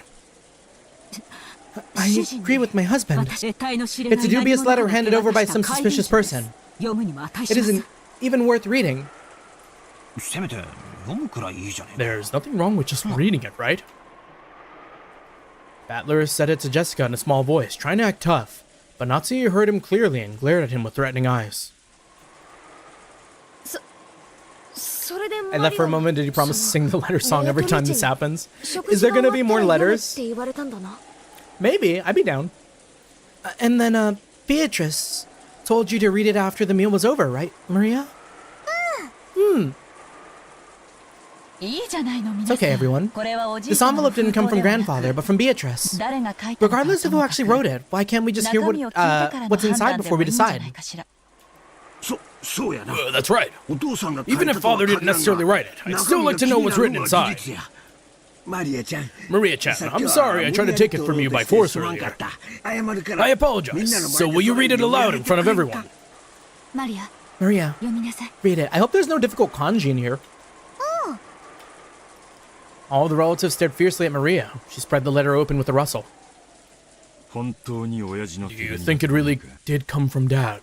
Impossible. Whenever father has announced something to us in the past, he would always sing Genji if he didn't do it directly, correct? I cannot believe that he would use such a joke-like approach. That's right. Maria, a messenger? That definitely doesn't suit father's taste. Maria, it's English. Rosa, could this be Maria-chan trying to surprise us by putting on some kind of show? Maria isn't really a kid who'd be capable of something so thoughtful. Gonna read it. Ugh. The words came out of Maria's mouth, but for some reason her voice seemed different than usual. Whoa. Okay. Let's inch into the paranormal here for a second. Beatrice is a spirit on the island that possesses people.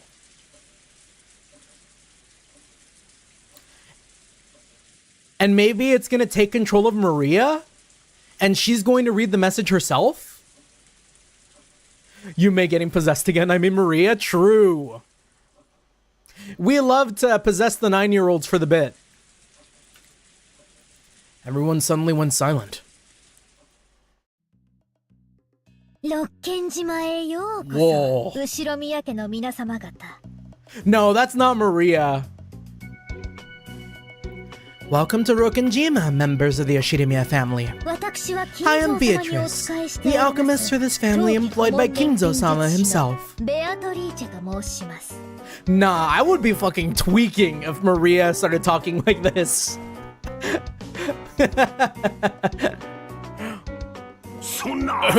That's crazy.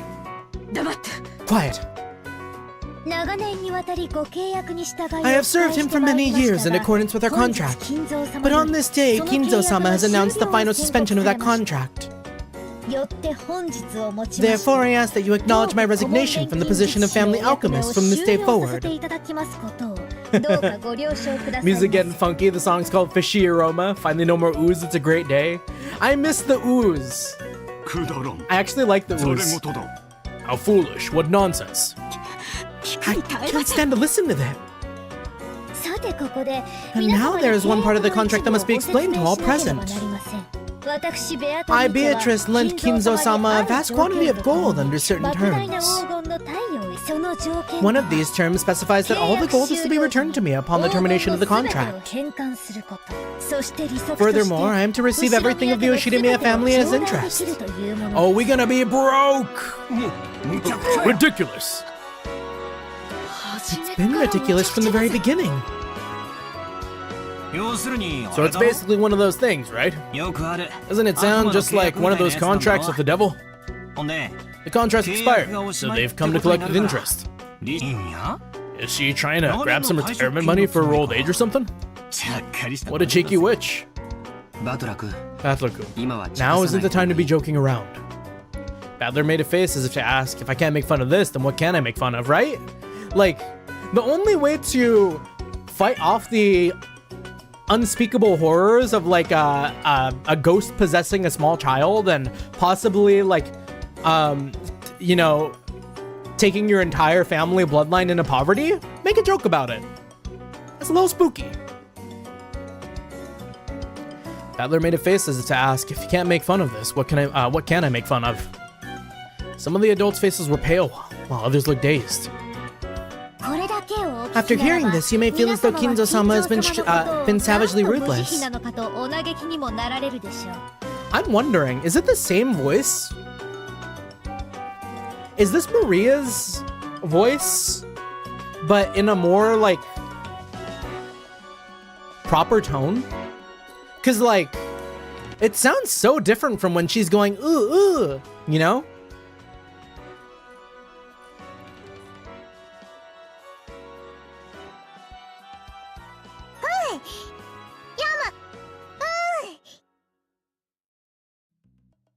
And then, yeah, I highly doubt Kugamiya's VA normal voice is Maria. Yeah, true. Oh wait, was Maria Kugamiya? Was she both? Because I thought she was Shannon.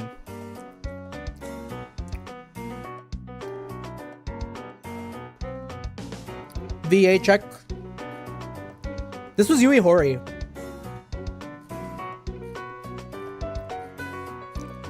Who do I know is Yui Horii? Because she's a lot of voice actors. Hanekawa Bakemonogatari, or like Monogatari series.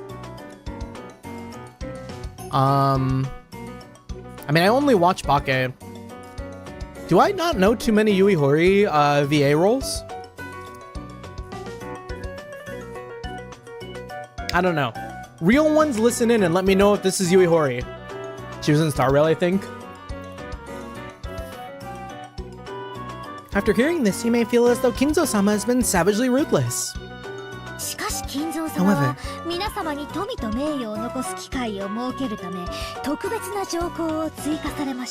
I felt like I'd be quiet so y'all could hear and confirm whether it's Yui Horii. However, Kinzo-sama did append a special clause to the contract, so that you would have a chance to preserve your wealth and honor. If and only if that special clause is fulfilled, I will lose my rights to the gold and the interest for all eternity. A special clause? What is this?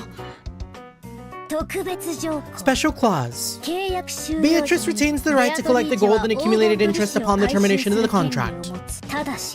However, if someone is able to discover the hidden gold in this contract, Beatrice must abandon the rights for all time. The collection of the interest will proceed shortly, but if any of you fulfill the terms of the special clause, I shall return everything, including the portion that has already been collected. Furthermore, as the first step in the collection of Kinzo-sama's debts, I have taken possession of the Yoshirimiya family head's ring, which signifies the passage of the Yoshirimiya family headship from one individual to another. I ask that you confirm this for yourselves by examining the imprint on the wax seal. Are they trying to claim that that's the meaning behind the seal? That father would relinquish his ring is unthinkable. Kraus stared at the sealing wax as if trying to burn a hole through it. Eva and Rudolph were doing the same over his shoulder. Come to think of it, when we were playing chess, I did have a strange feeling that something was missing from Kinzo-san's finger. Right, he threw it into the fucking fields. Dr. Nanjo, don't say something so careless just because of a vague memory. We can't prove its authenticity here. I mean, there's one surefire way to prove it. Go up there. Only by asking Father directly can we determine whether he really handed over his ring, and whether this letter tells the truth. That's right. It's just as Kirie-san says. Do you really think Kinzo-san will tell you? After all, the person's thoughts sometimes surpass the bounds of common sense. No matter what happens, it's still nonsense. In the first place, the illusion of gold itself is one of Father's tricks. I've already heard enough talk of the gold from the rest of you. The note should be like, oh yeah, and I knew you would question the gold, so I put an ingot of gold inside of Maria's bag. Enjoy. Get fucked, idiots. But this is the witch speaking, right? About how the inheritance and all of the assets will be handed over to the one who finds the gold, right? So maybe Beatrice-sama is Father's legal advisor, or in charge of his funds. We can't possibly trust some strange person who entrusts such a suspicious paper to a child. Aniki, we need you to be frank with us. Is it possible Dad's assets are being managed by someone you don't know? No, that's impossible. As the family head's representative, I control all of Father's assets. It should be impossible for anyone to do as they please with them without me knowing it. So this must mean there are some assets you don't control, right? Right, Cross-Nissan? How foolish. Such assets could not possibly exist. Oh, but there is such a thing. An asset of Father's that you don't control. There's no way such a thing could exist. No, it does. It's Father's no. Beatrice is hidden gold. Let's keep it simple. In short, Dad is some trusted confidant that Aniki doesn't even know about. Furthermore, this person has always been in charge of watching and managing the gold. Or it could be some eccentric rich person who offered him a loan with rules like a devil's contract. Could it be that the confidant called Beatrice is trying to test which of Kinzo's children is most worthy to be financed by her gold? Kirie's question was one that all the siblings wanted answered. Upon reflection, they realized that Kinzo's strange epitaph had hung in the hall beneath the witch's portrait for quite some time. And while it had long been whispered that whoever solved the puzzle would receive everything, no one had ever clearly stated it. It was just something that everyone had hoped might be true. And right here, right now, that thing they'd hoped for had been clearly stated in Beatrice's letter. It's clearly specified that everything of the Yoshirimiya family would be given to the one who found the gold. Kinzo-sama has already publicly displayed the location of the hidden gold within the epitaph under my portrait. The rules apply equally to all who can read the epitaph. If you discover the gold, I shall return everything to you. Tonight I ask that you enjoy your battle of wits with Kinzo-sama to the fullest. I sincerely pray that this night will be both intellectual and elegant. Beatrice the Golden. Ooh, ooh! Father, I know you can hear me. Please respond. The door to Kinzo's study was being violently, harshly beaten against over and over, like a percussion instrument. The yells coming from the other side belonged to Kraus, Rudolph, and sometimes Eva. It was the siblings who were trying to intrude upon Kinzo's study to question him about the truth behind the mysterious letter. Kinzo was eating. An elegant tablecloth was set over the desk, and the fabulous dinner that had adorned the table down in the dining hall was reproduced here. Kinzo continued his meal in silence. Shannon, taking away an empty plate, looked uncomfortably between the door being pounded and Kinzo's face. Everyone's calling for you. But what should I do? Leave them. God and my meal both hold silence as a virtue. Should I silence them? There is no need. It does not even reach my ears. Yeah, what do you mean by that? Genji got some hands? Kinzo enjoyed his food, apparently indifferent. Genji quietly lowered his head and took a single step back. As he did, Kaonan, who stood in reserve like a shadow behind, and to the side of Genji opened his mouth. Maria-sama apparently received a letter from Beatrice-sama, so I imagine they want to test its authenticity. Has she started already then? Come, Beatrice. I have no shortage of coin to be wagered. Shall we enjoy this night to the fullest? I don't think I'll lose. Your smile will be mine for all eternity. If I could see it one more time, I wouldn't regret losing my wealth, my honor, or even my life. Well then, the roulette has begun to spin. Which pocket will the ball fall into? Noir, Rouge, or House take all? Come, you may begin, Beatrice. I'll show you the power of miracles once more. It's been 4 hours, he's really into it. Yeah, I mean, we are at that time. But like, I'm gonna keep going until we hit a nice little spot. Usually when like we hit that flow state, we don't feel that 11 o'clock. But I am aware that it is 11 o'clock. Oh. Oh. Speak of the devil? Is that really our flow state? Is that the end? Wait, that is actually kind of a good spot to stop, no? Because now we get to see the aftermath of everything that happened with Maria and the letter and all that for the next stream. I feel like that's spicy. That's spicy stuff. Yeah, I like the glass breaking. Yeah, it's a nice way to like split the sections. Don't crash, don't crash. Let's go.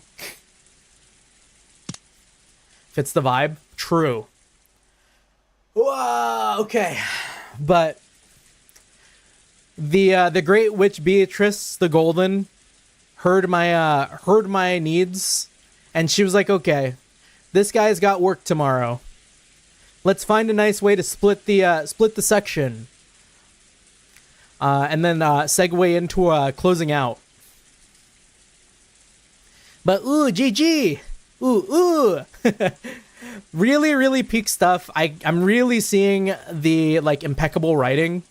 Gosh, like that part in the rose bed was like pretty tough to read. I had to like kind of like take a second at times. It was like, ooh, okay. But yeah, really good time. Really loving Umineko so far. I'm getting like flashbacks to like how much I loved Fata Morgana. I'm feeling this has the potential to rival that love. So like very, very excited. But that will be it for tonight. I do appreciate everyone who stopped by, everyone who stuck around.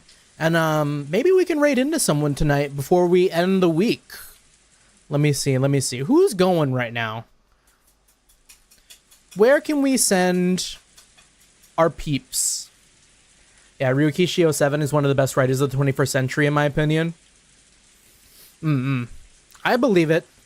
People talk him up a lot. Thanks for making me a mod. No worries.